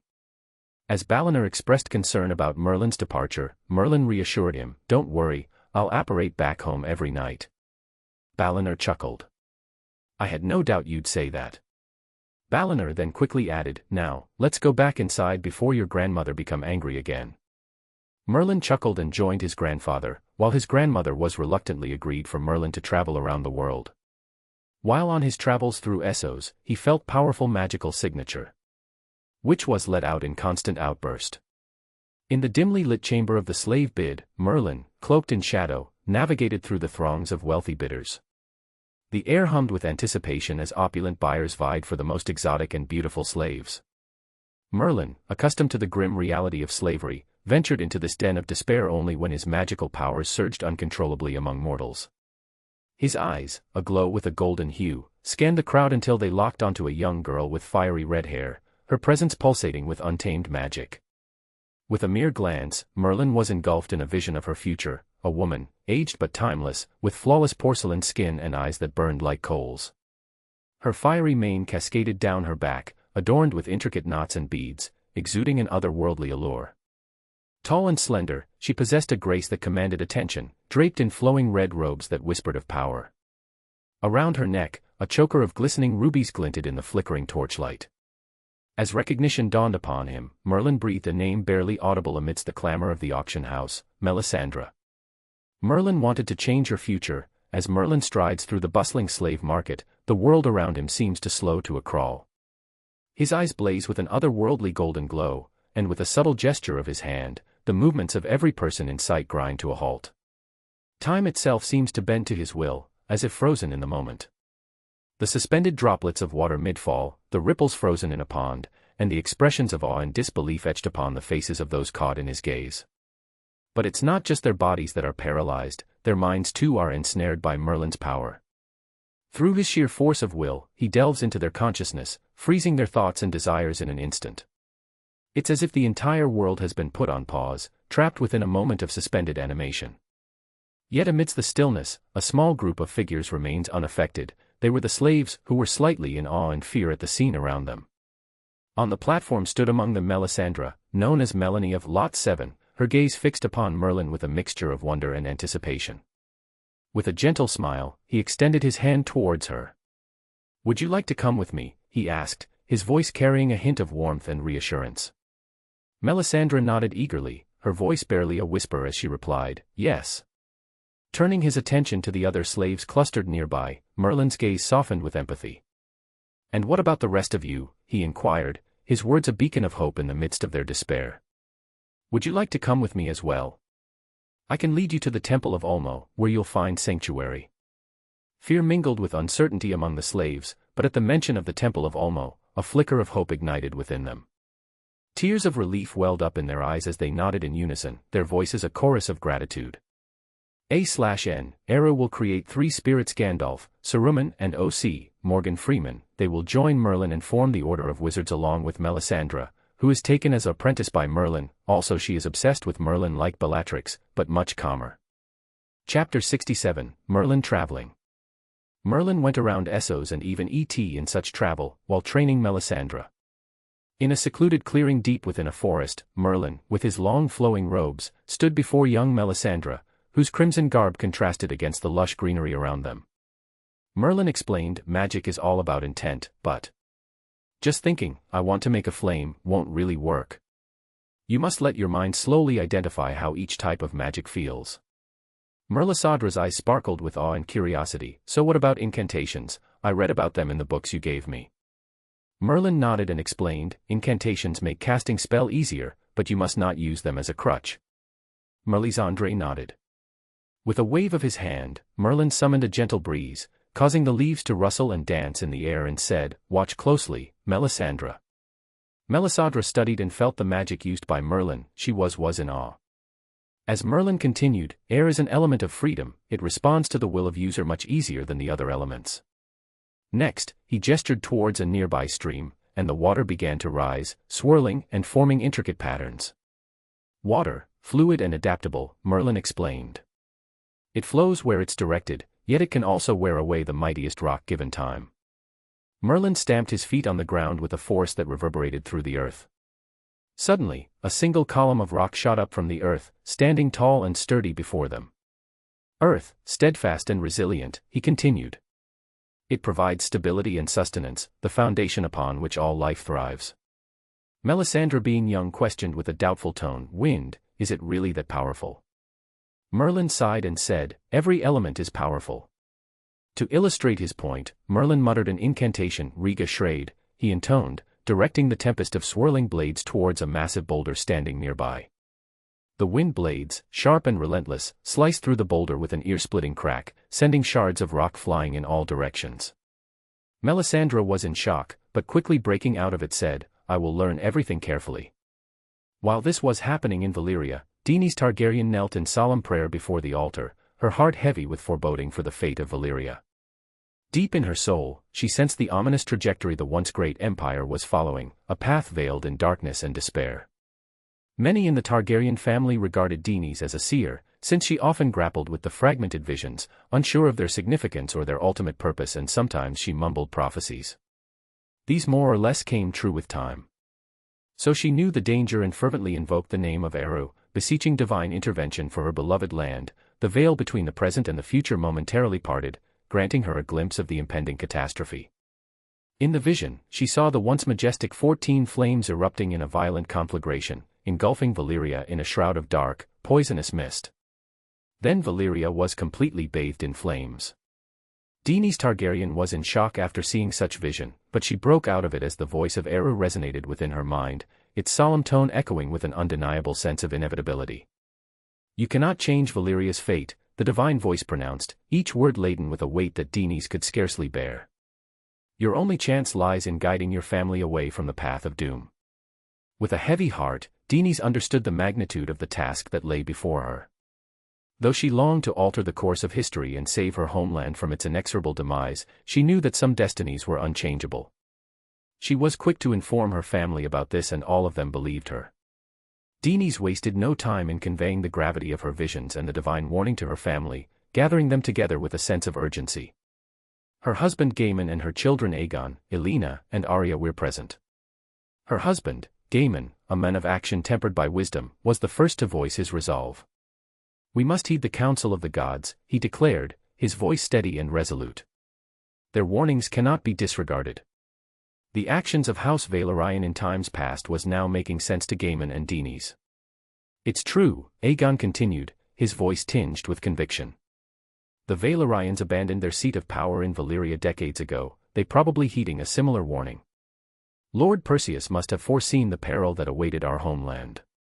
Elena, her brow furrowed in contemplation, nodded in agreement. "It is a possibility," she murmured softly, her thoughts drifting to the enigmatic figure of Lord Perseus, son of Ulmo. The Targaryens, deeply rooted in their faith in the ancient gods, remained steadfast in their beliefs, their devotion unwavering despite the passage of time. Valyrians have long moved away from Valyria, especially after the slow corruption of Valyria. They were warned by Perseus to not stay in Valyria. Chapter 69, Eru creating 3 wizards. In his palace, Eru began to create new spirits with the threads of existence itself. With a gentle command, he called upon the primordial essences of the elements to heed his call. From the depths of the celestial flames emerged the fervent spirit of fire, its radiant form pulsating with raw energy and primal fury. As the spirit of fire began to form into corporeal form, a transformation unfolded before the eyes of those present. From the swirling flames emerged an old man, draped in a long gray cloak that billowed around him like smoke. Atop his head sat a pointed blue hat, and a silver scarf draped elegantly around his neck. His weathered face bore the marks of countless ages, framed by a long white beard that flowed down to his chest, while bushy eyebrows arched over piercing eyes that gleamed with inner fire. With a serene smile, Eru turned his gaze upon each figure, bestowing upon them name of recognition. Gandalf, he spoke with reverence, a beacon of wisdom and courage in the mortal realm. Gandalf knelt before Eru, his expression one of unwavering loyalty and dedication. "I am forever at your service, my lord," he declared with reverence. Next, Eru summoned the essence of earth, drawing forth the ancient spirit of solidity and strength. With a mighty rumble, the earth itself seemed to part, revealing the towering figure of the earth spirit. Its stony visage radiated an aura of unyielding resolve. Meanwhile, the stony spirit of earth began its metamorphosis, gradually solidifying into the likeness of an imposing figure. His white hair and beard, once touched with the colors of the earth, now gleamed with the purity of marble. Tall and commanding, he stood with an air of quiet strength, his deep-set eyes piercing through the veil of time. Clad in a flowing white cloak that seemed to blend seamlessly with the surrounding landscape, he exuded an aura of ancient wisdom and unyielding resolve. As his eyes shifted to the next figure, Eru's voice carried a tone of respect and acknowledgement. "Saruman," he continued, a master of knowledge and smithing. Saruman followed suit, kneeling in front of his creator and a testament to his submission. "I am your humble servant," he intoned, his voice filled with awe. Lastly, the winds whispered secrets of the heavens as Eru invoked the spirit of air. Swift and elusive, this ethereal being danced upon the currents of the atmosphere, embodying the untamed freedom of the skies. With a graceful swirl, the spirit of air danced upon unseen currents, shaping itself into the form of a man of striking presence. His features bore the marks of a life lived with purpose and introspection, with soulful brown eyes that seemed to hold the secrets of the universe within their depths. Well-defined brows added character to his gaze, while lines etched upon his forehead spoke of the myriad experiences that had shaped his existence. His salt and pepper hair, neatly trimmed, framed a face that exuded an aura of quiet confidence and understated power. Finally, Eru's gaze settled upon the last figure, his expression thoughtful yet approving. Morgan, he declared, a cunning strategist and seeker of truth. Morgan, with a smile gracing his lips, joined his companions in kneeling before Eru. I will follow your orders, my lord, he affirmed, his pledge tinged with determination and respect. Eru's smile broadened as he addressed the trio, his words carrying the weight of destiny. I have chosen you three for the purpose of creating the Council of Wizards, alongside my avatar Merlin. Together, you must guide the people through the critical events that lie ahead. With solemn nods, each of the wizards affirmed their commitment. We will ensure your orders are fulfilled, they vowed in unison. Eru's nod of approval signaled his confidence in their abilities. Your focus will be on Westeros, he continued, but that does not prohibit you from journeying to Essos or ET as needed. As Gandalf, Saruman, and Morgan absorbed the weight of the future events laid out before them, the rise of Aegon the Conqueror, the Dance of Dragons, and the Blackfire Rebellion, their expressions grew solemn and their nods became more pronounced. Each of them understood the gravity of their task and the importance of their role in shaping the course of history.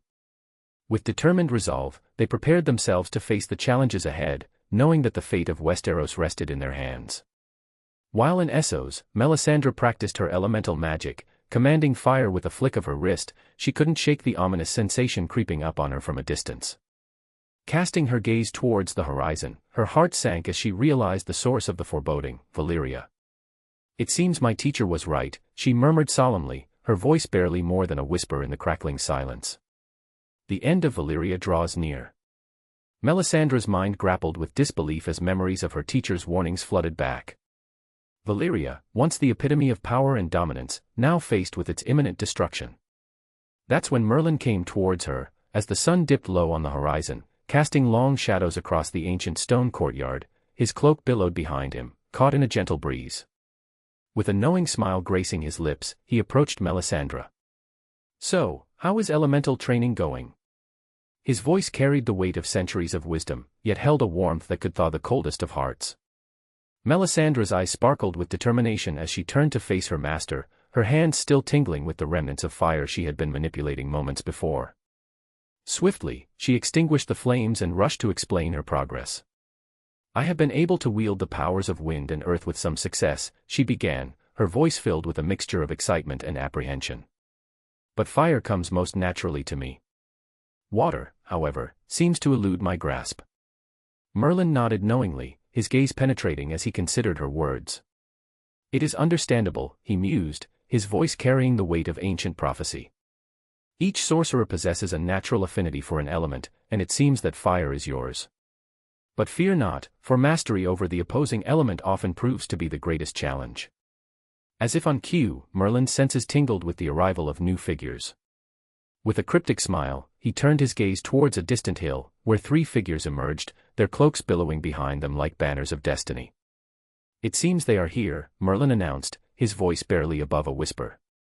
Melisandre was confused and thought, who? Merlin smiled and replied, fellow sorcerers, they are my fellow companions. She followed Merlin's gaze, her eyes widening in awe as she beheld the trio of fellow sorcerers. Each was garbed in a cloak of a different hue, one draped in solemn gray, another in purest white, and the last in the shimmering depths of azure. Little did she know that her encounter with these enigmatic figures would set into motion a chain of events that would alter the course of destiny itself. Chapter 70, Doom of Valyria. In the waning days of the Valyrian freehold, a darkness began to seep into the hearts of the Valyrians. The once proud dragon lords, with their immense power and mastery of magic, became consumed by a desire for immortality. Envy gnawed at them as they gazed upon the gods, longing for the eternal life they believed was denied to them. Driven by their growing obsession, the Valyrians turned to prayer, beseeching the gods for the gift of everlasting life. But their pleas fell on deaf ears, and their prayers went unanswered. Frustration turned to anger, and anger gave birth to a dangerous resentment towards the divine. In their desperation, the Valyrians forsook the gods they once revered. They blasphemed and cursed the very deities they had once worshipped.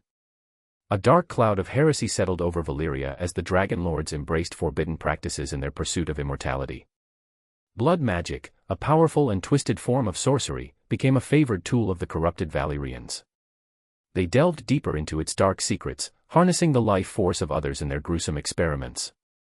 Human sacrifices, once unthinkable, became a macabre routine as they sought to unlock the secrets of immortality. To take their heretical practices even further, the Valyrians erected a towering temple dedicated to LOTR, the Lord of Light. This grand structure, adorned with fiery symbols and menacing statues, became a sinister beacon of their devotion to the forbidden arts. Within its walls, the Valyrians committed unspeakable acts, offering innocent lives in their misguided quest for eternal life. But their blasphemous rituals and blood sacrifices only served to further corrupt the Valyrians. The more they delved into these forbidden arts, the more they lost touch with their humanity. Their souls became tarnished, and the darkness that had taken root within them began to spread like a disease. Little did they know that their hubris and depravity were sowing the seeds of their own destruction. The downfall of Valyria was a consequence of their own corruption and the divine retribution they had incurred. A mighty double explosion followed by an earthquake shakes everything in as people were shocked. This was slightly frequent, so most ignored it and went on with their daily lives. Some houses were rocked by the shake increasingly stronger. Around them, furniture, vases, trinkets, chairs and the mirror fall on the floor. Then white flakes are slowly falling over the beach. The spectacle is surreal. The flakes fall all around them, many take some of them in the palm of their hands. It crumbles between their fingers. What they didn't know was these volcanoes were also sending out poisonous fumes into the air, and it was slowly making its way down. This made the air unbearable to even dragons, if they take it in for too long. People has gathered in the streets, staring and enjoying the spectacle, commenting on what they see in small groups. Some try to catch the ash that starts to cover the cobblestone, bantering. King Rivas of Valyria, perched atop his castle's ramparts, observed the unfolding chaos with a self-satisfied smirk playing on his lips. LOTR must be giving us a sign, he declared, his voice tinged with arrogance, to show us his satisfaction. His sycophants, gathered around him like loyal vultures, nodded eagerly in agreement. Yes, you are right, one chimed in, he may be blessing us with his divine favor. Another echoed the sentiment, indeed, we have no need for those petty ancient gods. Rivas's expression hardened as he turned to glare at the bold speaker. Don't speak of them here, he admonished sharply, even though we followed them for years, they never blessed our dragon lords with immortality. We've heard the Red Priest can offer us what those petty ancient gods denied us. The sycophants murmured their fervent agreement, eager to bask in the supposed favor of their newfound deity while casting aside the traditions of their ancestors without hesitation. Some of shop owners collect pieces of their merchandise fall during the earthquake. Others keep on going at their business as nothing has happened. It is busy, yet no one seems to be in a hurry. In Valyria, everyday life goes on. But an explosion is heard and people looks to the 14 fires and they slowly steps back, and the so-called 14 fires, all volcanoes have their top has exploded, sending a gigantic cloud as black as ink in the blue summer sky. The ground shook violently, cracking open in great fissures that belched forth billowing plumes of ash and molten rock. The sky turned a foreboding shade of crimson as the volcanic eruption consumed everything in its path. Now doubt and panic started as people run through the city, the more obscureness increases, the smoke spreading over. Streets are rife of ash that gathers on the ground and penetrates everywhere. People pack their stuff on carriages. The horses, whinnying, are getting mad. Unending tremors go on unabated, shaking buildings and people. An earthquake, the soldiers stagger, trying to stay up, when the house by them falls apart. Big stones collapse, smashing two of them. This is hell as some start to see the effect, the fumes, and starts to cough. They holds their throat and heads for a water. Some went to the fountain. There's no water running. The fumes are affecting everyone, and many dragon lords, who were fearing for their lives, tried to flee with on their dragons, but the result was not nice, as either they are killed by toxic fumes in the air or rocks mixed with liquid lava start to fall around from the sky and explode. Some people who struck by one of them becomes a human torch. Dragons, the magnificent creatures that had been the pride and strength of the Valyrians, took flight in a desperate attempt to escape the cataclysm. Their scales shimmered in the dim light as they soared above the erupting volcanoes, their piercing screeches drowned out by the thunderous roar of the 14 fires. But the dragons' valiant efforts were in vain. The sheer magnitude of the explosion overwhelmed them, and one by one, the great beasts succumbed to the forces of nature. They were consumed by the fire and the molten lava that spewed forth from the heart of the land they once called home. The skies soon became filled with the haunting sight of dragons falling from the heavens, their majestic forms plummeting towards the shattered earth below. Several houses are now ablaze and collapsing. Broad sheets of fire leap into the dark sky, the darkness amplifies over the city. No matter how much dragon lords or people tried, 14 volcanoes erupting together caused flaming hailstones to be everywhere in the sky, making it a no-go area. Those that bravely flew their dragons to try and avoid the hailstones were again brought down by them. All the 14 volcanoes' roar is now deafening. In the streets of Valyria, and although the burning houses, it is now complete darkness, just like a room when it's shut up and all the lights put out. All around, people just can hear shrieks of women, screams of the children, and the shouts of men. Some call for their children, their parents. An earthquake roars and twitters all and everyone around as some soldiers stumble on the sand. Kind of small tsunami unfurls on the beach, destabilizing several soldiers. The houses in flames, people running anywhere, screaming, praying for the Valyrian gods, and some dying. Many ran to the ports, but once again fireballs are falling from the sky, whistling. As they touch the ground, they explode, killing many. Nothing is safe. People trying to get into the ships faced another problem, which was the waves run extremely high and boisterous, caused by the earthquakes. All the ships are incredibly shaken and none made it out alive through the dangerous seas. As the sun dipped below the horizon, casting eerie shadows across the rugged terrain, a massive wall of roiling clouds surged down the volcanic slopes like a tidal wave of destruction. With thunderous force, it swept through the landscape, devouring everything in its path in a deafening cacophony of sound.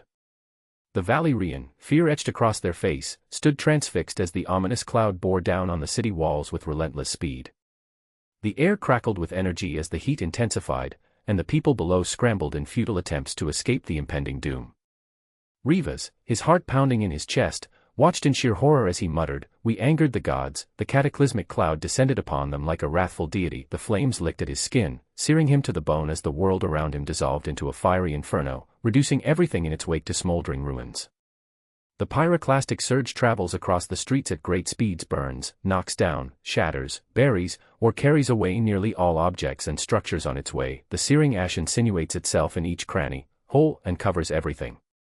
The more the flow advances, the more is gathering rock and woody debris, and increases its sordid power. As the thunder approaches, Rivas in shock mutters, "Have the gods really abandoned us?" and raises his head to see the surge of hot, dry rock fragment and gases. Many Valyrians suddenly remembered their gods again and started praying to their gods, but no results. The cloud envelopes the harbor and inflames the boats and ships by the piers. The flow now covers the sea and large columns of steam are swept away along with the ashes. The pyroclastic surge reaches the seaside and passes in front of the grotto, whistling and spreading all over the beach and the cliff. The whole beach is covered with a steaming thin blanket of white finer-grained ash and cool lava fragments. The volcanic activity would continue even 4 centuries after the original eruptions, with the water often turning poisonous and giving off fumes that can kill. In the end, their lust for immortality proved to be their undoing. The once mighty Valyrian freehold crumbled under the weight of their sins, and the doom they had brought upon themselves reduced their once glorious civilization to ruins, and reduced to ashes, and the survivors scattered across the known world, carrying with them the remnants of a fallen empire and the legends of a lost land.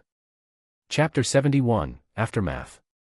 In the center, a circular table adorned with mystical artifacts and lit by flickering candlelight. Merlin stands at the head, flanked by Melisandre, Gandalf, Saruman, and Morgan. Silence fills the room. They exchange knowing glances, a silent acknowledgement of the gravity of their discussion. The downfall of Valyria hangs heavy in the air. Merlin's hand moves with purpose as he reaches for a scroll resting on his desk. With a flourish, he unfurls it and casts it into the center of the room. The parchment dances in the air before settling, revealing an intricate map that seems to pulsate with ancient magic. But it is not an ordinary map. As Merlin channels his magic, the map comes to life before their eyes. Clouds swirl, oceans churn, and landscapes shift with astonishing detail. From the frozen wastes of the north to the scorching deserts of the east, every region is depicted with breathtaking accuracy. The assembled wizards lean in, mesmerized by the spectacle unfolding before them. Westeros, Essos, E.T., the map encompasses them all, a testament to the ancient knowledge they possess. Melisandre with pride in her mentor said, "Teacher created a map that shows everything happening over the world." Gandalf, Saruman, and Morgan nodded. While Merlin's hands weave through the air with a graceful yet commanding motion, as he does, the map begins to shift and morph, revealing the aftermath of Valyria's cataclysmic destruction. Smoke billows from the once great empire, engulfing cities in a veil of ash and ruin. Flames dance amidst the rubble, casting an eerie glow across the desolate landscape. The rivers run black with ash, and the air crackles with residual magic. Gandalf's weathered face betrayed a profound sorrow as he whispered, "Such greatness, brought low by their own arrogance." Saruman, his voice cold and calculating, interjected, "Their fate was sealed the moment they embraced the flames of LOTR. Much like an infected limb must be severed to save the whole body." Valyria, once glorious, had become infested with followers of LOTR, their flames threatening to consume every kingdom across the world. If left unchecked, they would have unleashed their dragons as sacrifices to their fiery god, plunging the realms into eternal darkness. Gandalf nodded solemnly in agreement, acknowledging the harsh truth in Saruman's words. Morgan, her expression unreadable, spoke next, her voice laced with anticipation. "The power vacuum left in Valyria's wake will spark conflicts among the surviving cities, each vying for control."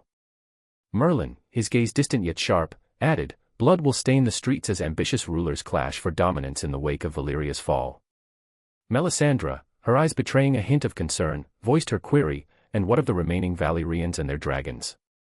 Merlin's response was measured, tinged with uncertainty. "Those in the free cities face grave danger, but those hidden away may yet rise again, biding their time until they can reclaim their lost glory." As soon news arrived of Orion's bold proclamation. The self-proclaimed Emperor of Valyria, fueled by ambition and ancient bloodlines, marched with his dragon and a formidable army to reclaim what was once theirs. But fate had other plans, as the toxic remnants of Valyria's destruction claimed them all, leaving nothing but whispers of their doomed quest echoing through history. But some of the Valyrian houses besides Targaryen are Valyrians and Celtigars. Also several Valyrian dragon lords and their dragons visiting Tyrosh and Lys survived the doom, but in a cruel twist of fate, those who once revered the Valyrians now sought their destruction. These Valyrians, with their majestic dragons, became prime targets, hunted down by mobs. Outside, in the world beyond their chamber, the echoes of Valyria's demise reverberated, sparking new conflicts and alliances as rival factions laid claim to the legacy of the Dragon Lords. In the shadows, the Tigers of Volantis, descendants of Valyrian blood, sharpened their claws, ready to seize power and dominance over the shattered remnants of a once mighty empire. Chapter 72, Century of Blood. Because of the power vacuum left by the Doom, the Dothraki came from the east and the grasslands of central Essos exploded into war. Acting on the advice given by his mother Doshi, Khal Mengo united the 60 Khalasars and focused on the west. The tall men of the kingdom of Sarnar ignored the threat the Dothraki posed, instead attempting to use them in their own wars. Mengo accepted all the tall men offered in return for his help, but took the lands they had conquered as well. The fields, farms, and towns were burned, and so these lands returned to the wild state they had once had.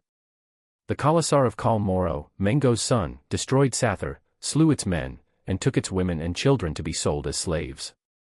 Kasath and Gornith both claimed Sathar's ruins, which resulted in conflict between the two Sarnori cities. 6 years following Sathar's destruction, Kasath was destroyed as well, and Gornith followed a dozen years later. Following that was their thirst grew ans decided to attack holy cities of ancient gods. As the kingdom of Uru trembled under the assault of the Khal and his raiders, hope seemed to wane. But they continued to pray to their god Eru for survival and help. Just as despair began to settle, a thunderous boom echoed through the air. Ares, the god of war, descended from the heavens, hurtling towards the battlefield with unmatched power. The ground quaked as Ares made his landing, his impact sending shockwaves rippling through the earth.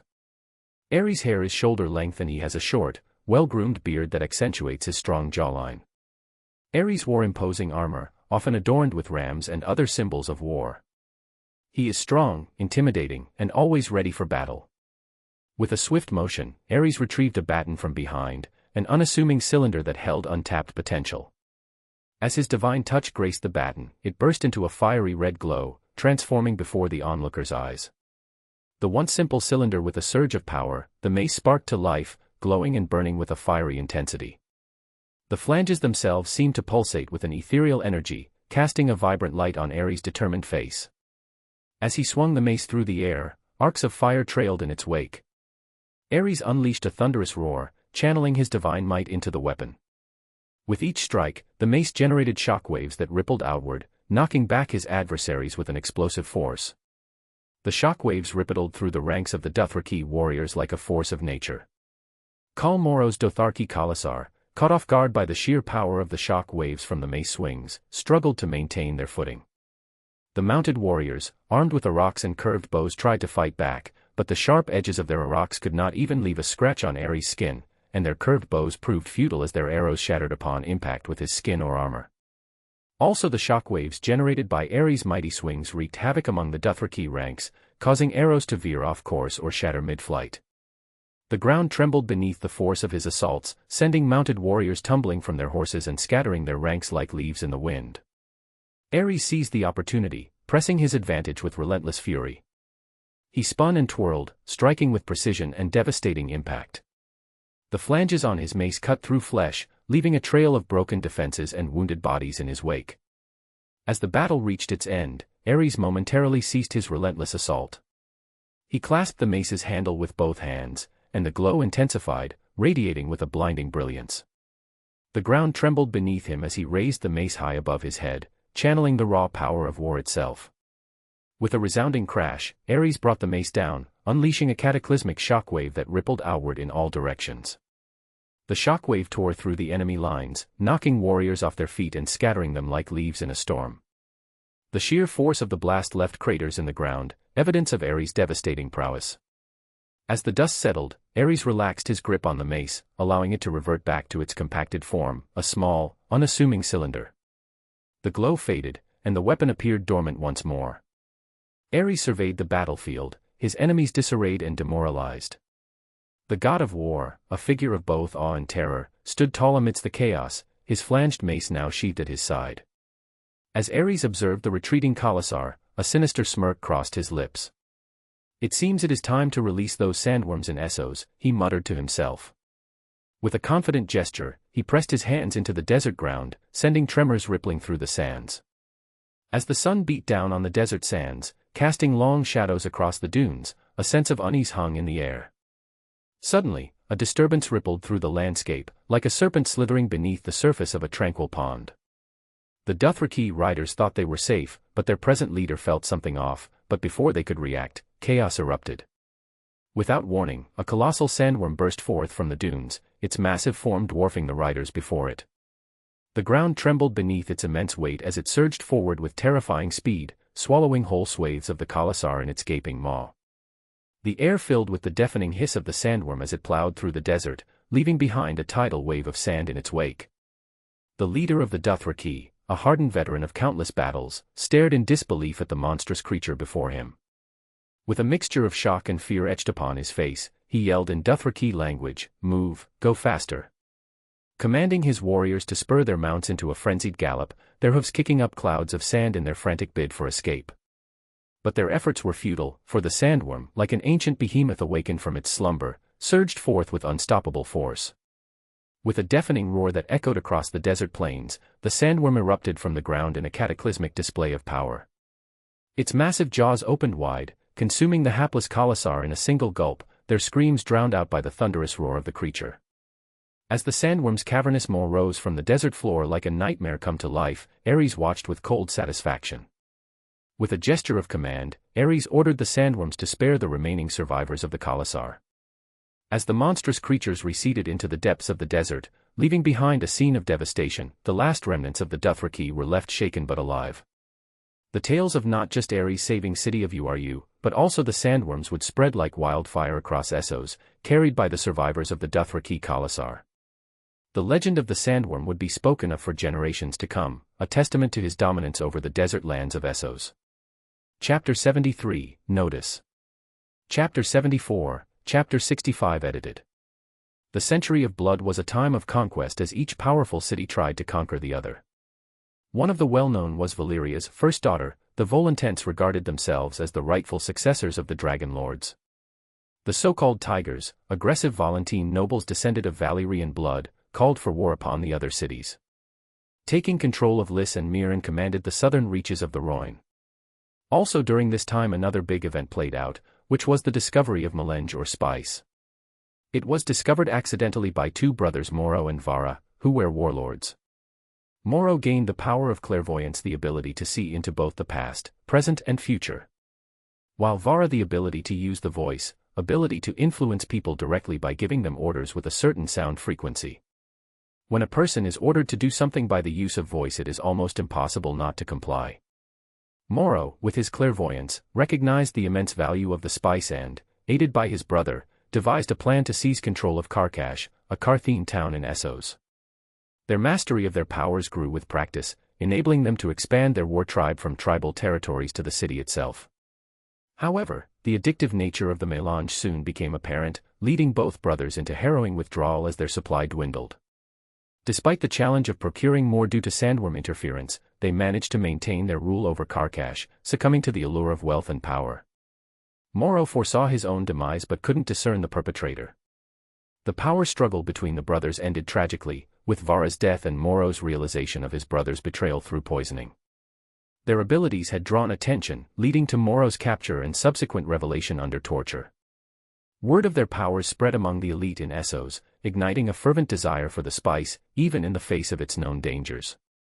The allure of extending life with melange only fueled the growing thirst for power and control. In the serene depths of an ancient forest, Melisandre and Gandalf engaged in rigorous training under the watchful eye of their mentor, Merlin.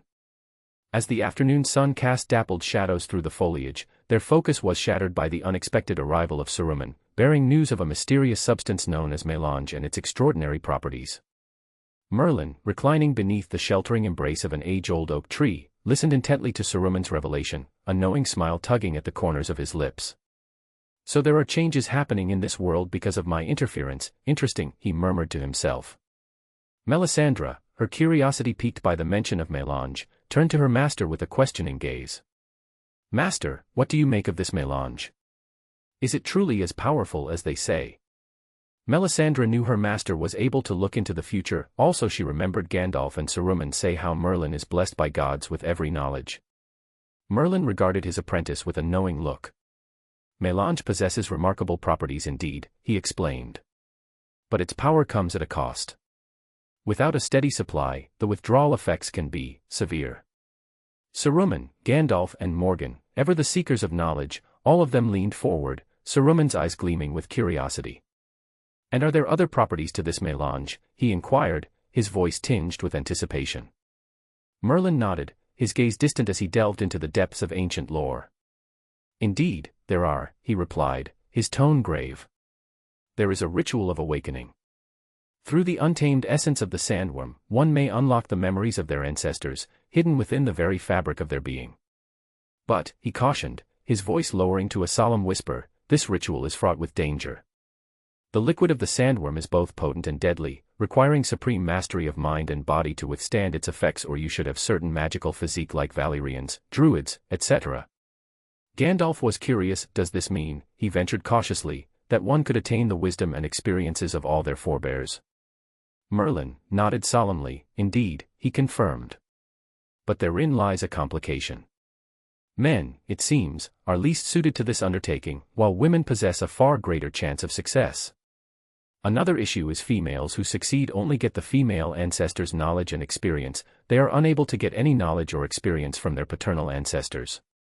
As the gravity of Merlin's revelation settled, the group fell into a thoughtful silence, each contemplating the implications of ancestral knowledge and its potential pitfalls. Morgan's quiet utterance broke the stillness, his voice carrying a hint of intrigue. "That's interesting," he murmured, his mind already churning with possibilities. Yet, Melisandre, ever cautious, voiced her concerns, her gaze fixed upon Merlin with a wary intensity. "Is there a downside to gaining such knowledge?" she inquired, her tone tinged with apprehension.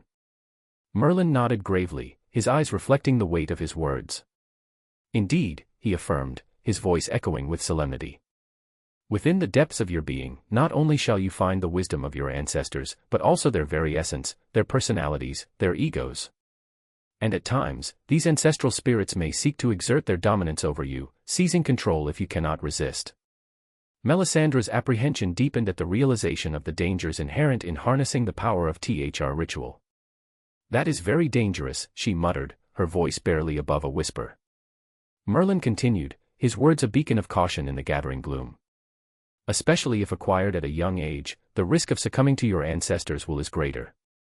But with age and discipline, one may learn to erect barriers, to maintain control over these ancient spirits." With a collective nod of understanding, In a twist of fate, another tribe taken melange, but they consider it a gift from God. As one of their members, Delphi, a woman, gained unparalleled clairvoyant prowess and the voice. She emerged as the leader of a tribe blessed with the ability of clairvoyance. She learned to harness the power of melange. Unlike their predecessor Moro, Delphi and her people, known as the Clan of Mystics, wielded their gifts with restraint, prioritizing the growth and stability of their tribe over personal ambition. Remarkably, the tribe adopted a matriarchal structure. As only women possessed the innate ability to master clairvoyance became the leader, or voice became the leader. This unique dynamic shaped their society, fostering a culture of cooperation and mutual respect. However, the tranquility of the Clan of Mystics was threatened as word of their extraordinary abilities spread. Covetous eyes turned towards their remote sanctuary, prompting occasional attempts to seize their power. Yet, through shrewd diplomacy and strategic positioning, the clan managed to repel most intruders, dwelling in secluded regions that defied easy discovery. Yet, their peace was shattered when Memnon, a formidable warlord hungry for dominance, set his sights on harnessing tribes' clairvoyant abilities for his own ambitions. Driven by his insatiable thirst for power, Memnon devised a bold scheme to conquer Essos and establish his dominion over the realm. Recognizing the pivotal role of melange in achieving his ambitions, he set his sights on seizing control of key cities scattered around the treacherous Red Waste, where melange reserves lay hidden beneath the shifting sands. Memnon's plan hinged on the exploitation of melange deposits within the Red Waste, envisioning these cities as strategic outposts for harvesting the coveted substance. However, he knew that his success relied heavily on securing the guidance of a powerful seer from the enigmatic Clan of Mystics. With determination bordering on obsession, Memnon dispatched his agents far and wide in search of them. Memnon soon found them and slaughtered many of the tribe, with only small group escaping.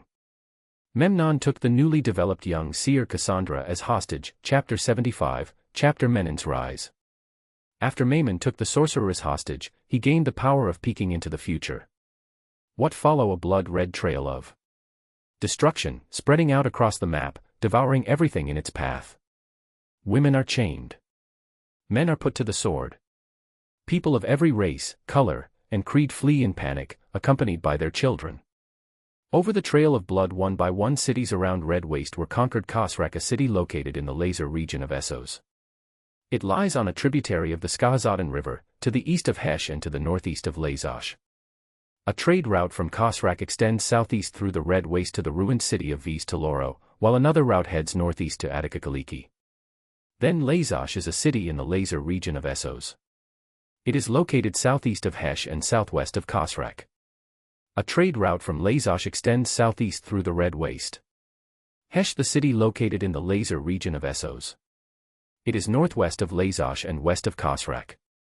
A trade route from Hesh extends through the Kaizai Pass to Myrine. Bayasabad, also known as the City of Serpents, is a fortified city in Essos, located on the Sand Road in the eastern Bone Mountains, near the Great Sand Sea. Shamiriana or Samiriana is a fortified city in Essos, located on the Stone Road in the eastern Bone Mountains, near the Great Sand Sea. Finally, the ancient city of Karth in the distant east, beyond the Red Waste, on the shores of the Jade Sea. Its position at the Jade Gates makes it the gateway of commerce and culture between the east and west, such as the Free Cities and Slavers Bay, and more eastern lands, such as Ashai, the Shadowlands, and Et. Thus he slowly started uses slaves to retrieve melange, and using it, he slowly built up his power by engaging in unending intrigue between the many powerful factions of their society. But with growing power, Qohor, Braavos, Pentos, Mir, etc. started fearing him, and they started building up army to destroy him, but all of it failed, as Menon had the sorceress by his side. Thus they wanted to assassinate her and destroy him, but the survivors of Mystics wanted their heiress back. So they started searching for legendary council of wizards to help them, since they knew no one else would help them without wanting the sorceress abilities for themselves. During this period, Mystics were able to gather some of surviving war tribes to assist them in finding the wizards. Lame shadows flickered in the night across the 7 obelisks, giant rock shards embedded in the earth, ranging from 10 to 15 feet high, like spears of stone hurled down by giants or perhaps gods. And onto the obelisks had been carved faces, the images of gods chiseled there by primitive men long before the people of UR had come here. These god faces seemed to stare at the village of tents nearby, hundreds of nomadic tarp structures representing various clans, the last great tribes who had not fallen to the warlord Memnon, gathered on this dark night at this site of council. Warriors in varying styles of helmet and leather cuirass, shields and swords at their sides, created a human circle around the assembly of their tribal leaders.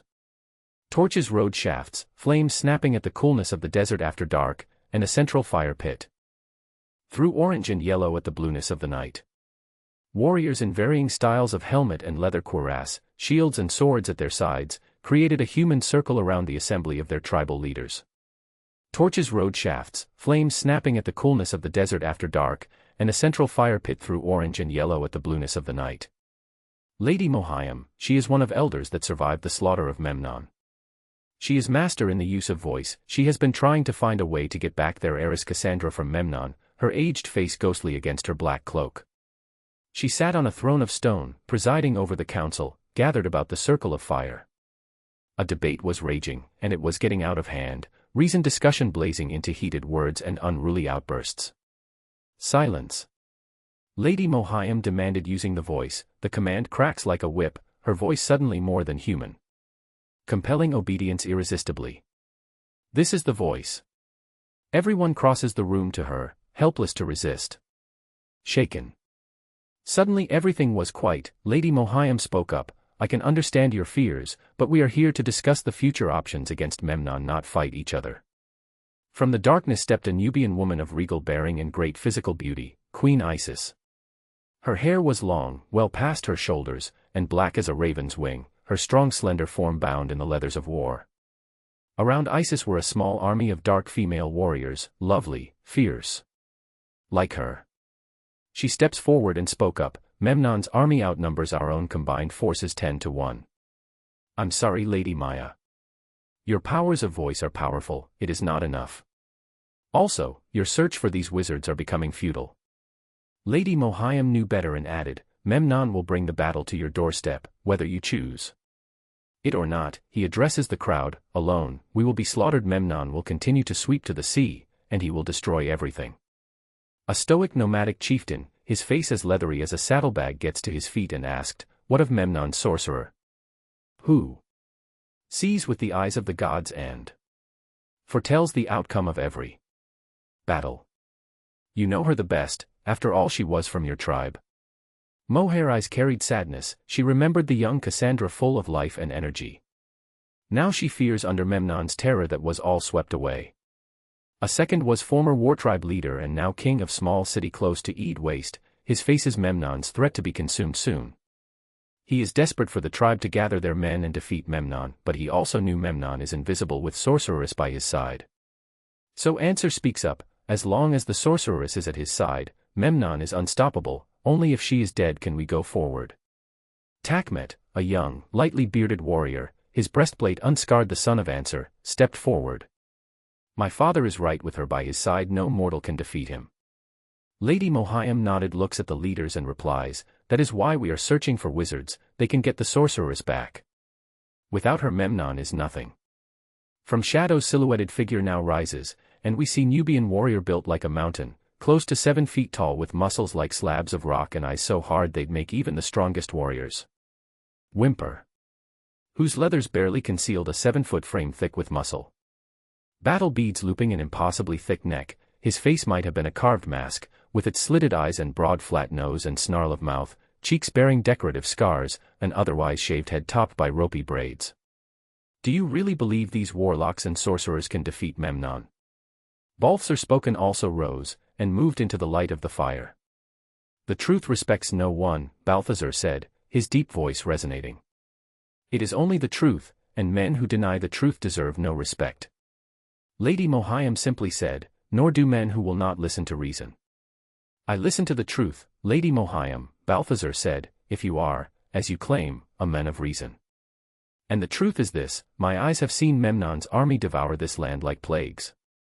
With the hordes of Khalasar at his command, facing Memnon with our meager numbers assures us of only one thing. Defeat. While I will continue to raid his caravans, but I will not lead my men to their deaths. Where would you run, Balthazar? Answer asked, with mock gentleness. Where would you flee in a world ruled by Memnon? Eyes and nostrils flaring, the huge warrior said, Balthazar and his people will not run. I will continue to do as I have done these many months. Raid the bastard's caravans, and weaken his supply chain. This I will do, but what I will not do, for any man, is send my people to their certain death. The answer's son stepped forward, boldly, as he was much smaller than the looming Nubian. One hand on his sword hilt, the other holding a goblet of wine, the possible source of his courage, Takmet faced the giant, saying defiantly, "Your people, Balthazar. You talk like a ruler." Balthazar sneered and said, "I am their king, little man." Takmet laughed up at him. "You are king of nothing, the ruler of a pile of sands and rocks." Balthazar's hand barely blurred in firelight, so astonishingly fast did the big man move. His massive hand had clamped itself over the smaller man's hand, the one holding the golden goblet. And Balthazar began to squeeze. "If I am no king," the giant asked, as if genuinely curious, "why are you kneeling before me?" By now Takmet was on his knees, howling in agony. As the king answers, guards bolted to their feet, drawing their swords. The giant reached back, almost casually, for his sword, which rested against a tree trunk. The air crackled with not just the sound of flames, but with the promise of bloodshed. But suddenly Balthazar felt he was unable to move. He was shocked and fear muttered, "What is happening?" Everyone saw the telltale wisps of red around Balthazar. A voice, not as deep as Balthazar's, but deep enough, and quietly threatening, in a confident, almost low-key fashion, said, "So much talk. Memnon may just wait for you to kill each other." Through the guards, who reared away more in surprise than fear, came a trio of hooded figures, like gray ghosts floating through the night. One in the left had their hands outstretched, manifesting a luminescent mist or vapor of red hue emanating from her hands. Lady Mohiam saw hope and said, "Are you the Council of Wizards?" They stood at the edge of the tribal council and flipped back their hoods. At left and right were warriors, the men in the middle was Merlin, and by side was Gandalf and Melisandre. Melisandre dispelled her powers, causing Balthazar to be able to move again. Balthazar was angry at this, but controlled himself. He has heard tales of wizards, mainly their leader Merlin, a man who has control over the elements and magic. He was blessed by Era with immortality and knowledge of magic. All Fey members could see the Merlin's Valyrian features, also Isis. They were curious about powerful female sorceress by Merlin's side. The sorceress gave a prophecy of a Nay emperor, who will rule all of Essos, and his influence will be all over the world. By tolling bell and thunder swell, flaming stars falls from the sky. By a full moon's glow, a new emperor shall rise. Kneeling men bow to the king on high. Chapter 76, Chapter 67. Balthazar drew away from the tree, and his sword. His deep voice betrayed a certain awe. "Wizards, so they really came to your call." "They are the last chance we have," Lady Mohiam said. "And they will bring back the sorceress." Balthazar frowned at the king. "You would put your faith in a group of warlocks?" Melisandre trained her eyes on the giant, fixing a cold glare on the men, but she said nothing. Lady Mohiam said, "They are masters of magic. They are only one Sugo are capable of bringing the sorceress back, thus ending Memnon's reign." Balthazar snorted. "Your words do not change the truth of it. We are putting our trust on a group of warlocks." The king's son was on his feet, now, and, trying to regain some dignity, strode forward, to meet the cloaked. He stood before Merlin and looked into his face. "You," Takmet said to Merlin, and disrespect tinged his tone. "You appear to be young to be master in magic." "Perhaps," Merlin said, "since you doubt me, would you like to test me?" Holding his palm out as a ball of flames ignited on it, Merlin questioned, "Do you want to try it?" Takmet, seeing this, scrambled back to his father, addressing him with a distinct lack of the respect that the son had earlier demanded of others for this king. "And how much will this cost us for raising this army?" Quietly King Ashur stated, 20 blood rubies from each clan. And the old man held out a leather pouch, at which his son stared, shocked, dismayed. "Father." Takmet gasped. That's the last of our treasury." The king's frown exercised every deep line in his face. "Silence, boy, we need this to raise an army." Takmet stood there staring at his father, for several long moments, as if he'd been slapped by the men. Perhaps, in a sense, he had. The king's son was trembling with embarrassment, and fighting to hold back his fury at what he considered to be his father's stupidity. Then Takmet turned and stormed away, fuming, leaving the circle of fire. Again, King Ashur addressed the war tribe leaders, figures washed in the orange of firelight in the blue of night. If the wizards bring the sorcerer, then will you come together? Will you fight as one? It did not happen all at once. Murmured discussion followed, but then, slowly, gradually, heads began to nod, as one by one they agreed with Ashur's proposal, even the lovely Queen Isis. Only one tribal leader had not responded to the question. Balthazar. And finally all faces turned toward the Nubian giant, waiting. His eyes like cuts in his scarred visage, Balthazar released a deep sigh, and then, nodded. King Ashur turned his gaze upon the wizard trio, nodding himself. So be it, the king said. While Lady Mohiam spoke up, we will await the news of Cassandra's return. Merlin nodded and replied, don't worry, she will come back safe. And then the cloaked trio looked as if they sucked into vortex, being twisted and swirled into nothing within a swirling clear haze, accompanied with a loud rustling or rushing sound disappear completely into thin air, leaving behind a circle of fire and an astonished tribal council. They soon arrived at Memnon's present location. From the crest of a dune, they saw Memnon's city of tents, with campfires whose numbers rivaled the stars. And yet the three advanced, a tiny assault force against an army. They performed reconnaissance, noting the positions of the various sentries ringing the encampment, perched on their individual dunes, warriors in breastplates and helmets and peplum, surrounded by torches on staffs stuck in the sand. As Merlin surveyed the scene, his keen eyes caught the subtle signs of a setup. It seems to be orchestrated, he murmured, his voice barely audible over the rustling of winds. The guards are sparse, especially for someone as paranoid as Memnon. Gandalf, standing beside him, nodded in agreement. Indeed, the security appears to be lacking. It's as if they're inviting us in. Merlin's lips curled into a cunning smile. Melisandre, you and Gandalf will depart for Quarth. I'll handle the sorceress and pay Memnon a little visit. Melisandre, her curiosity piqued, couldn't help but ask, why not seize her now? Merlin's gaze held a glint of mischief. It's all about strategy, my dear. We'll pluck her from the heart of his fortified palace. That'll sting Memnon where it hurts the most, his pride. Also, the rebels will gain more courage from these news. Gandalf grunted in approval, while Melisandre reluctantly acquiesced with a nod. Chapter 77, Chapter 68. The nearest dune position sentry yawned, no doubt complacent in his duties. After all, what enemy remained to attack the horde that had conquered all but a tiny corner of the world? Merlin, who had cast a muggle-repelling charm, so he walked past the sentry. As the sentry merely frowned and turned, curiously, but he didn't notice anyone. Merlin walked forward and saw in an encampment, two of Memnon's most lovingly sadistic torturers, a pair of fat, greasy, bearded, sweaty brutes as interchangeable as a right and left sandal, were heating up a poker in the coals of a campfire. He ignored it and walked through corridor of sorts, between rows of tents. Merlin across the open area between tent rows, Merlin eyes were everywhere, taking in even the rustle of a tent flap, stirred by the night breeze, revealing the feet of dozens of guardsmen lying in wait. Merlin hummed and muttered, so they the bastard son of King Ashur did betray them. But none of these men knew Merlin was there, as he walks past them. Merlin entered the tent of the sorceress. It was a strange, shadowy, yet golden tent chamber where elaborate drapes and tapestries hung, ornate benches and furnishings lending a palatial feel, while a central fire created a smoky ground-level fog that added to an undeniable occult atmosphere. Rising to a crouch, clearing a hanging tapestry, he realized he was not alone. A figure with its back to him, in a long flowing cape with a high ornate stiff collar, decorated with moon signs and other enigmatic symbols, began to swivel around to him, with an unnatural fluidity, as if floating.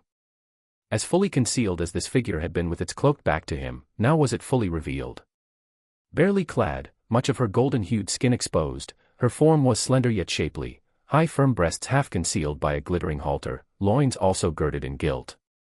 An oval face of such breathtaking beauty he had never seen, wide-set almond eyes as large as they were dark, delicate nose, small perfect lips, all framed by shoulder-length obsidian hair topped by a golden headdress. This was Cassandra the sorceress. Merlin removed his repelling charm, while Cassandra looked at Merlin awe. She had seen the future to an extent. She knew Merlin is her only chance for freedom. "I am Cassandra, I have been waiting for you," she said. Her voice was musical, and as she stepped forward, tiny toe-ring cymbals kept time, chiming as she moved. On her hands were gloves of gold, with silver claws. Merlin hummed and said, "I guess Takmet betrayed his father." Cassandra in slight shock muttered, "You already know." "I am sorry, wizard, they are already harem," she said aloud. A guard in helmet and leathers came charging at him, sword swinging. Merlin deflected the sword blow with the staff, and swung the staff into the man's midsection, dropping him to the smoky floor.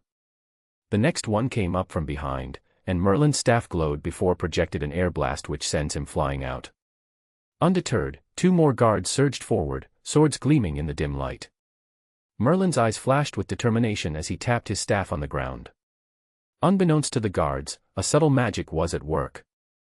Ignoring the warning signs, they rushed forward, only to find their legs ensnared by an unseen force. Panic gripped them as they realized too late that the carpet beneath them had been magically booby-trapped.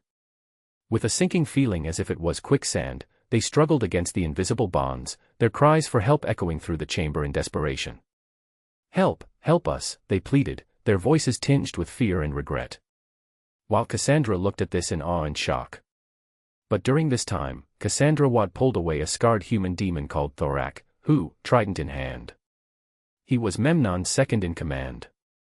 Merlin ignored it, he came here now to scare Memnon a bit.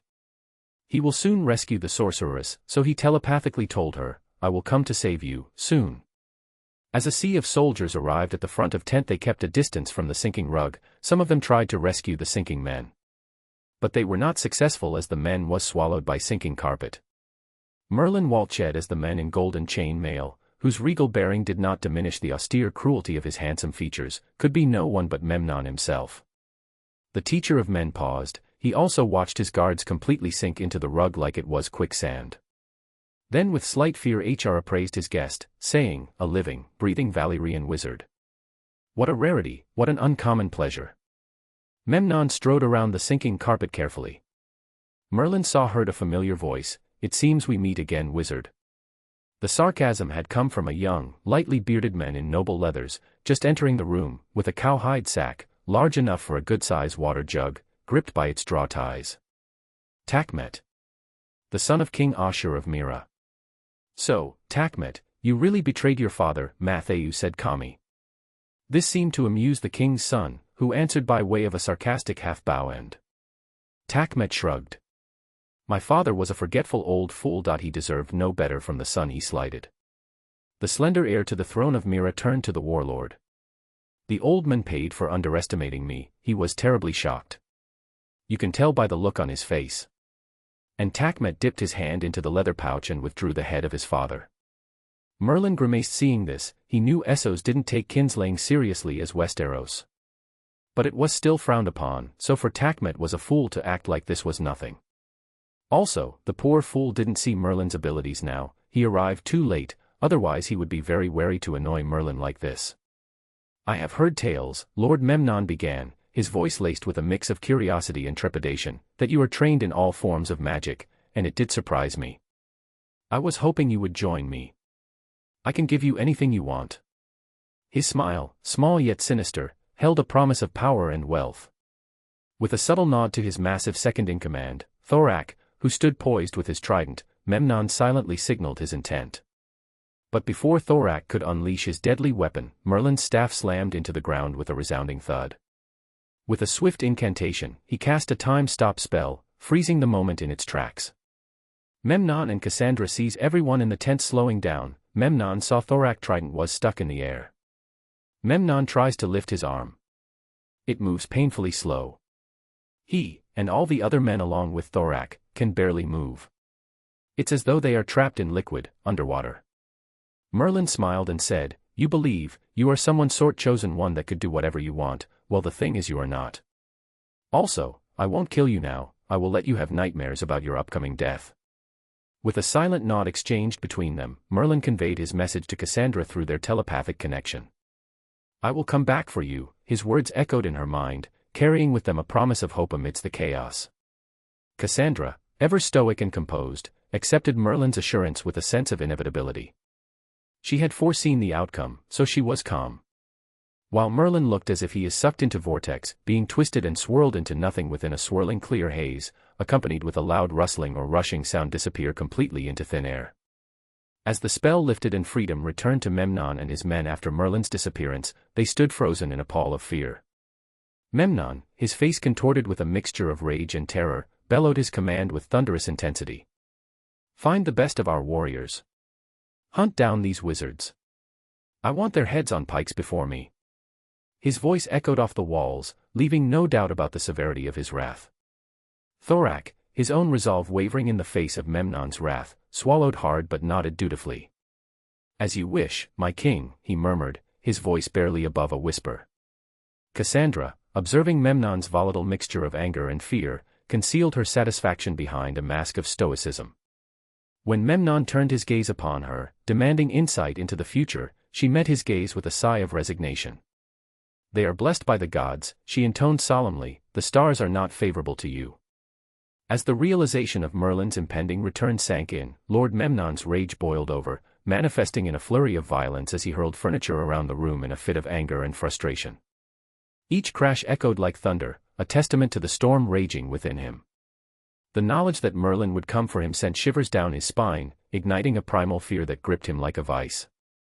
Despite his bravado, the looming specter of the powerful sorcerer's vengeance left Memnon trembling in dread, his facade of confidence crumbling in the face of an inevitable reckoning. He quickly ordered, "Ready THR horses, we are going back to Karth." Takmet, a silent witness to the unfolding drama, trembled with fear. Images of Merlin, the legendary sorcerer, haunting his dreams and tormenting his waking hours, plagued his mind with dread. The thought of facing such a formidable foe, especially in his vulnerable state, sent shivers down his spine, ensuring that nightmares. Chapter 78, Chapter 69. Though its reputation was of sin and decadence, Karth bespoke order and control, or at least its outward appearance did. At the heart of a rocky valley, as spectacular as it was imposing, this fortress city, heavily guarded by the red-turbaned minions of Memnon, was dominated by the battlements and turrets of the great teacher's palace. The sandstone throne room of that palace was a magnificent space worthy of so renowned a warlord, gilded, pilastered, adorned with stark, muted, though colorful, designs that anticipated Valyrian culture of centuries to come. Torch lamps, dark metal bowls of fire on spindly legs, threw a golden hue across the vast chamber, rife with lush drapes, intricate tapestries, oversized urns, and furnishings of strong simple design. Along one wall slept two chained young beasts, a tiger and a lion, barely bigger than cubs, but not the pets of a commonplace man, not even a commonplace ruler. A huge, ornate golden throne, overseen by a shield-like symbol, and bookended by ivory tusks pointing left and right, provided a looming perch fit for the king Memnon meant to be. Along one side of the throne room, a spacious balcony looked out across the spires of the city, the fabled city of sin that now belonged to Lord Memnon. At a small round table near that balcony sat the sorceress, Cassandra, poring over a parchment map on which she arranged agates and jade and other smooth stones, in a manner, a pattern, flowing instinctively from an unearthly source within her. Clad in a diaphanous robe, her breasts and loins covered in glittering chain mail, regal in her golden headdress, she was attended by two similarly underclad beauties with feathered fans, soothing her from the warmth of the desert clime. But their presence, like the heat itself, did not penetrate her preoccupied, almost trance-like state. With delicate golden jewel-bedecked fingers she ran her searching touch across the face of the map, and the rune stones she had arranged there, summoning a vision, the warrior queen, Isis, on horseback, at full gallop, riding toward a forest, beyond which, Cassandra somehow knew, a settlement awaited. Then the queen drew up her steed, as smoke streamed into the sky from the decimated village. Around her, at her side, were her sister warriors, her tribal council, but coming toward her were more of the female fighters she ruled, and they showed the ragtag signs of battle, the blood, the soot, the despair. Slung across one saddle was a mortally wounded warrior, and on the queen's face anger and sadness fought for dominion. Cassandra opened her eyes. She could feel the anguish of Queen Isis, but she kept that shared sorrow within her, no tears fell. Like so many seers, Cassandra had erected defensive walls, otherwise, she would be a slave to her visions. A familiar voice boomed across the throne room, "And what news from my sorceress, today?" She turned, nodding to her attendants, who slipped away, even as Lord Memnon, a warrior king in black leathers, strode across his throne room with his right-hand man, Thorak, and left-hand man, Takmet, at his appropriate sides. Remaining seated, she swiveled toward Memnon, regarding him with half-lidded eyes. "The forces of Queen Isis are scattered to the four winds." Memnon grinned, like a greedy child, exchanging satisfied nods with both his chief advisors. "The people of Mira," she said, "are reeling from the death of their king. At this mention of the father he'd murdered, Takmet smiled a little. The sorceress did not reveal her repulsion, merely continued. Ashur's tribes are evacuating their villages, she said. They are without direction. Leaderless. Memnon's eyes tightened. And what of the Nubian? Cassandra shook her head, and her dangling earrings made small music. Balthazar, and his people, remain hidden from my sight. The warlord's eyes flared. Do the gods shield them? She offered him a tiny shrug. My gift does not reveal this, my lord. Memnon drew in a deep breath, then let it out, before throwing a smiling glance at, first, Takmet, then Thorak. Give our generals the news of this disarray in Mira. Have them make ready my armies. Also, increase the patrols in city for wizard Merlin, I want his head. Yes, my lord, Takmet said. Thorak said the same, but Thorak was not sure about this, since the wizard showed wide range of abilities and he has heard there are 3 more wizards when Merlin's group. He couldn't tell this to Memnon, since he knew Memnon will not take it well. As the advisors made their exit, Memnon approached Cassandra and touched her shoulder, his smile surprisingly gentle. You think me cruel? I rarely think of you at all, she said, though her tone lacked the apparent contempt of her words. He strolled to a table of food and ripped a shank of venison from a platter. You sorely test my good nature, Cassandra. I am here only to fulfill a purpose. He turned to her, holding the shank of meat like a club. Yes. Perhaps you've forgotten what life is like, outside these palace walls. The warlord tossed the venison across the room, and his young lion and tiger began to scuffle over it, until finally they were snarling and snapping at the meat and each other. That is what it is like out there, my pet, he said to her. Heartless, ignorant, savage. What an apt description of Memnon himself, the sorceress thought, but she did not share this view with her host. With a wave, Memnon summoned guards from the periphery who separated the 2 beasts, yanking them back on their chains. One guard cleaved the remainder of the shank of meat with his sword, and gave each animal its share. Memnon returned to the seated woman's side. That ignorance. That barbarism. I can change it all. Am I not called the teacher of men? I can transmute savagery into civilization, in our lifetimes. Just as the prophecy says. As if not even listening, Cassandra rose and wandered to that table of food and drink. She poured herself a goblet of wine. But her words indicated she had indeed paid attention to her lord. I know the prophecy. You should, he said, going to her. The vision, after all, was yours, Cassandra. Say it. Don't you know it, my lord? Don't the words ring in your mind at every moment? Memnon with fanatical gleam in his eyes urged, say it. She sighed. By tolling bell, and thunder's swell, a flaming star falls from the sky. By a full moon's glow, a prince is riding. I've heard the thunder of his hoofs. Swift as the wind he rides. His enemies will cower before him, and their wives will weep tears of blood, the stallion who mounts the world. Such lovely words, he said, and with the back of his hand he stroked her cheek. Such a lovely woman, what a queen you'll make. For I am that king of legend, my love, celebrated by the gods themselves. She looked at him, her lovely face blank, her eyes unblinking, and said nothing. When that time comes, when the prophecy is fulfilled, he said, you shall take your place beside me. On a throne, of course. And in my bed. She smiled, a tiny smile. Only a virgin can be blessed with second sight. My lord, in your bed of delight, I would lose my gift. And you would lose your advantage on the field of battle. Technically this is fake, it was just a false news spread by previous mystics for safety reasons. Memnon returned the smile and studied her perfect features. Ah, my beautiful sorceress. When I am king of the world, I will no longer need your visions, all I will require is the vision of loveliness that you are. And Memnon ran his hand up the expanse of her bare arm, fingers gentle on her flesh, but even as he savored the thought of the ecstasies that awaited him, the sorceress flinched, feeling a chill, and a wave of revulsion. She drew away from the warlord, as a new vision seized her mind, her being, took her at once to the desert, where she saw Merlin entering THR city with 2 older men by his side. But she did not share the vision, threat or not, with Memnon, even when, noting the surprise in her eyes, sensing another vision had come, he asked, what is it? Instead she merely informed her lord that she was tired from their journey. Memnon searched the woman's face for deceit or trickery, but saw nothing, and suggested she rest. "I will have need of you tomorrow," he told her, "when my generals come caning." She bowed her head. "Thank you, my lord." When she turned and walked away from him, the warlord called to her. "Cassandra." She stopped, but she did not turn to him. He said, quietly, "Your well-being is of the utmost importance to me. You know that, don't you?" That was as close as this proud warlord could come to telling the woman that he loved her. Admitting his thirst for her, the lust in him, was far easier than acknowledging the tender emotions he felt, which shamed him. "Yes, my lord," she said, hating him. "You are most generous." And as she glided from the throne room, the mighty warlord watched her go, drinking in every supple curve of her body, relishing the bounce of her dark hair on her shoulders and the tinkle of her jewelry and the grace of her movements. Like a drunk who has forsworn the bottle, this strongman wallowed in the weakness of loving her, and longed for the day her purity would no longer matter, when he could love and defile her.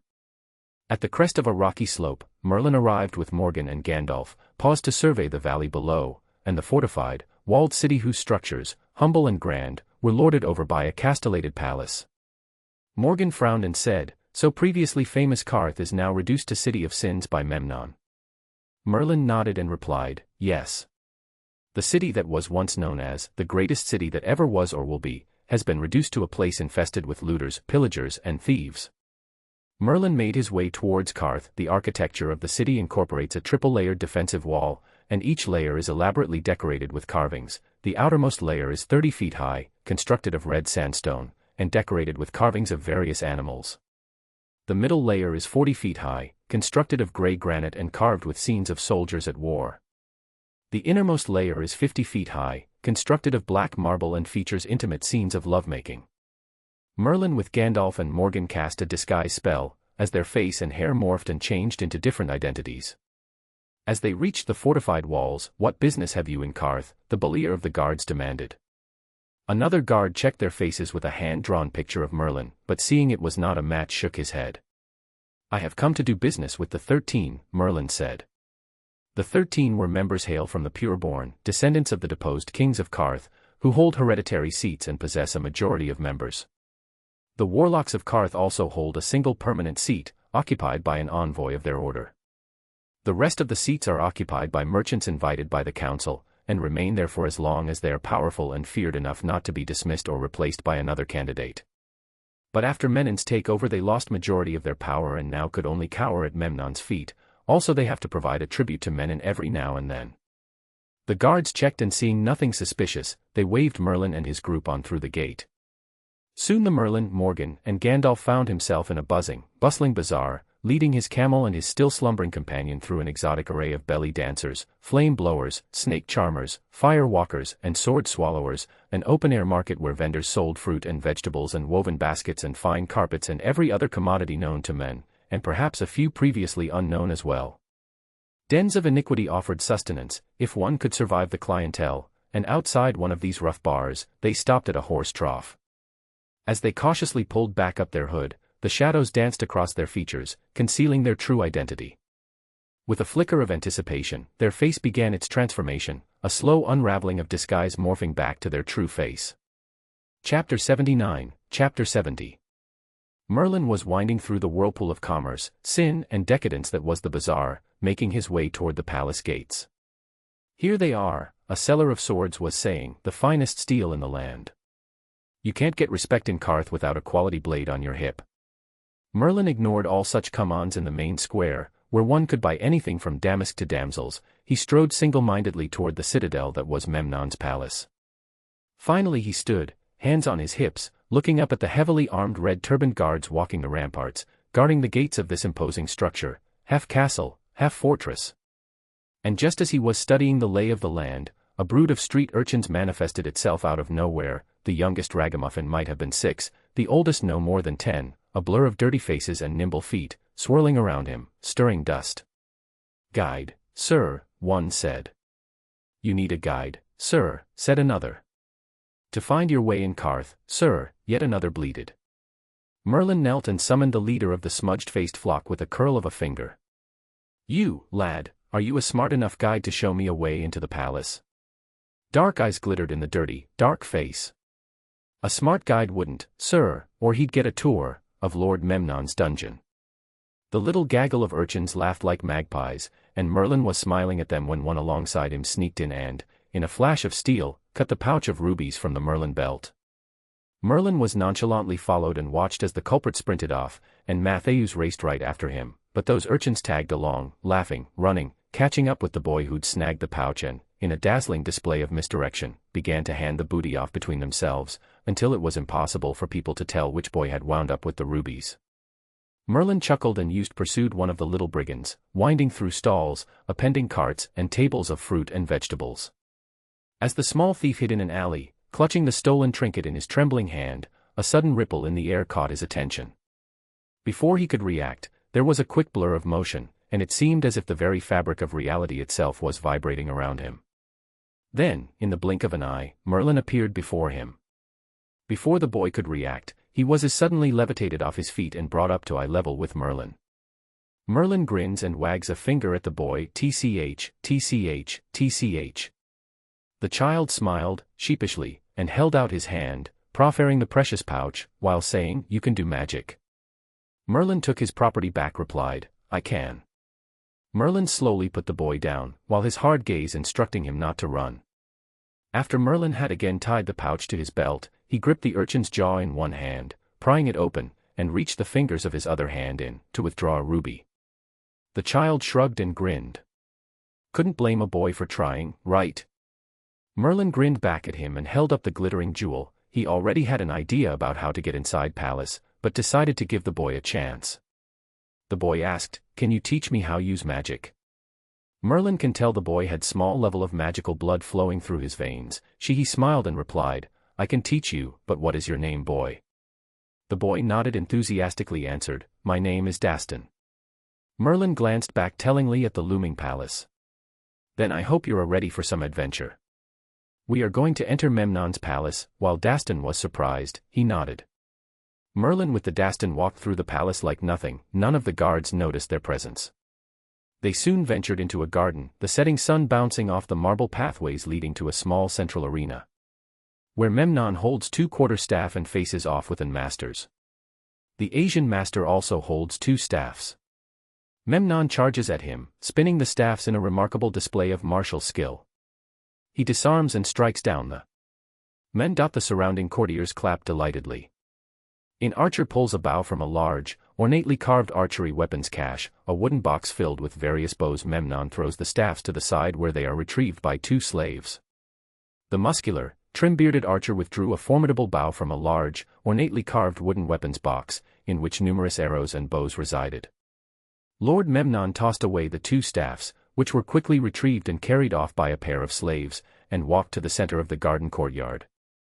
He stretched his arms wide, as if welcoming a loved one. Then, slowly, he drew his hands together, arms stiff, until his open palms were separated by perhaps a foot, held out directly in front of his chest. The warlord's gaze locked with that of the archer. The courtiers were gasping, murmuring among themselves, marveling, and fearful. The great teacher's outstretched arms formed a virtual pathway for the archer's arrow. Could Lord Memnon possibly intend to? He did so intend. The warlord held his position, just as his eyes held those of the archer, who drew back his bow. The red-turbaned guards and the audience of courtiers were struck dumb, awed by the daring of their lord and master. Memnon nodded, and the archer let fly. Merlin was not surprised as he saw the unblinking Memnon snap his hands shut and catch the arrow, inches from a breastplate that would not have sufficiently shielded the warlord's heart. The great teacher nodded to the archer, who returned the gesture, but deeper, as the courtyard rang with applause. Merlin muttered, "He is talented warlord, pity he is a bloodthirsty tyrant." While he soon led Dastan away from the garden, he soon spotted a small entry in a tower at his path's dead end. In the corridor beyond, he hustled along, and the first door he came to, he shouldered open, and thrust himself inside. He shut the door and lowered the wooden beam, which had thankfully not been in place, that secured it. Then, breathing hard, he turned and took in his surroundings, and strange surroundings they were indeed. Merlin dispelled the repelling magic and looked around. He had never seen the like of what he could not recognize as a primitive but prophetic laboratory, scattered with strange, imaginative inventions that centuries from now would have been worthy of Da Vinci. The largest of these was a weapon Merlin did not recognize, because it had only recently been invented, by the chamber's occupant, a large wooden catapult. On rough wood slab tables bubbled and burbled various potions and mixtures, brewing colorfully over a series of oil lamps. The chemical smells that permeated the modest chamber. Merlin's keen eyes caught sight of a figure hunched over a cluttered workbench.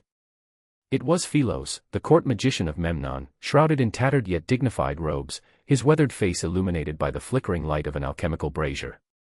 As they entered, the air crackled with the energy of Philos' arcane experiment.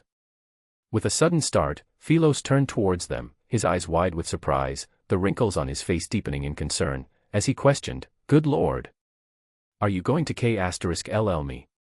Merlin, looking around, shook his head and replied, "No, we are looking for the sorceress." Philos hummed in understanding, went back to his experiment and said, "Memnon's always threatened to have my head." Philos could tell from the man's white hair, he was Valyrian descendant or even a pure Valyrian. So he questioned, "Who are you?" While looking around, Dastan answered, "He is famous wizard Merlin." Philos looked at Merlin in awe and muttered, "I have heard tales of your deeds, knowledge and skills. I wanted to meet you for a long time." As Dastan's curiosity led his gaze to a small bowl with black sand, Alexander recognized as gunpowder. The bowl filled with gunpowder, with a central ladle that spins clockwise. This spinning action serves a dual purpose: it mixes the gunpowder to ensure an even consistency, and it also gradually pushes the powder down into a secondary bowl below. The spinning ladle in the bowl serves as a sort of primitive centrifuge, separating the fine gunpowder particles from any potential impurities or larger granules that might be mixed in. By pushing the refined gunpowder into a secondary bowl, it ensures that only the purest powder is used. As Dastan was about to touch it, Philos's hand swiftly intercepted, halting his advance with a stern warning. "Don't touch that," Philos admonished firmly. Intrigued, Dastan persisted, his voice laden with curiosity. "What is that?" Philos's response was cryptic yet laden with significance. "That's my special magic powder," he declared. Dastan's confusion was palpable as he echoed the words, "magic powder." With a solemn nod, Philos delved into an explanation, his words carrying the weight of both promise and peril. "Indeed, magic powder.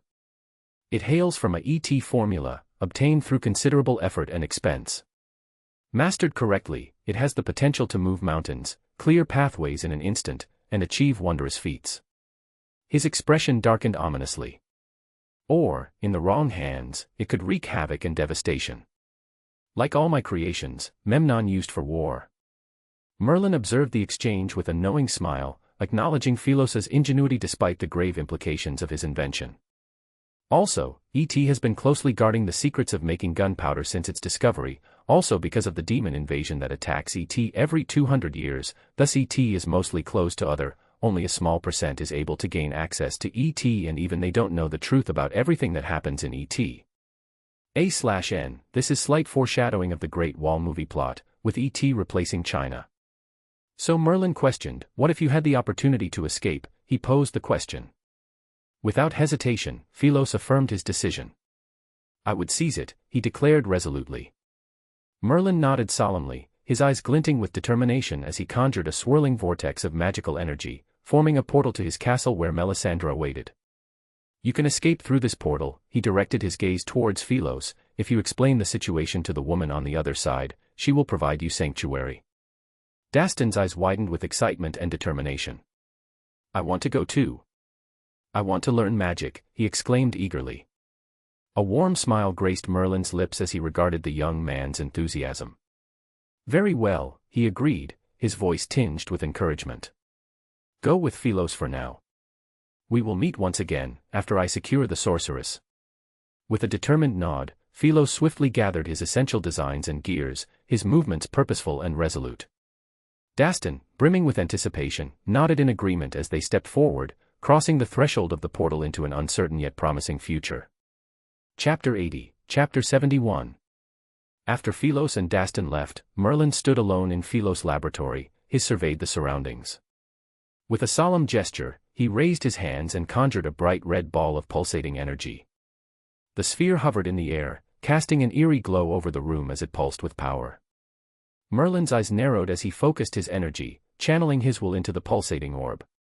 With a final surge of concentration, he released the ball of energy, allowing it to float freely in the center of the laboratory. Then Merlin's form began to shimmer once more, the air around him pulsating with arcane energy. And then, in another blur of motion, he vanished.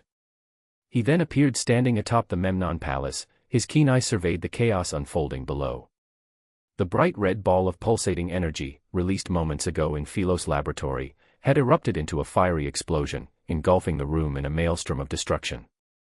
From his vantage point, Merlin watched as guards scrambled towards the source of the blast, their shouts echoing through the night air. But Merlin's attention was elsewhere. With a focused mind, he closed his eyes and reached out with his senses, seeking the location of Cassandra. After finding her, a surge of energy pulsed around him, shimmering with otherworldly power. In a swift motion, Merlin vanished from the palace rooftop, leaving behind only a lingering trace of magic in the air.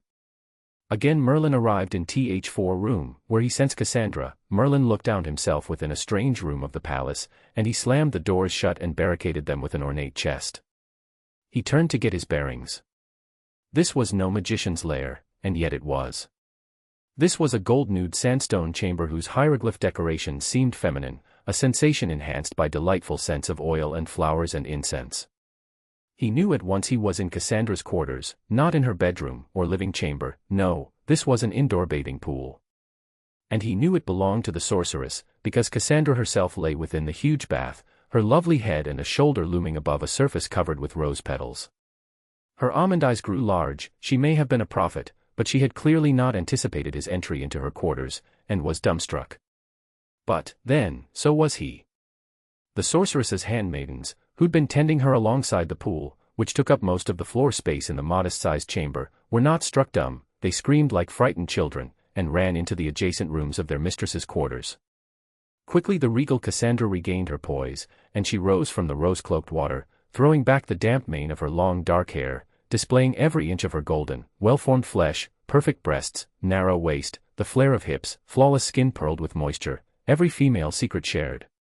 She stood with her arms at her sides and her chin, and her breasts, held high.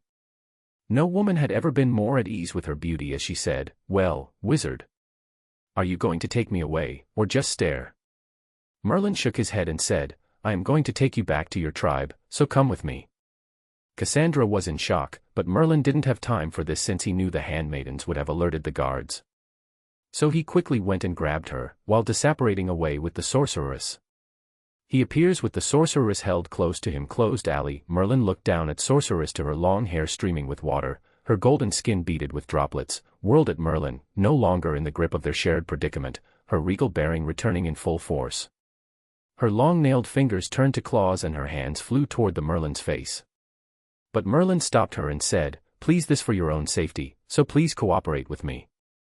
I am really going to take you to your tribe, elder Lady Mohiam."